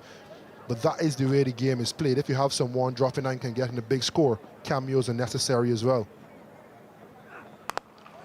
This goes a long way up. I don't think it's going to carry to Harry Tector. He'll have to charge in, and he won't be able to prevent the second either. 60 runs off the 3 overs prior to this. The vast majority of those going to the bat of Matthew Ford. That was a game-changing innings in the course of just 19-20 deliveries. Yeah, and the beauty of the game, we looked at Casey Carty and how he played so well in partnership with Shea Hope. That was needed for that time. What Matthew Ford did was needed for that time or that part of the innings. Good change of pace this time from Josh Little. Just be the single. And it provides a template for West Indies. Obviously, this game is not yet done. Whatever they get, they need to defend. This game is not beyond the remit. But this is a template for West Indies, a batting group, and you look to the mindset shift between game 1 and this second ODI, where you put the bowlers under pressure, you cycle up and down through the gears as the game shifts, and then you finish really well to get some momentum. Just hooked away, and it's going to be hooked all the way. We've seen some remarkable stroke play, and now Graves, who's been very much batting in his shell, he too gets in the act. He picks up the mantle with Ford's dismissal. Good stroke play, good power from Justin Graves. And let's not forget his knock as well. He's come in and built a partnership, been at the other end with Matthew Ford, and now he's accelerating. 2 overs to go, everyone has to go. But it's important to have that link, like a Justin Graves, between the foundation of a Casey Carty and Shea Hope and the belligerence of a Matthew Ford. There needs to be someone there, either him or Roston Chase in this West Indies 11, that will be the link, be the glue between the cameos and the big scores. I think it's the 6th or 7th replacement ball, and most of those replacement balls have been in this 3rd and final power play. He's going to be happy to keep the strike. Graves, he'll look to cash in with 2 to go. It's a 327 for 7.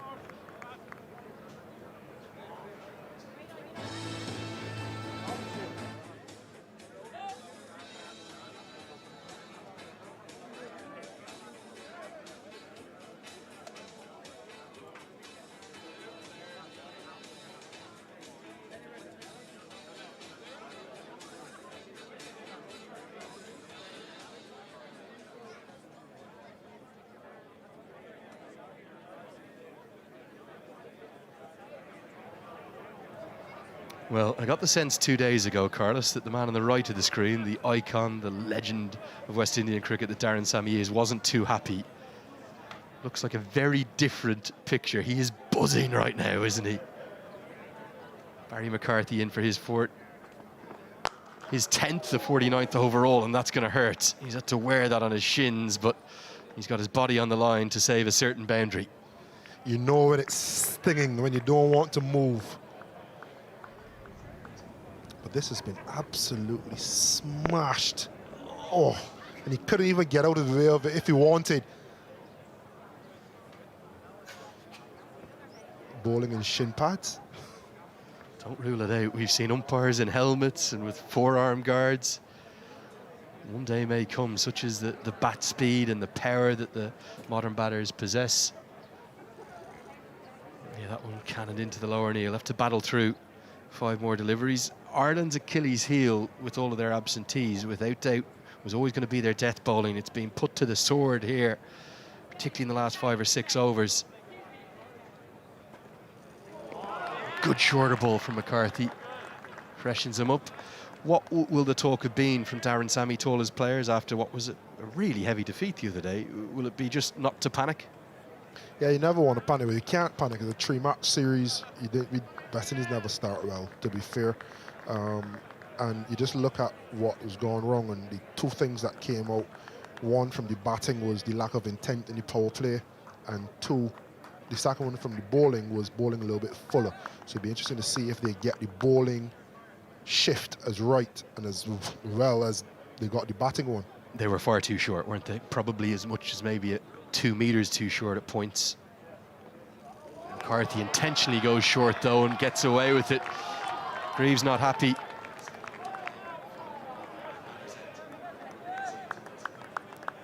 He feels as though this should have been a wide. Carlos, does he have a point? It did look high,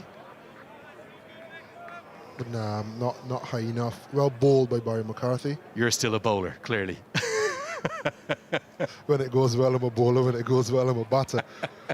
But that one is just bordering, and you have to give bowlers something. I'll give a bowler that one. Problem is, where does he go now? Is it back to that kind of back of a length, that hard length? Instead, he looks for the cutter, and Richard Illingworth had a long think about it, but ultimately, I think he's got the decision right, because Graves never moved, did he? So that guideline that he uses as an indicator was clearly outside of that, rightly given as a wide. Yeah, but I've enjoyed watching Barry McCarthy go through different options, full repertoire, whether it's into the pitch, first ball, slap back at him, he saved 4. It's done really well for his figures in this over. He's got a wide field, so that's an option, which is why he went wide on that occasion. And he's bowled 2 short balls as well. So he's going to keep Graves guessing as best as he can.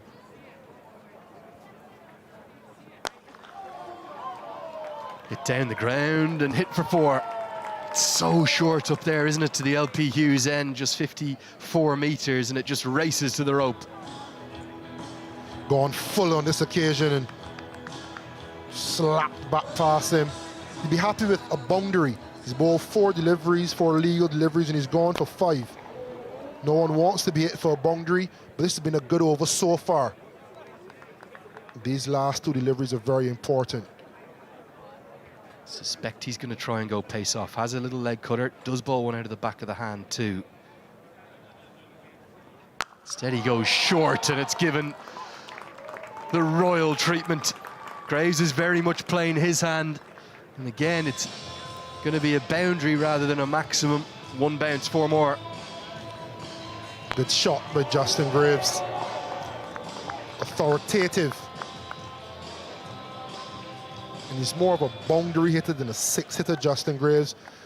But even within that, if he finishes with a boundary, even though the first half of the over went for 3 dots, you could still end with a 13-run over. It's always important to stay in the over, stay in the game. Could end with a 15-run over, remember too, Carlos. Instead, he'd be happy to check it down for what will be a couple. I thought he might have quite liked the strike in the final over, but he's happy enough to give it to Moti. With 1 over remaining, McCarthy will finish with for 2 for 68. It's 338 for 7.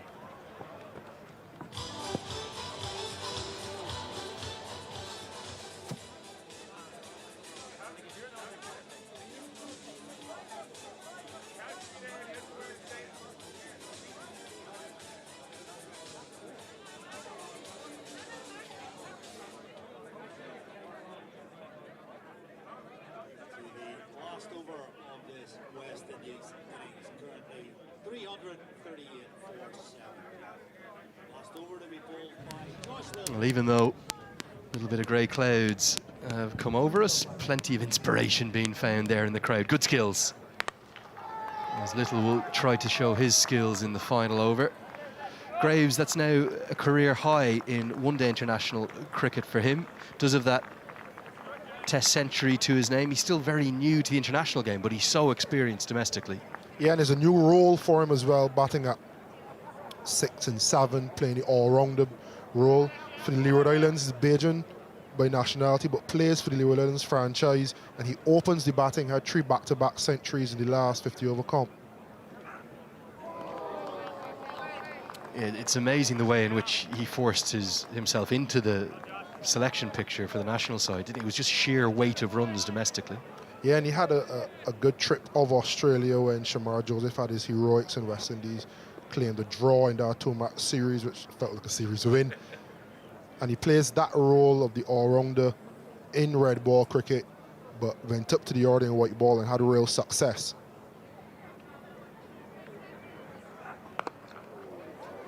Good change of pace from Little. That one might have been the knuckleball. He's got plenty of variations, and happy to get Moti back onto strike.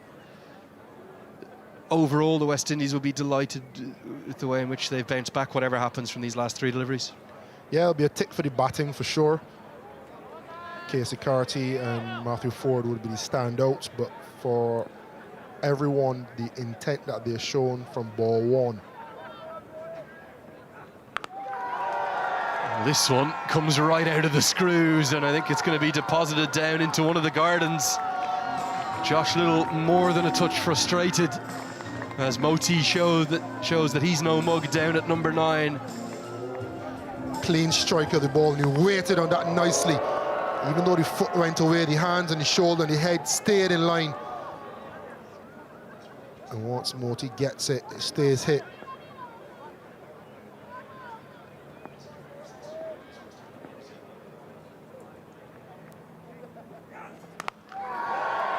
Oh, what a shot this is. Glorious. Maybe one of the shots of the day. I think it's embedded itself in the roof of the Castle Avenue Pavilion. It's now officially Josh Little's most expensive spell in his ODI history. He is being demolished, much like that roof there.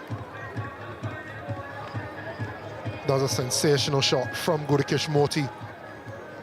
So often at the back end you can get duped into only trying to go leg side, as he did the ball before. And although he opened up, he realized it was outside of the eye line, and again trusting his swing to go over cover for 6. It is a small ground, but you still have to respect and appreciate when guys stick to the basics and do the minute things well. One of the most difficult shots to play. Amazing stroke from Gudakesh Moti. The 350s come up. And West Indies are going to take every ounce of momentum in. Don't rule out a 3rd consecutive maximum here. Instead, it's the perfect Yorker. No celebration at all from Josh Little.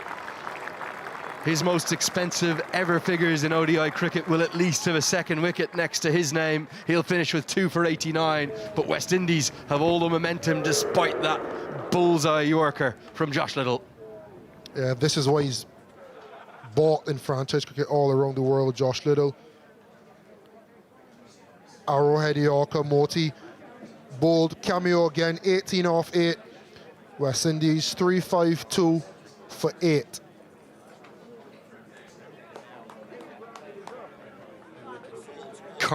Chaos in the last 6, Carlos. 97 runs off the final 36 deliveries. Ireland erring not just in terms of their line and lengths, but their discipline too. 3 no balls in there. I think every one of the free hits went to the boundary as well. And it's a rather lacklustre quartet there. McCarthy may be the pick of the bowlers, but Mays and both McCarthy's reasonably expensive, and then Josh Little going around the park as the West Indies have plundered 352 for 8. It's going to take something exceptional from Andrew Balbirnie with the bat alongside the rest of his teammates for Ireland to make it 2-0. There's every chance, Carlos, we might be looking at a series squared and 1 apiece at the end of Friday. I think for the crowd that we expect on Sunday and for the West Indies fans, they'd love that prophecy to come true. But it's been a real nice turnaround. Casey Carty, 102 off 109 balls, really well played, really good tempo to his innings. But his standout would have to be a world record knock from Matthew Ford, 58 runs off 19 balls. That 50 coming in 16 balls, equaling the great A.B. de Villiers, the fastest 50 in ODI cricket. And all told, 352 for 8. Not bad company to keep, that, is it, Carlos Brathwaite? A.B. de Villiers and breaking Chris Gale's record for the fastest by any West Indian. There's the 8 wickets that fell. All went to, well, 7 of the 8 went to the seam bowlers, then 1 to George Dockrell, who I thought bowled really, really well. But days to forget for a few of those men.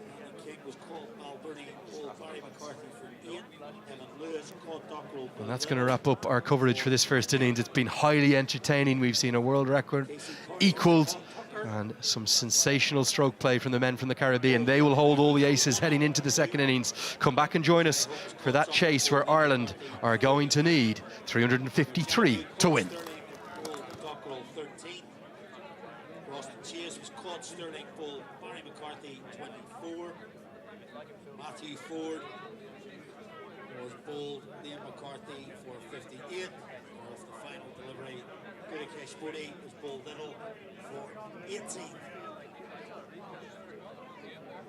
Denied batsman was Justin Greaves, who was not out 44. 16 extras, 5 leg byes, 9 wides, and 2 no balls, giving a scorecard of 352 for 8 from the 50 overs. Ireland's bowling figures: Brian McCarthy 10 overs, no mids, 2 for 68. John Mays 7 overs, no mids, none for 49. Josh Little 10 overs, no mids, 2 for 89. Liam McCarthy 9 overs, 3 for 66. Adrian McBride 7 overs, none for 39. And George Dockrell 7 overs, 1 for 36.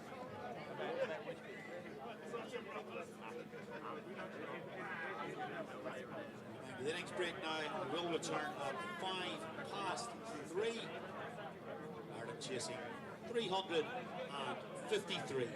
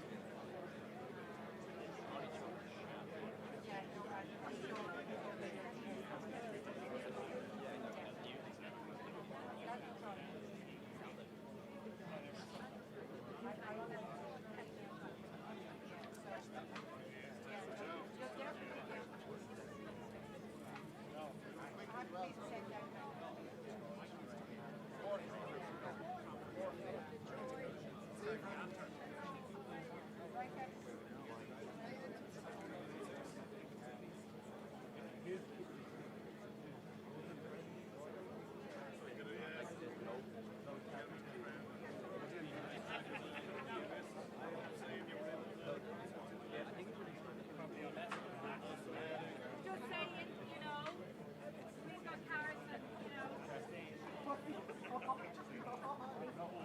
Sausage roll.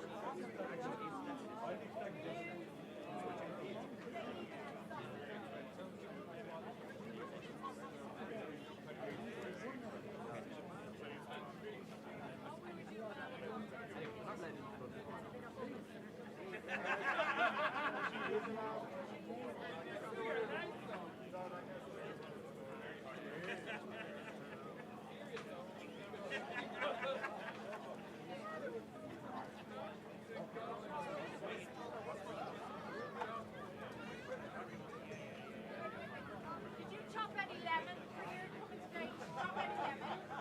Just checking. Any lemon? And we guys, we have ice cream. No.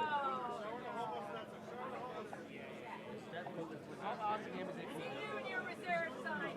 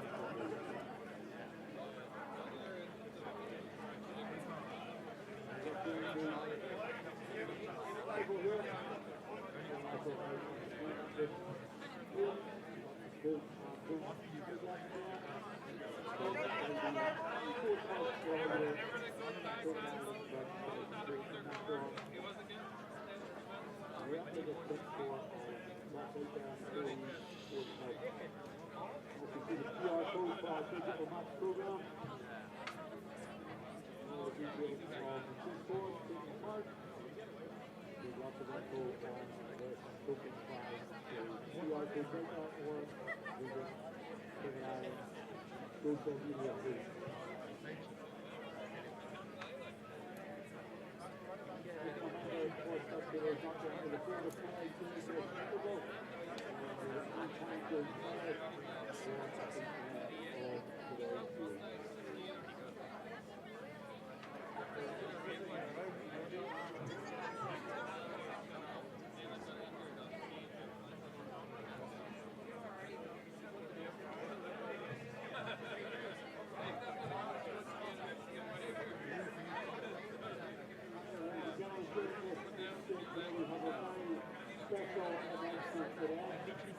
Why are you saying obvious? I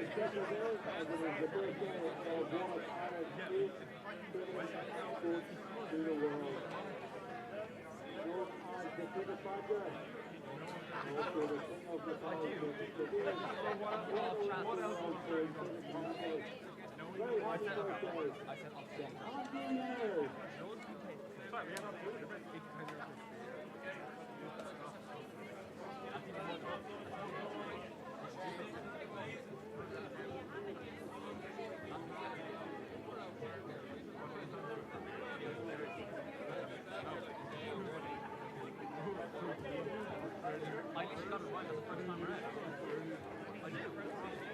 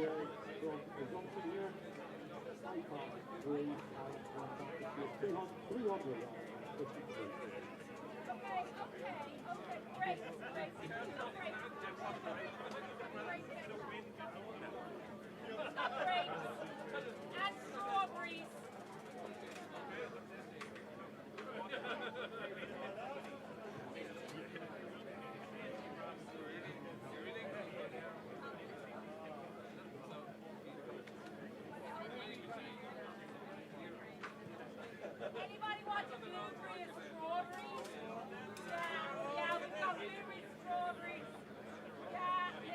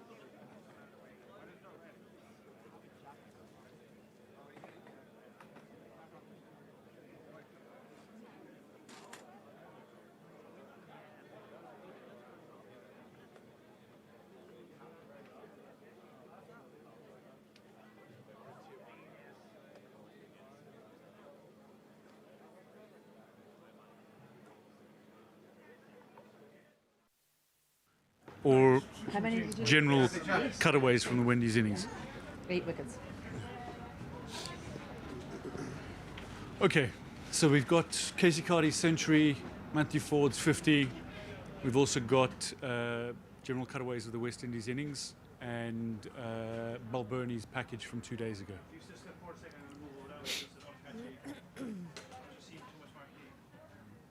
Okay, Mr. Come in a bit, or?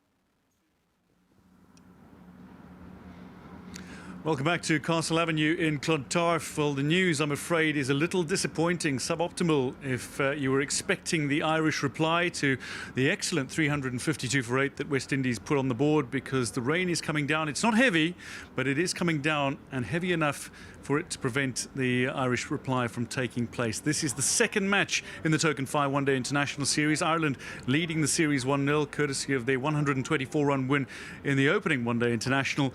But with the covers coming out and more covers coming out, the suggestion is there perhaps that we're not going to see play imminently.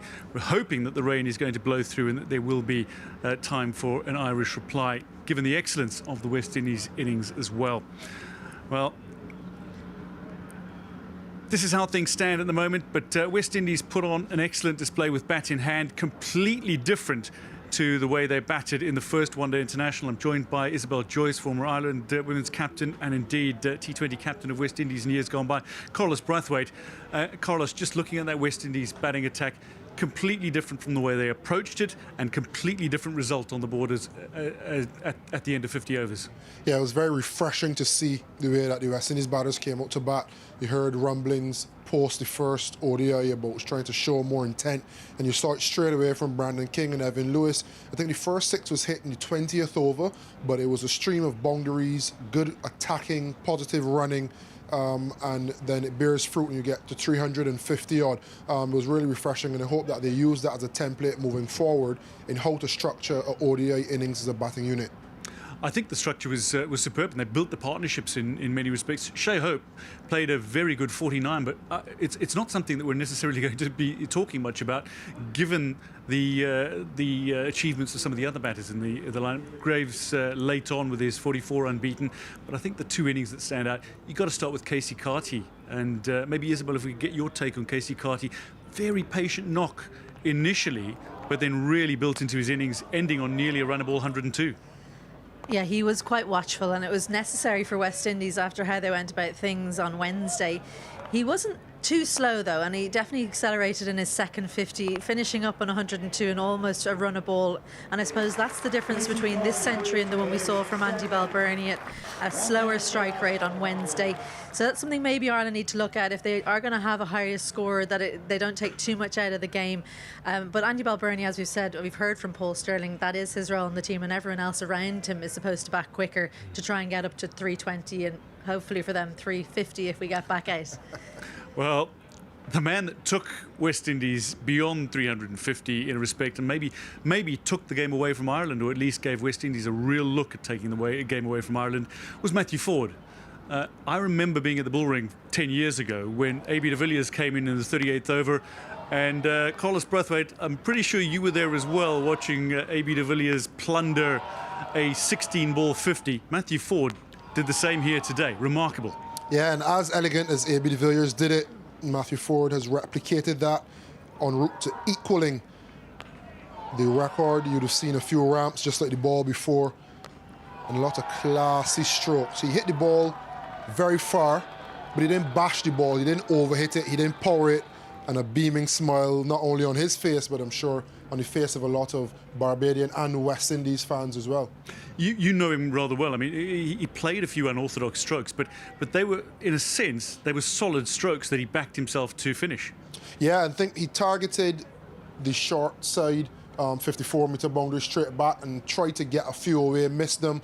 Josh Little then came on and had mid-on and mid-off in the circle. I think that got him away. He got into a few pulls. He felt as though his blood started to flow, and he never stopped, to be honest. It was a real good watch as a finisher, something that I know personally he's been trying to add to his game with the bat. I don't think he'd manifested it as well as he did it today, but he'll definitely want to use that as momentum and as a memory moving forward. Isabel, 97 runs for West Indies off the final 36 deliveries. Death bowling. What did you make of it?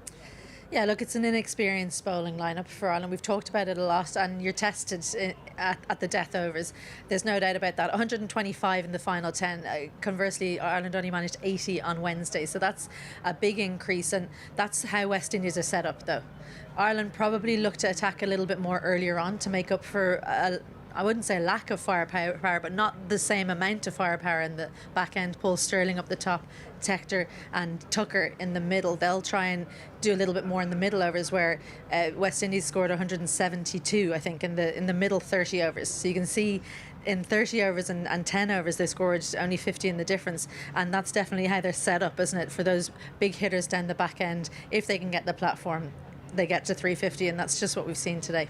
Right at the top of the show, we spoke about the flair and the fire that West Indies often possess, and they showed it in the closing overs today, certainly. But there were many correlations that you could draw between the Ireland innings in the first one-day international and the West Indies innings in the second one-day international. Certainly a base century from a batter and some quick 50s around him. And I think Paul Stirling and Andy Balbirnie's innings from Wednesday, stand out as setting up the victory for Ireland in that opening encounter. Yeah, but what I will say is that you could see a little bit more experience in maybe T20 bowling in the lineup that West Indies had. They were able to bowl a lot of slower deliveries. We didn't see enough of that, I think, from Ireland in the last 10. So going back to the bowling skills, Josh Little, he's probably just not quite at 100% in the delivery of his death bowling. His extra pace means he has to be sure exactly what his plans are. Is he hitting the block hole enough? Is he bowling the wide Yorkers? He just wasn't nailing them because it seemed like he wasn't quite sure what his plans should be. And when you're bowling with that short boundary behind you with the pace that he has, it has to be either right up at the toes or the heels of the batter, or you've got to be around their nose or slower deliveries. And I think he didn't have that clarity. And when your lead death bowler doesn't have that clarity, then the other bowlers suffer as a result as well. Good captaincy from Paul Stirling on Wednesday, undoubtedly put under a lot more pressure today by West Indies. How did he fare in terms of coming out on top outside of the last 10 overs? I thought he did really well. George Dockrell coming on when he did, he gave him a couple of overs at different moments in the game, and we saw that he could break partnerships. We saw it on Wednesday, we saw it again today. He's a real competitor who wants to bowl. That's a key, which sounds very strange, but as a captain, sometimes when the ball's going around the park, you have a look around and it's who's actually going to look me in the eye and say, I'll take the ball. And George Dockrell was one of those. I'm sure you were as well, Carlos, but as T20 captain, I'm sure you experienced when the ball's going around and no one will look at you and say they'll put their hand up. When the ball is going around, there's a lot happening in the stadium. Everyone is looking into the crowd and away from the skipper. And just on George Dockrell, him being able to bowl 7 overs today probably meant that the damage was minimised in a sense, because if you only have 5 bowlers, then even if someone is not going as well as they want, you have to bowl them. And I think him getting George Dockrell into the innings a bit earlier with the ball this time around meant that he could then bowl a 1-over spell here and there at the back end and try to mix it up. It's not extreme pace, it's not the biggest or best death bowling team in the world, so he had to get really clever.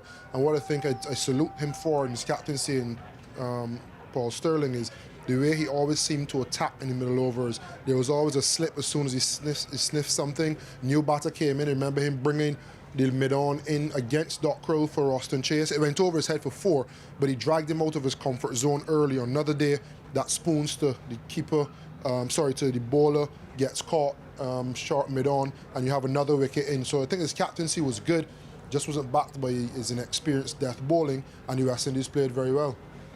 If you are just joining us, West Indies posted 352 for 8 in their allotted overs, the second one-day international of the 3-match series. Ireland leading by 1-0. But this second one-day international, it looks like there's some worse news. Rain is coming down a little more heavily now over Castle Avenue in Clontarf, and the covers are coming out. And let's take a look at the batting card as West Indies laid it down. And I mean, the openers set the tone, Carlos, and King and Lewis came out and played shots. They didn't make too many runs, but they played their shots from the outset.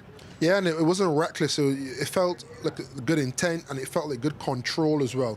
Anytime there was an error in length or line, it was put away. It was all along the ground. As I mentioned earlier, the first 6 was only hit in the 20th over. So it wasn't as though they were on a tear and just playing shots left, right, and centre.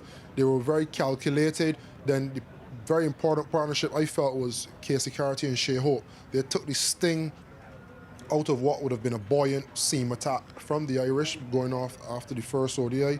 And then once they lost the wicket, Casey Carty, for me, the highlight of his 100 was the way he then came down a gear and was able to form another partnership with Amir Jangu. Having back-to-back 50-run partnerships then meant that I could control the middle part of 30 overs, and then a sublime finish from Matthew Ford. Justin Graves, not to be forgotten, his 44 of 36, he was instrumental in being there with Casey Carty, and then at the end there with Matthew Ford as well. So I think together, just putting partnerships together was a massive part of the total, albeit the standouts being Casey Carty and Matthew Ford. In terms of the bowling for Ireland, spinners used quite wisely by Paul Stirling. Dockrell picking up the wicket. McBride went wicketless today, but he got through his overs really quickly and at one stage was bringing the run rate down. But it's the seamers who picked up 7 of the 8 wickets today, is he? Yeah, best economy, though, was definitely from the 2 spinners, McBride and Dockrell. The problem was they didn't get their overs done early enough before the onslaught, and you're not going to bowl them in the final 10 or 15 overs. So they just went at 5.5 for McBride and 5s for Dockrell.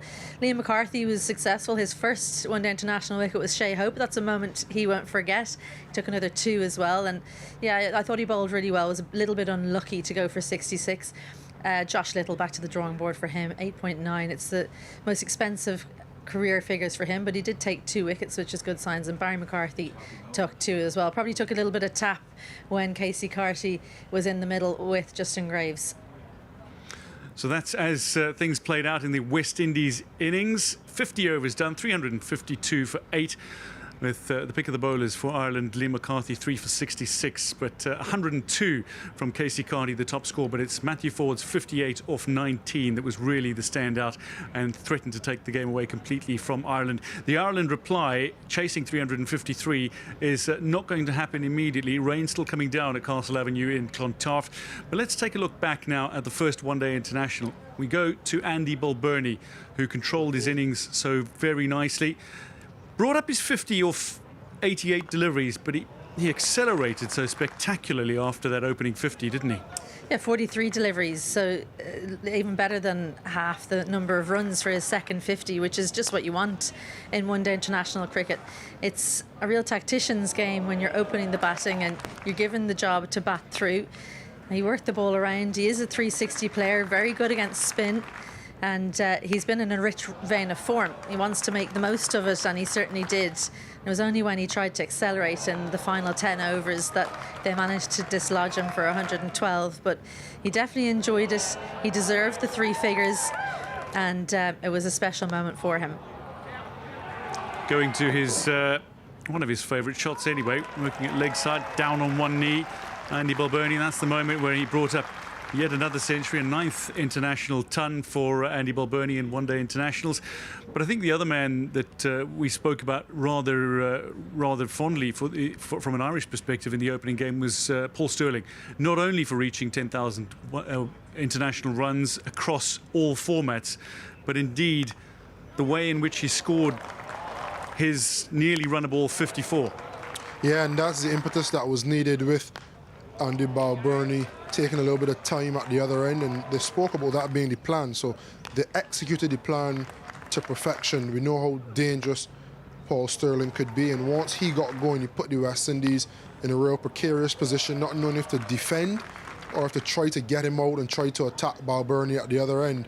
And this was the moment that he became the first Irish batter to cross 10,000 runs in all international formats, and a good milestone. You'd need a lot more today. You're thinking that you'd want Paul Stirling with the makeup of the Irish batting lineup for him to go all the way and get 100 at close to or better than a run a ball. I think when you think back to the way it was in 2020 in Southampton when Ireland chased down the 328 of England, Paul Stirling came out and made 142. And he set up the victory spectacularly. Yeah, when you're chasing a big score like that, I think it's important that someone is putting the collywobbles under the bowling team from early on, because if you let them get into a good spell, especially with the experience that West Indies have, then you can lose the game in the first 20 overs.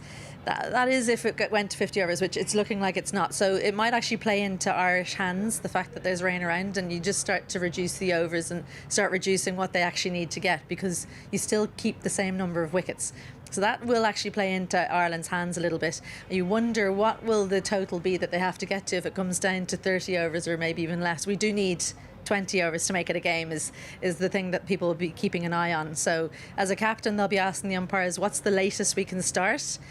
How many overs are we losing? How long will it take to get out in the middle? These are all the things that a captain and a coach have to think about. So there'll be lots of chats going on. There won't be too much rest for the captain and the coach while the rest of the players are relaxing in the dressing rooms with this rain around. It is quite persistent, so we might lose a little bit of time, all right. Well, rain continues to fall over Castle Avenue in Clontarf here in Dublin. The opportunity to play is not completely lost. Certainly 20 overs need to be completed for the match to be concluded. Hopefully we can still get those in. But for now, we're going to take you back to the first one-day international on Wednesday, Ireland against West Indies. Here are the highlights. Paul Stirling is well over 400 caps now across all formats, and he's standing on the brink of 10,000 international runs. 37 shy of that. The three debutants though, Cade Carmichael, keep your eyes on him, Tom Mays, and indeed Liam McCarthy. Got Carlos Brathwaite alongside me. Carlos, great to be back with you, big man. Talk to me about this West Indies 11, full of talent as always. Yeah, full of talent, good morning, and full of experience in that top four. At least three of them, Brandon King, Evan Lewis, Shea Hope. They need to carry the batting, in my opinion. When you look at the bottom, the two Josephs. It's a very balanced team, Roston Chase and Gurukesh Moti providing right and left arm spin options. So very exciting lineup. Well, it's the start of the Irish cricketing summer here on the most glorious day you could ever imagine for cricket, and it is time for the toss. The two captains are alongside me. I've got Paul Stirling of Ireland, Shea Hope of the West Indies, and Mr. Dean Cosker of the England and Wales Cricket Board. He's the ICC match referee. Stirling, you got the coin? Give it a toss. Heads is the call, and it comes down as a head. The key men this morning, from a bowling perspective, it is indeed Joseph, but from a batting perspective, it's all about that man. 96 players have done it in history. It's in essence, Carlos, a who's who of international batting, and he'd be the first Irishman to get there. I think if you add all your runs in the backyard, the runs you score playing PlayStation or Xbox, seldom you'd get to 10,000, far less holding the bat and playing international cricket, leading your country and getting to 10,000 test runs. A gem of a human being, and it's, I guess, fitting. You never deserve anything in this sport, but if there was anyone that deserved it, it would definitely be him. Special day for the man on your left. That's Richard Illingworth, his 100th at One Day International, the former left-arm spinner. And for England, the Worcestershire man. Played a lot of cricket with Ian Botham over the years. He's joined by Rowley Black. Well, we're all set for this ODI series. Let's play. Oh, and significant movement that has come back and jagged in off the surface. First runs off the bat for Balbirnie. Now, this is maybe just doing too much. Ford was very interested, but it swung a long, long way, and it's probably going to go on and miss the leg stump. Gets us to the end of the first over. Guided away. And with Alzari Joseph's pace, will push towards the rope and just about get there. Women's in 2 T20Is. Stirling cuts this away and does break the streak of dots and finally gets off the mark in grand style someday. As Stirling laces that one. May well have gone all the way. It's a very flat 6. Last month. Edged away, this will be 4. Races away. It's probably, what, only 55 yards or something like that up there. Carlos, bit of fortune. The 2 slips in place, flies over their head. Balbirnie will lace it through the offside for 4 more. Inside. He's not going to miss out here. This is a soaring 6. Lovely from Stirling, his second 6 of the innings.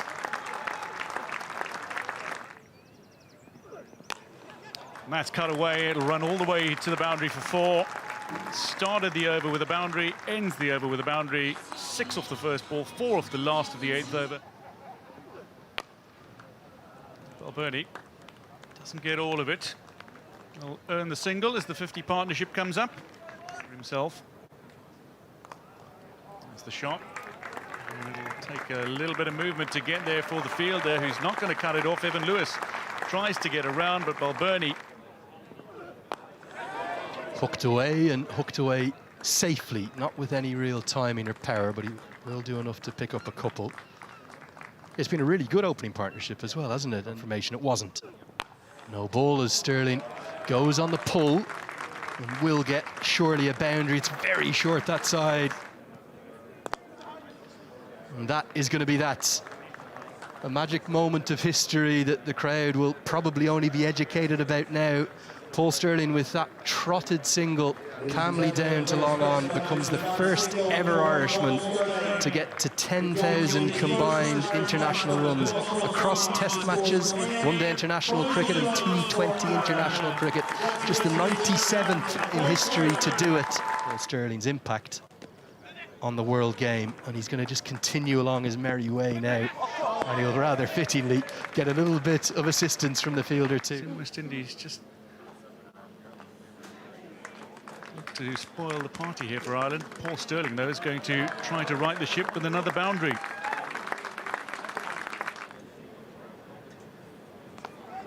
First ball, though, is going to be a potential wicket, and indeed it is. Caught on the boundary, it's the breakthrough for West Indies. Roston Chase into the attack and strikes with his first delivery. Okay, Carmichael off the mark with his first delivery in international cricket.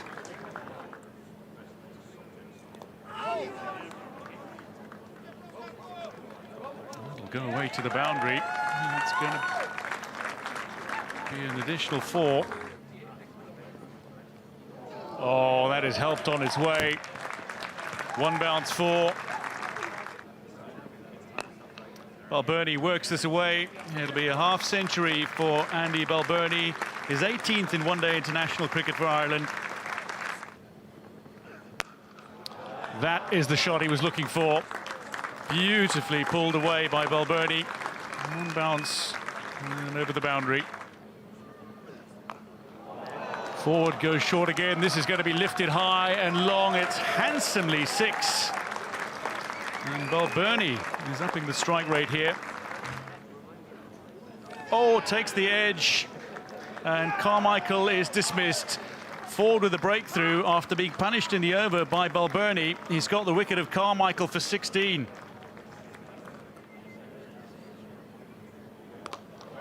Can use those long levers, so too can Andy Balbirnie, who hits another 6.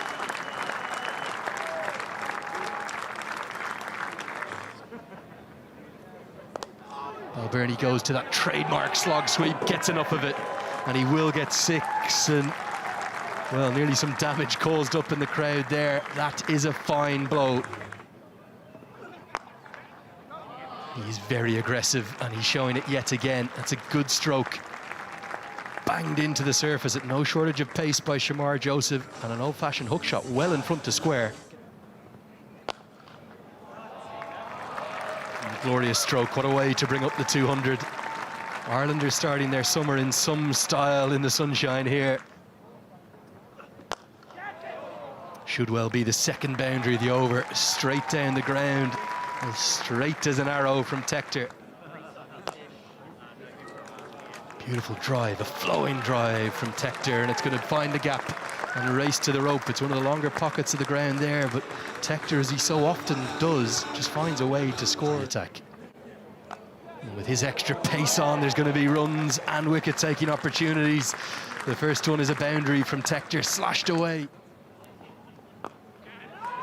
Clipped away, and it's going to be one-day international century number 9.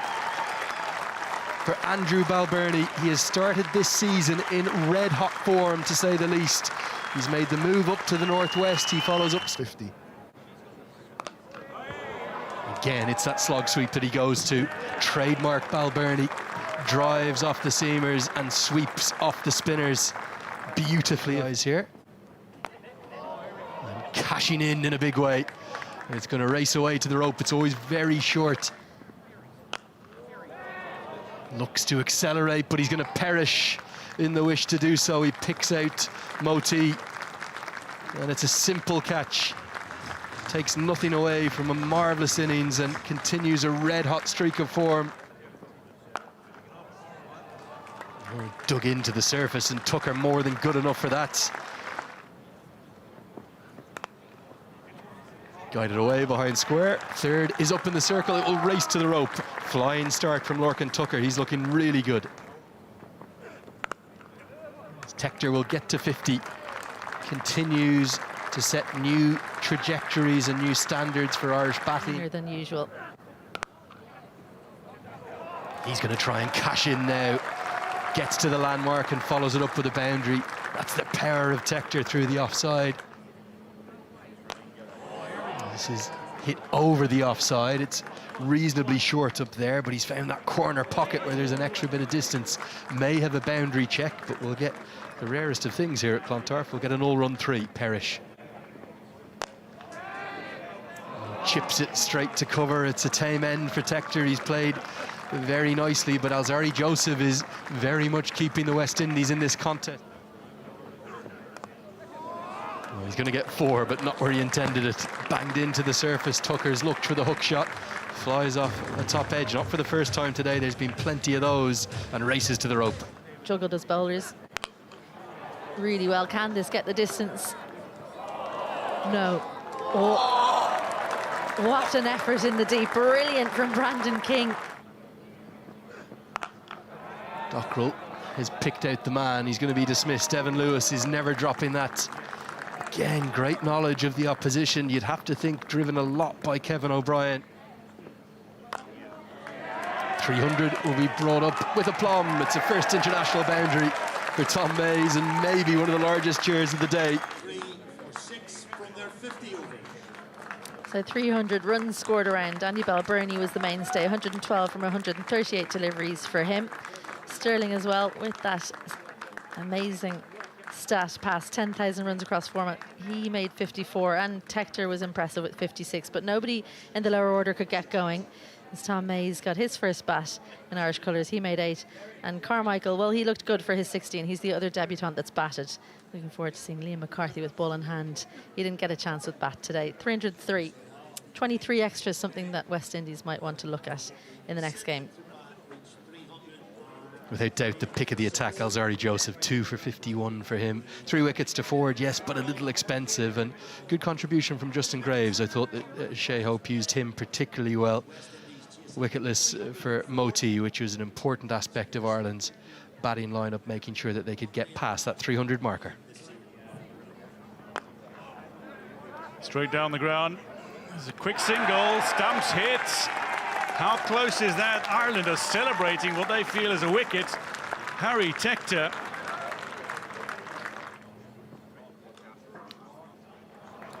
First runs off Tom Mays. It's a bludgeon boundary by Brandon King. Put this one away very comfortably. Mays strays down leg side and he's punished by King at the end of 6. A little straighter again. This is chipped and it'll be out. The second wicket. Barry McCarthy strikes with the final ball of the 7th over. And West Indies are 2 down. Casey Carty removed for 6. Tom Mays continues. Driven straight. Fielder's in the circle. That's going to be 4. Carted away. Too short, too wide, and well, that's an absolute buffet ball from McCarthy, his first really poor one. Well, that Wasp might fall now down into lower single digits because Barry McCarthy, he may have been dismissed for a boundary, but he's now dismissed Brandon King. Massive appeal given. McCarthy absolutely on fire and living every second of it and loving every second of it. Bowls him. It's a beauty. And what a maiden international wicket for Tom Mays. Getting it out of my hand right now. Driven aerially at a catchable height, and it should race to the rope. Graves into his work immediately. 3 followed by 4 from his first 2 deliveries. I reckon that's what's kept him out.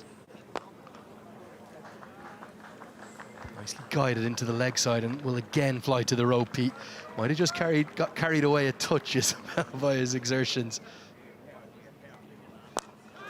Chance and taken. Oh, put down.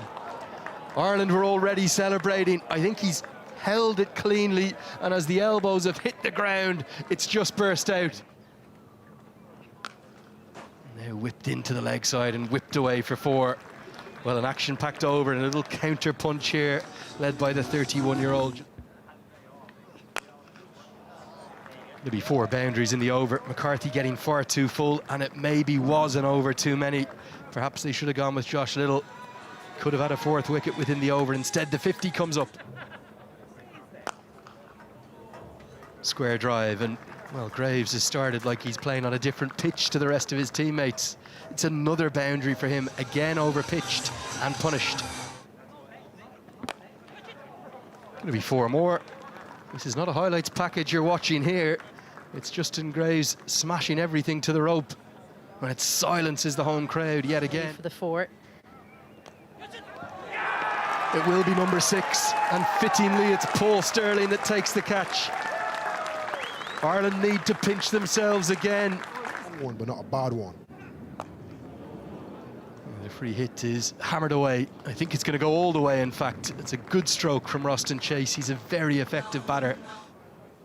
I want to talk about the ICC ODI rankings, the importance of these. Carlos, I'm just going to explain quickly the qualification structure for the next 2027 Men's World Cup. That is in the 50-over format. The 2 full-member co-hosts, Zimbabwe and South Africa, will qualify automatically. After that, it's the next 8 places that will get there automatically. So as it stands right now, it's India, New Zealand, Australia, Sri Lanka, Pakistan, Afghanistan and England who hold sway alongside the West Indies. They would take the 8th and final spot.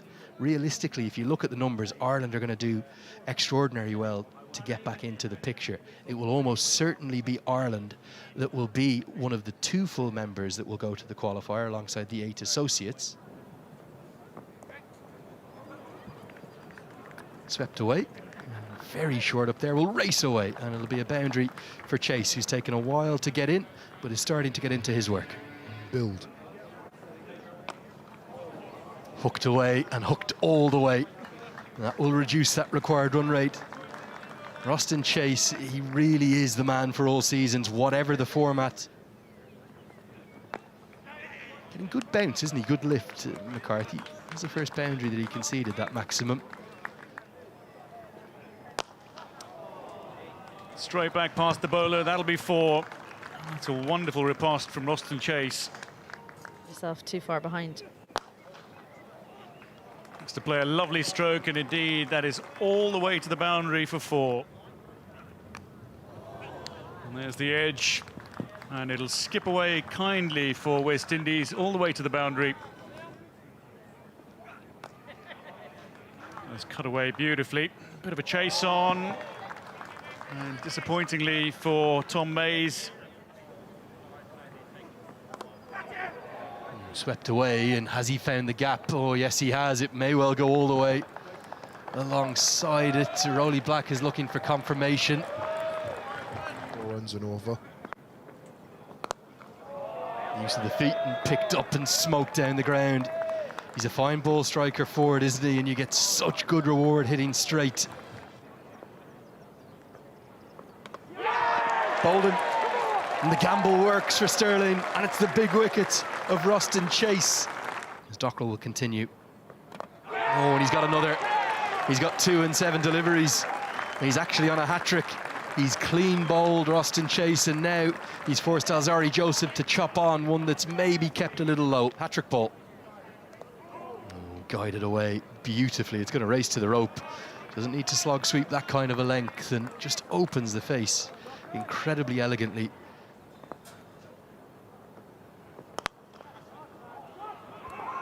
Back-to-back boundaries. Well, West Indies, they bat a long way down. He's got 2 international 50s next to his name, 1 in Test matches and 1 in ODIs. And this might be another chance. Tom Mays is out at long off and holds on. George Dockrell has 3 in 11 deliveries, and Ireland are on the brink. Rory Joseph failing. Here's Shamar Joseph in at the crease. This one's straight up, and Ford is going to be caught, it seems, straight underneath it. Barry McCarthy has 4. Ireland have a fantastic victory.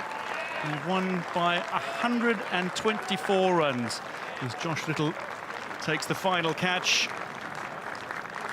Barry McCarthy strikes A great for Barry McCarthy, and a wonderful victory, Isabel Joyce, for Ireland, first up in this series. Fine victory for Ireland, who make it 3 on the bounce now against West Indies in results between them. When you go back to their last series in 2022, Ireland won the last 2 of those matches in Kingston. And Paul Stirling can lead his side past the visitors. And West Indies defeated 124 runs in this first match of the Token 5 one-day international series between Ireland and West Indies. It's been a glorious day for cricket at Castle Avenue. Kevin O'Brien, part of the Windy squad, one of the great Irish players in history. Yeah, an odd moment for him, because you could see when he was saying well done to the Irish lads, he really meant it. Yes, he's on the coaching ticket for West Indies, but he's played alongside almost all of these guys. And so for him, as an Irishman, a proud Irishman, while he would have wanted West Indies to win, it was almost a no-lose situation for him. It's the first time Ireland have won by runs. They've always chased down in their previous victories against West Indies, incidentally. So it's the first time they've set a target and managed to defend it against West Indies. So that is a success in itself, but much of that down to the captaincy of Paul Stirling as well. The way he changed his bowlers was excellent, the way he used his bowlers. Fine victory for Ireland, who make it 3 on the bounce now against West Indies in results between them. When you go back to their last series in 2022, Ireland won the last 2 of those matches in Kingston. And Paul Stirling can lead his side past the visitors. And West Indies defeated 124 runs in this first match of the Token 5 one-day international series between Ireland and West Indies. It's been a glorious day for cricket at Castle Avenue. Kevin O'Brien, part of the Windy squad, one of the great Irish players in history. For the West Indies, well, it was an innings that never got going. Barry McCarthy blitzed them away at the top with a 3-wicket burst. He came back to take his 4th, the wicket-taking ability of the Pembroke all-rounder, certainly very much to the fore. Good stuff, particularly from Tom Mays in his debut too. Produced that beauty to dismiss West Indies captain Shea Hope. Revisiting moments from the first one-day international of the 3-match series. Unfortunately, during the second, the innings break, rain has started to come down and it continues to fall over Castle Avenue here in Clontarf, Dublin. News not ideal, but just a quick reaction to that first one-day international, Isabel, again. We look back at the way Ireland set up the victory. We've spoken about the way they've set up the victory, but how important would a home series win be for Ireland, given the fact that they haven't had one in 6 odd years? Yeah, it would be huge, and we don't have much one-day international cricket coming up this summer, so it'd give Ireland lots of good memories whenever they do get back out in one-day cricket. But having it at home, I mean, we wish we could go back and get the sunshine from Wednesday as well. But for Andy Balbirnie, he's been talking about it a lot. About, you know, he won't feature in the T20s against West Indies in a few weeks' time. So for players like him that are one format, or he's 2 format players, but in the white ball game he's 1 format, it's really important for them to see success, and it would mean a lot to the home fans as well. And Carlos, when you look back at the first result, obviously would have been disheartening, disconcerting in certain ways, but the series was not gone after losing 1 match, and I think West Indies proved it with their innings today. They're capable of winning the series 2-1. Yeah, they are, if the rain stays away. I think Duckworth, Lewis and Stern has some crazy numbers, as Isabel checks it beside me. 20 overs makes a game, obviously, but they would take heart from the fact that they've done all they can in the first innings. You can't bat for rain. You don't know what the conditions will do. All you can do is handle what's in front of you, and I think they played exceptionally well. And regardless of what happens in the game, whether it's a rain out, they win, lose or draw, the batting unit will take a lot of credit for how they played today. When you look at that target that said 353, Ireland have made more than that previously, even batting second, 359 for 9, I think it was, against New Zealand, but they were chasing that 360. They lost by 1, heartbreaking at the time. They're capable of doing that, but they're going to need something exceptional if they are going to chase down 350 plus. Yeah, well, look, we talked about the toss, didn't we, earlier, just to seg to that, and we were thinking, why did he bowl first? And I can't believe it didn't occur to me, but there was rain forecast. You always bat second if there's rain around, because you want to know what you're chasing. And having a look, you're not going to believe this, Carlos. It's 20 overs. If Ireland don't lose any wickets in 20 overs, it's 105. that they need to be at. So if they get out there, now it'll change because they're not going to get 50 overs in, so that'll be readjusted and all that kind of stuff. So it's definitely not going to be 105. That's not. Do you the have target. a number for Mr. Duckworth, Mr. Lewis, and Mr. Stern? Do you know what? They're mathematicians, and my sister's a mathematician. She said she met them once and said, "Oh, you did the cricket, this sheet," and they said they've never been asked about it at a maths conference before because no one watches any sport, so it's the first time. But yeah, look, the mathematics heavily favour you not losing wickets. That's what they place a lot of value on. So if Ireland were to be, say, 2 down in 20 overs, it changes to 137. So that just tells you that losing wickets, it's kind of a stick or twist. You don't then know how many overs you're going to be in there for either. So yeah, it's definitely a game when you're chasing and it's raining. You want an experienced setup. They'll have the Duckworth Lewis in their pocket, and what you don't want is what happened to South Africa. South Africa 2003 where they World Cup, yes. Don't understand the rules, because what happens is the captains are given a sheet like this, and what you have to be is one more than what's on the sheet.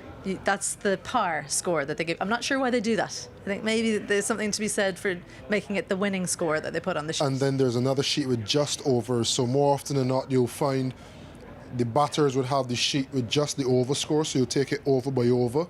And then if the rain does start to drizzle, then you'll see the ball by ball. And it gets a little bit more granular. And then you're worried about if you need to play a shot now. West Indies felt the brunt of that in the 2014 World Cup as well. And albeit not Duckworth, Lewis and Stern, but the net run rate just hampered the West Indies women from qualifying for the World Cup as well. So as much as we love our sport, I think we need to start liking our maths as well. Yeah, because, I don't know if you saw it, Dwayne, when with the West Indies women. Did you see Hayley on the sideline? This is going now niche, but she was trying to signal, hit a 4 and then a 6. That's it. So it really does take a mathematician. You need to just have one, maybe, in your team, and then get people moving around and making sure that the right messages are out. But it seems to be something that can trip teams up. So I wonder who it is in the Ireland team that makes sure that the people out in the middle know exactly what they need to get. I'm sure George Yeah, will probably put his hand up. Yeah.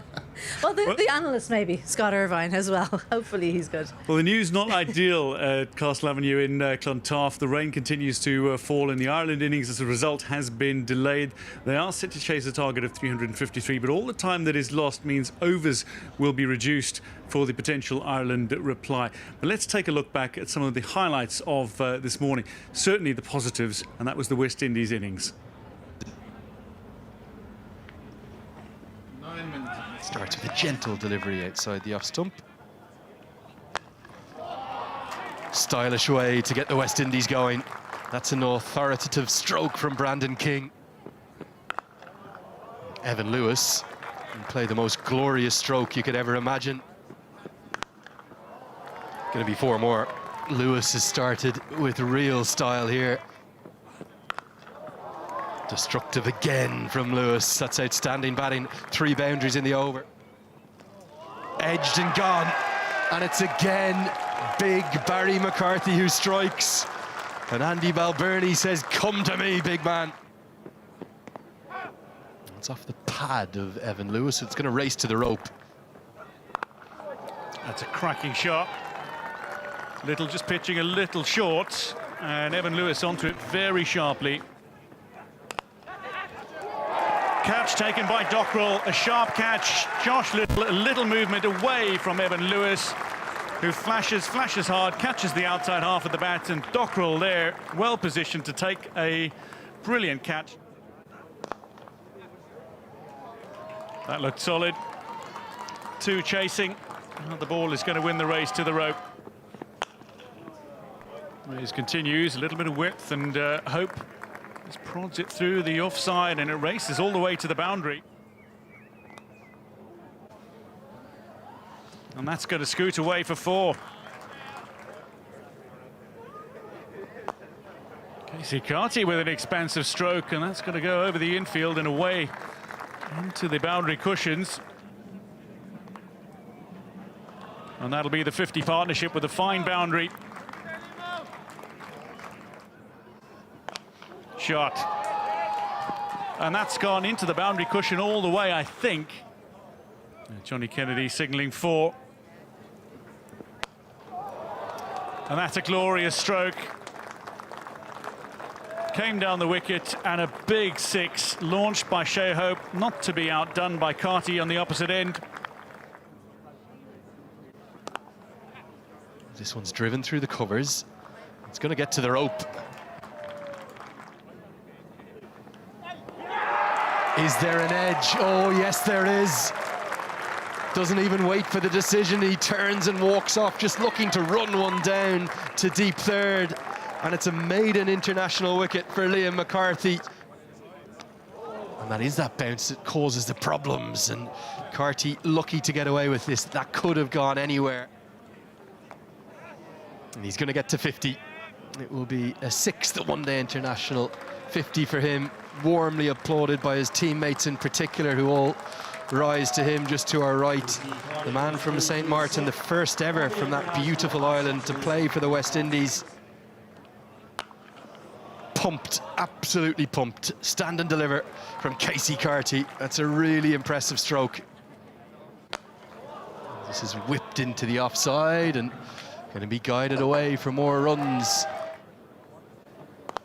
As this goes over the head of mid-off. It's slightly longer down to that corner, but it will still race for 4. Speared in, but it's cut away with aplomb. McCarthy can't cut that one off. Casey Carty has paced this innings so wonderfully. George Dockrell returns to the attack and strikes.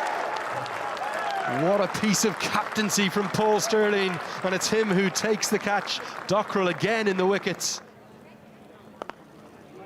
As this is driven elegantly through the covers, it's going to race to the rope. Well, that's one of the shots of the day from Casey Carty. He just leant on that.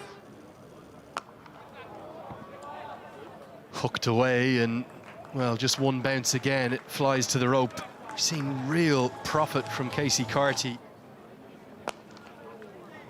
Driven down the ground, and it's very short up there. Mays won't be able to cut it off. Only 54 metres, and the 200 comes up with consecutive boundaries from Casey Carty.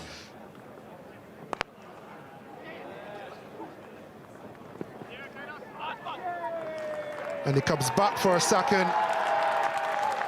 Casey Carty. A majestic knock from the man from St. Martin. Applauded, adored and enjoyed by all, here and at home. A sensational knock. Well, that's beautifully played. Graves loves to play his strokes. It's taken the edge, and that is it. The end of Casey Carty's innings. It's been a marvellous innings, his second ton, but a big one here for West Indies that has set them up brilliantly. Chase early in his innings going over the top, and that's going to have a couple of bounces over the head of Josh Little and over the rope for 4. Instead he'll turn to Barry McCarthy, who immediately strikes, and what an excellent catch. Both of the ball and the sunglasses from Ireland's multi-talented captain, Paul Stirling. Slapped away, and that's going to be all the way. Ford has a reputation as a very dangerous power hitter towards the end of the order. And this one's obliterated. It's only 54 metres up there, and it soars over the rope. This is the perfect time of the innings for Matthew Ford to come in. It is pace off, but Ford answers in rather audacious style. He doesn't even look at it, he turns and signals to his teammates that he is ticking. Goes again. This goes a mile up. Tom Mays runs back over his shoulder, not going to get there, and it's another maximum. It's the 4th of the over. Looks to repeat the dose, and repeat it he does. And this time, I think it's going to go all the way. Make that 6 sixes from just 12 deliveries. Innovation now. He's simply toying with this Irish attack. Might be just one bounce just in front of the rope. That's going to be the 50 partnership that has come up in a matter of moments. Graves gets in the act now as he pumps that one down the ground. thumped it out of the ground. He stands on the brink of history, does Matthew Ford. Oh, yes, he can! And in what style? In the history of nearly 5,000 one-day internationals, nobody has made one quicker than Matthew Ford, who joins AB de Villiers in getting there off just 16 deliveries.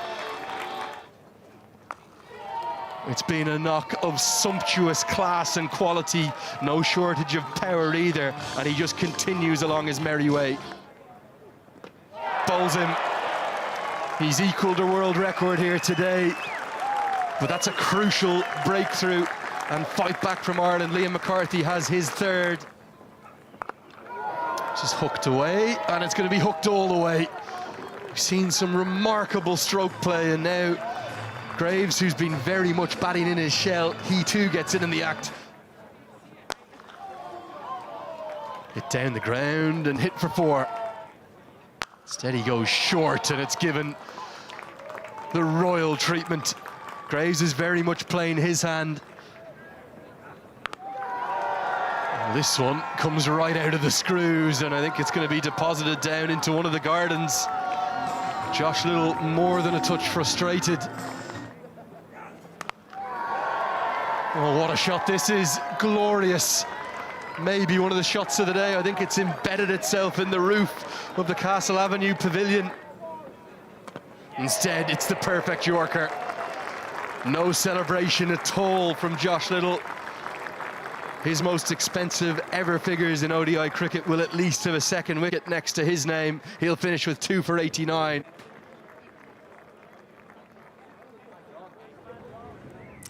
A remarkable innings, 352 for 8 from West Indies. But what was most remarkable is that 97 runs came off the last 36 deliveries in that innings. 13 sixes that were struck, 10 of those coming in the final overs. Well, the news, unfortunately, from Castle Avenue in Clontarf is that the rain continues to come down. It's not heavy, but it is persistent. We're coming up to around about 4 o'clock local time. We are losing overs at the moment in terms of the Ireland reply.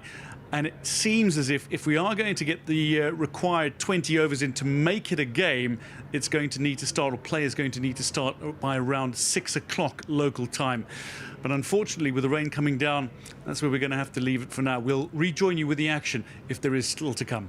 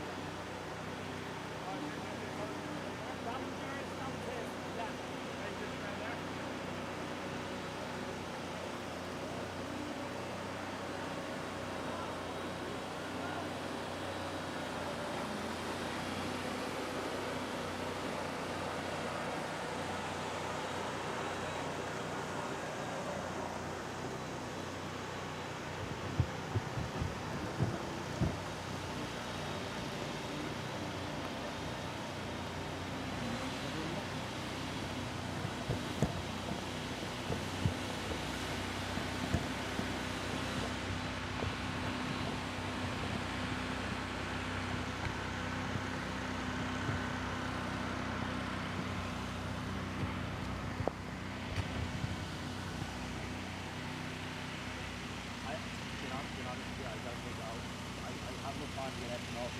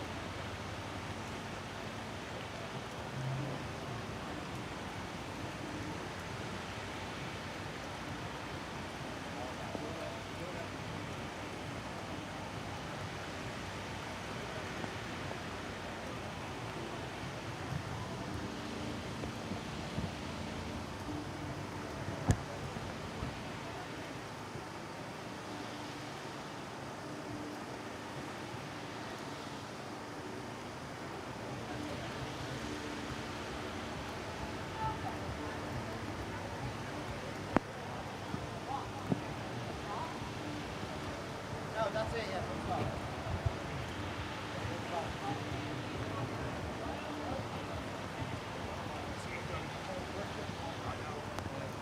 Perfect weather for everybody. Yeah, perfect.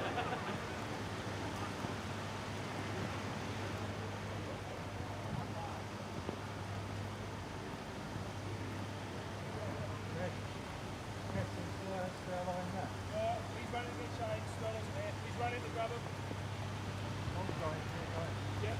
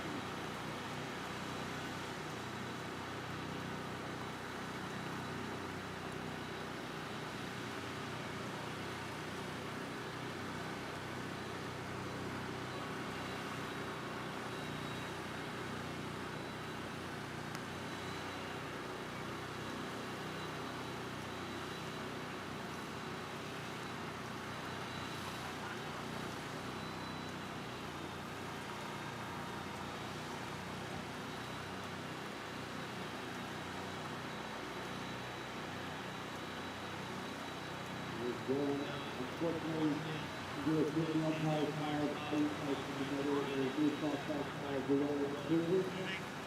The time has already been lost. It has been given to abandon this second token foul one-day international between Ireland and the West Indies. The game today has been abandoned.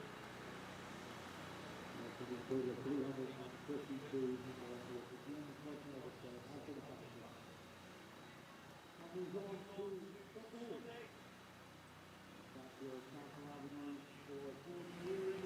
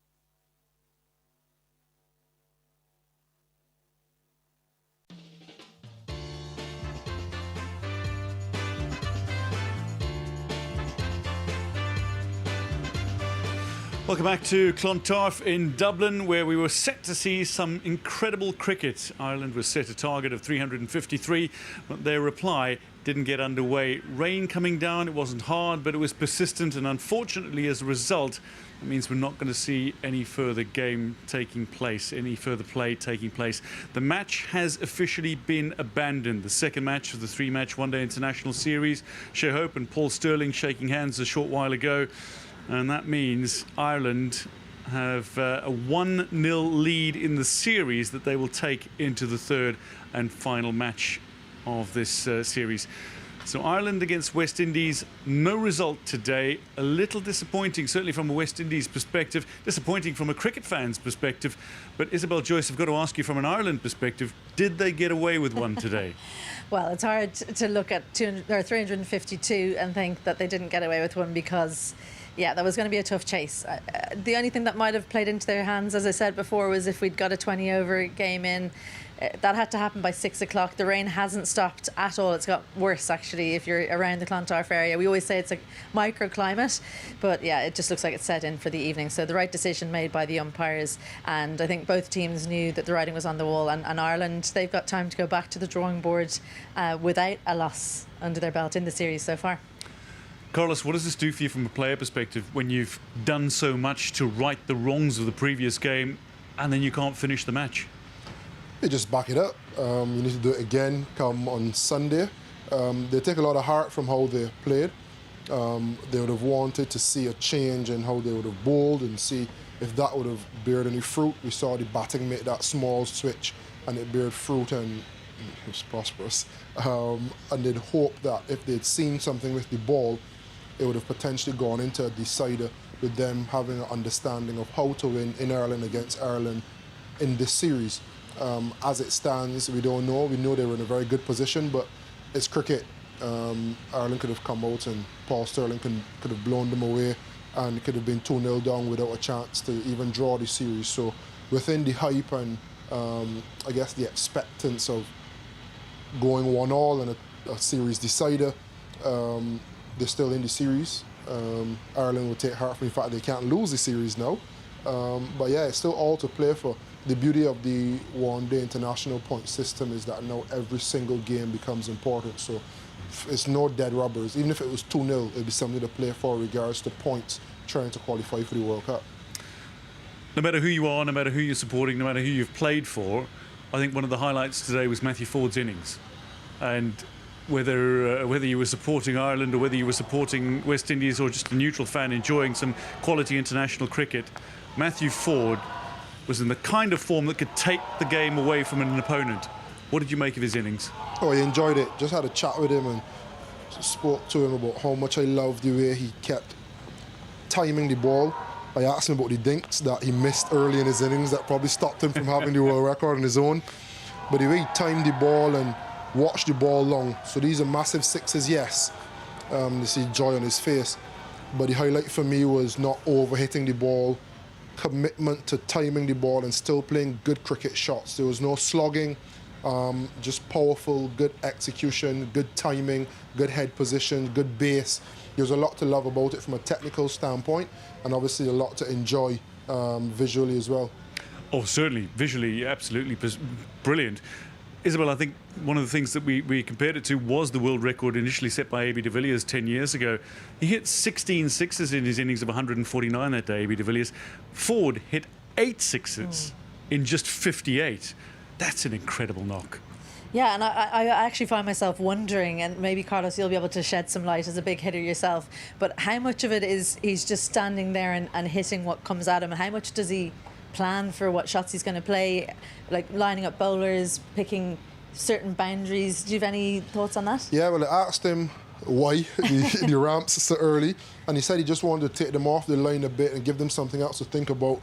And I thought when Josh Little came on to bowl from the shorter side with the straight boundary, he set a field mid-on and mid-off, so Ford naturally just set for length balls, and I think he kind of predicted what was going to come. Now, you still have to execute it, but I think that really got him into stride, and then from there, played some really nice shots to cover over mid-off, then got back on a few ramps as well. So I think he was really clever in how he targeted the bowling He wanted to use the smaller side when it was behind him, he ramped.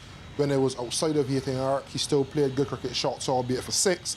And then when Little obviously started to come short into the body, he was good enough, clever enough to hit the ball either far enough or pick the gap and still get 6. So now it was a lot of thinking going into it, a lot of planning, but more importantly, as you would know, it's all about the execution.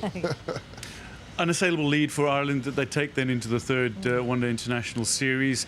How do they go into that final game? Yeah, I wonder, like, I think the weather will come in again, depending on what they do at the toss, who bats first, who bowls first. That could be big because the weather forecast is changing. We've been looking it up, and as always in Ireland, I think you can trust it about 30 minutes before you're actually looking at. But yeah, I think Ireland, you know, there was a lot to like about the bowling innings, actually. George Dockrell bowling overs, McBride bowled well. I thought Liam McCarthy was impressive, but those two guys, McCarthy and Mays, that'll be the first time they'll have had someone coming at them like that. Josh Little is a different story, but that's a great experience for them. And what do they go home and talk about now, and how do they execute? And their slower balls they could be bowling, because we saw Liam McCarthy, he bowled a brilliant Yorker to take a wicket near the back end. So could he do that more? So I think for them it's just exciting, and they've managed not to get a loss out of it as well. Carlos, toss is something that is going to be all important, it seems, in the third and final one-day international. Apparently, it's better to lose it. This is a fantastic point, but how important would you feel the toss is going to be in the final one-day international? Yeah, it always is important, but I think it proves that it's probably less important here because both of the tracks has been amazing. Both teams batting first, one person, all adages of cricket, one person in the top 4, get in, go big, get 100, that gets you to a respectable total. You then get people coming in the back end and playing little cameos, Tector for Ireland in the first ODI, Ford for West Indies today. So I think it's all about how you can put together a complete game. The pitch, the conditions never really came into effect. There wasn't the cause of West Indies batting as poorly as they did. We obviously didn't get a chance to see Ireland chase today, but I don't think the toss made much of a difference. It was all about just good cricket in the first innings from two teams that batted really, really well.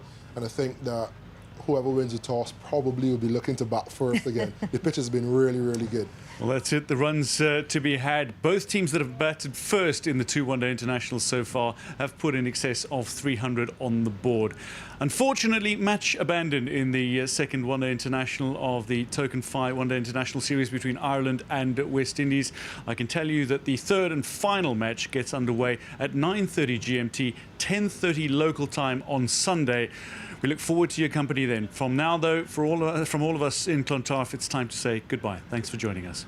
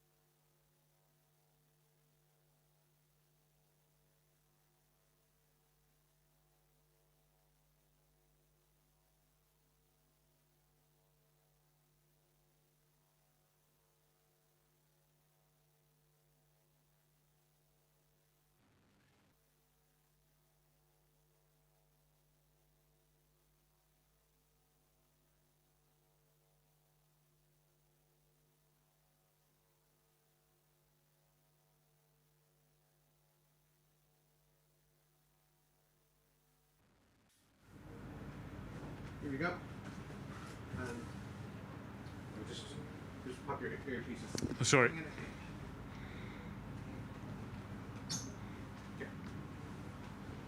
Is that better? Yeah. And 3, 2. Well, unfortunately, Ireland not getting a chance to bat in reply to West Indies' total of 352 for 8 in the second one-day international. We look forward to your company for the third, however, after this match was abandoned. Ireland take a 1-0 lead into the third match of the series.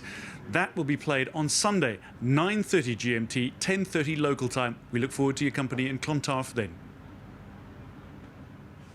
Do you want me to do it again? Yeah. Thank you, Jane.